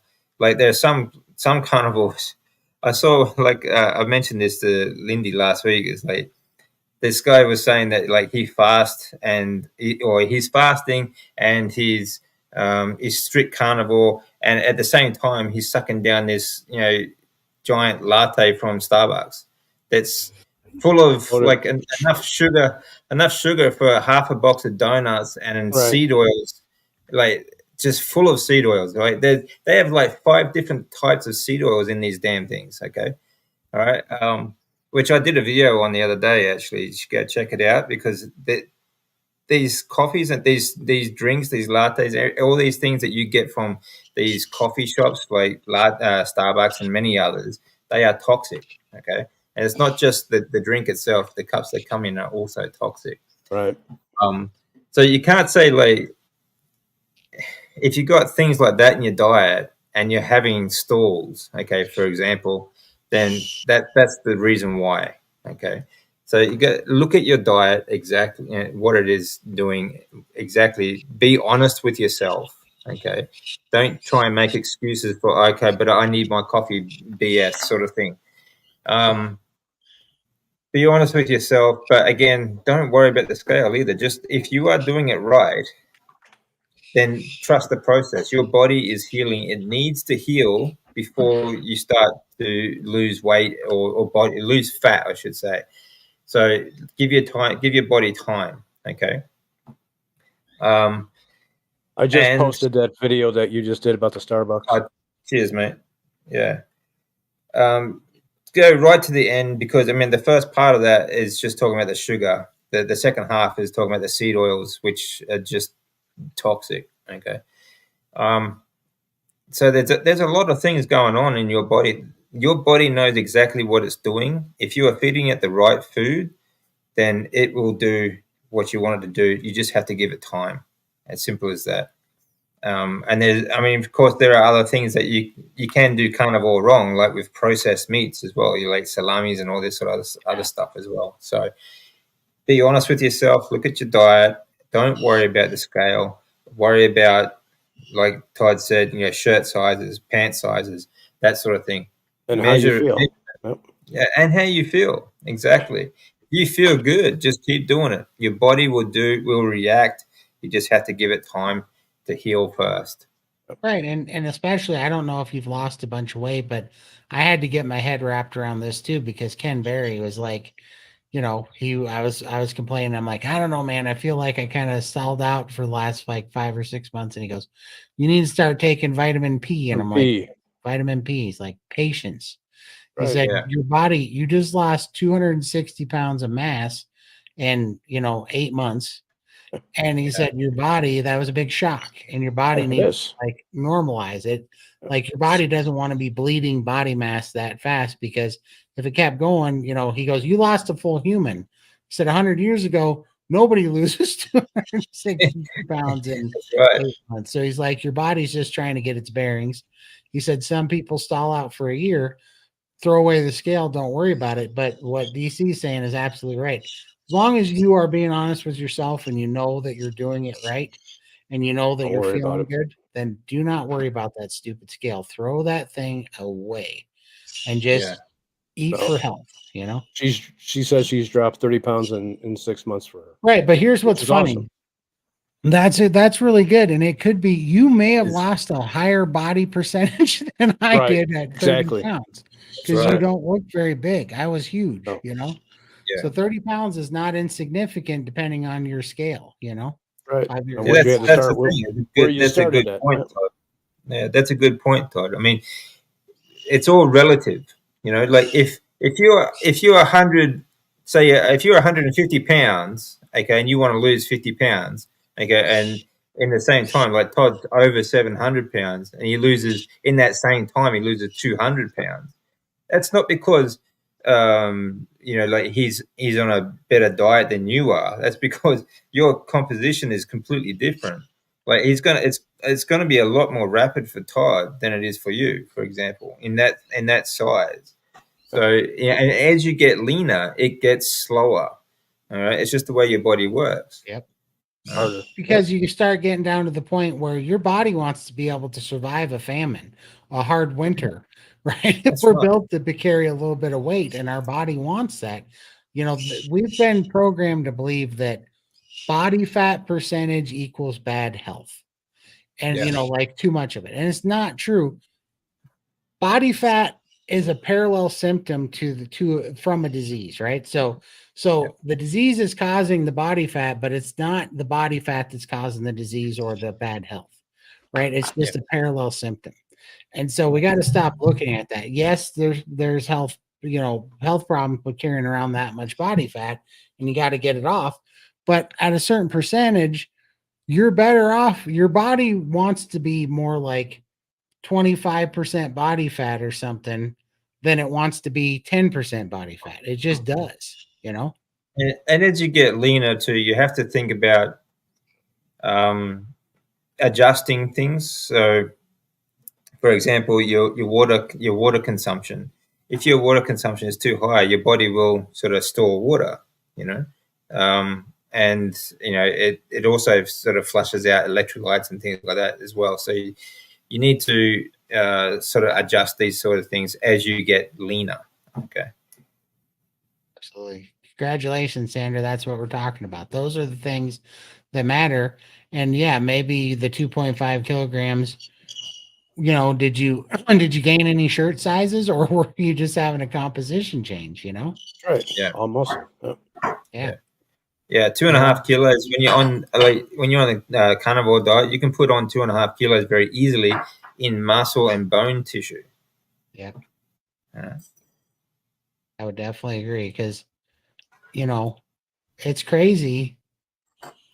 It's crazy the mobility and the range of motion I got back when I was priming, and I'm sitting here gaining weight. My shirt's going down, but all of a sudden, I can jump. I can run upstairs. I can do all these things, and I'm like, oh, I'm clearly getting muscle mass. You can just see the muscle on your neck and Right. your shoulders. Yeah. Yep, I was all coming back through, and everything was getting leaner. And I'm like, well, this is great. This is what I was hoping for, But we get in our mind, well, we would rather starve and get all this body weight off because then we're going to be successful. And it's like, no, it's not true. What That's a good tell. Have a look at the circumference of necks. Okay, for body mass, for muscle mass. Okay, on a person. If you ever look at a vegan like Gregor or these all these other insane vegans they're absolute pencil necks. They're like honestly, like their necks like about as thick as your pinky finger. Right. Yeah, And that's really bad health. Like that, people with such skinny necks, they're just not long for this world. Yeah, look at that big neck. That's how much fat I lost. That's why, even though my weight's not moving right now, my face got so much skinnier, and all this got leaner. I lost all that stuff that was suffocating me around my neck. I don't know if you can see those pictures very good, but I mean, look at that neck. I look like Peter Griffin.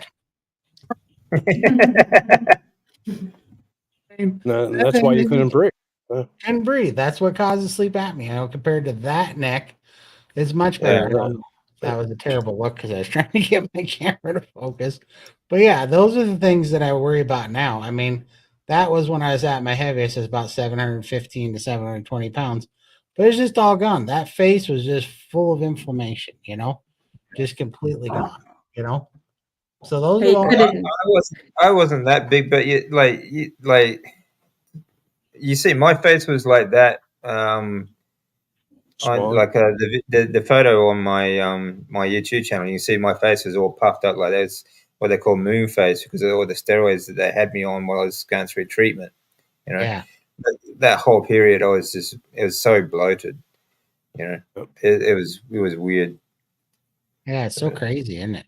It's so weird how much inflammation and fluid your body will hold when it's sick, Yeah, that's right. Yeah. And like you said, you can't breathe. Nope. Yeah. No. Just choking you. I would literally sleep in a recliner and I would wake up gasping for air at night, sitting up because I couldn't breathe. Every time. That's right. Oh my gosh. Yeah. It's so crazy. But don't let the scale think that it's the only factor that if you're getting healthier or not. For sure. No, that's right. Yeah. No, that's the thing. It's all about getting healthier. And your body will get rid of the weight that it doesn't need, as long as you just give it the time to get healthy. That's right. That's right. And it's just, well, thank you guys. I appreciate it. But seriously, like, why I'm so encouraged by looking back at this stuff is because I realized all that really matters now is that we beat the food addiction. Like, we have no addictions to the sugar. Its power's gone. And we know now what's right. And so now we can just listen to our bodies. And that's what I want everybody to feel, because look, it's not a miracle where it's going to turn you into this perfect body that you want in 6 months or something. You're not going to get that. I literally had a lady that asked me, she said she has 7 weeks to get to a wedding and she wants to lose weight. What can she do? I was like, throw away the scale, do carnivore, and just be the fact that you're going to be okay with whatever size you are at the wedding. That's all that it's going to be. You can't. All that matters. That stress is going to make you hold weight, I think the thing is, sorry, I was just going to say, the thing is too, the feeling of being independent again, away from medications It's not just the thing about it's all about your health and being independent, getting away from pharmaceuticals. Like I was on so many, I don't know you guys, but I was on bags of medication. The feeling of being medication free again is absolutely incredible, and that in itself, that is how we win. That's how we win this war that we are in right now. We are in a war against the pharmaceuticals and all these other people. All right, restoring our own health is what they are trying to stop, and Exactly. that is how we become independent again. I just want to get many people off drugs as possible. Absolutely. Yeah. Yep. Then they want us all dependent, wholeheartedly for sure. Exactly. I mean, it's absolutely ridiculous, but no, I think it's awesome. And I really love that everybody's kind of seeing it the same way and waking up. And I think, I don't know, everybody I talked to is on the same thing. Yeah. That's awesome, Jill. Yeah. That's Exactly. big. Excellent. That is good. Yeah. Yeah. It's just, and if you haven't seen it, check out, in fact, let me pull it up. Georgia Eid. Oh, yeah. She's great. Yeah, we did Carrie did a live stream. I got to ask her a question, but it's sorry, I wasn't prepared for this, but that is a great one on depression and why, because that was one of my biggest questions is like, why are we losing so many family and friends to suicide when literally my suicidal like depression, ideation went away in 2.5 weeks on Carnivore. Like, why are we not like? It is shameful how many people are succumbing to depression and anxiety over this nonsense when literally all they had to do, instead of putting them on all these antidepressants, all they had to do was that's the thing. Like we talked about before, like how the medical industry has killed so many people. Think about how many people that the food industry has killed. So many more. It's so stupid. Yeah. Well, and that's why I'm so mad that they're shutting down Carnivore. What is it? Carnivore snacks. What is it? Chris? Snacks. Carnivore snacks. Yeah, Carnivore snacks. Ohio. So Ohio's government just went and shut them down because they gave them all the licensing, told them that they could operate. They were selling a ton of carnivore snacks. Now all of a sudden they said, well, we changed our mind. We don't like how you make them. Because what they're saying basically is they don't put enough preservatives in there to sell the meat. Right. Yeah, exactly. Yeah, and so they're basically they're too healthy. And so you know how stupid that is? Well, they need to move to Texas. Yeah, they do need to move to Texas because Iowa, everybody just needs to stop paying taxes in Iowa, I guess. Stop funding those ideologues, Yeah. So stupid. But yeah, it's crazy. All right, I tried this once, but I think we're gonna cut it loose. Now it has been 4 hours, 24 minutes. So we're gonna cut it loose. Third longest show. Third longest show. We will see you guys. Let's try for number one then. If I hadn't stayed up until 6 o'clock in the morning this morning, I would. I did not get any sleep last night, and I haven't even eaten yet today because I fell asleep and then No wonder you're a little cranky. I am a little cranky. I'm a little bit fiery. I haven't slept yet. But this is a great show and a great conversation. I love these conversations. And we will be back next Sunday. And we love you guys. We appreciate you coming in. We do. Stay feisty, stay meaty. Stay carnivore. Yes. Stay carnivore. And we will see you guys next time. Healthy. Absolutely. Stay healthy. All right. Thanks, guys. Bye.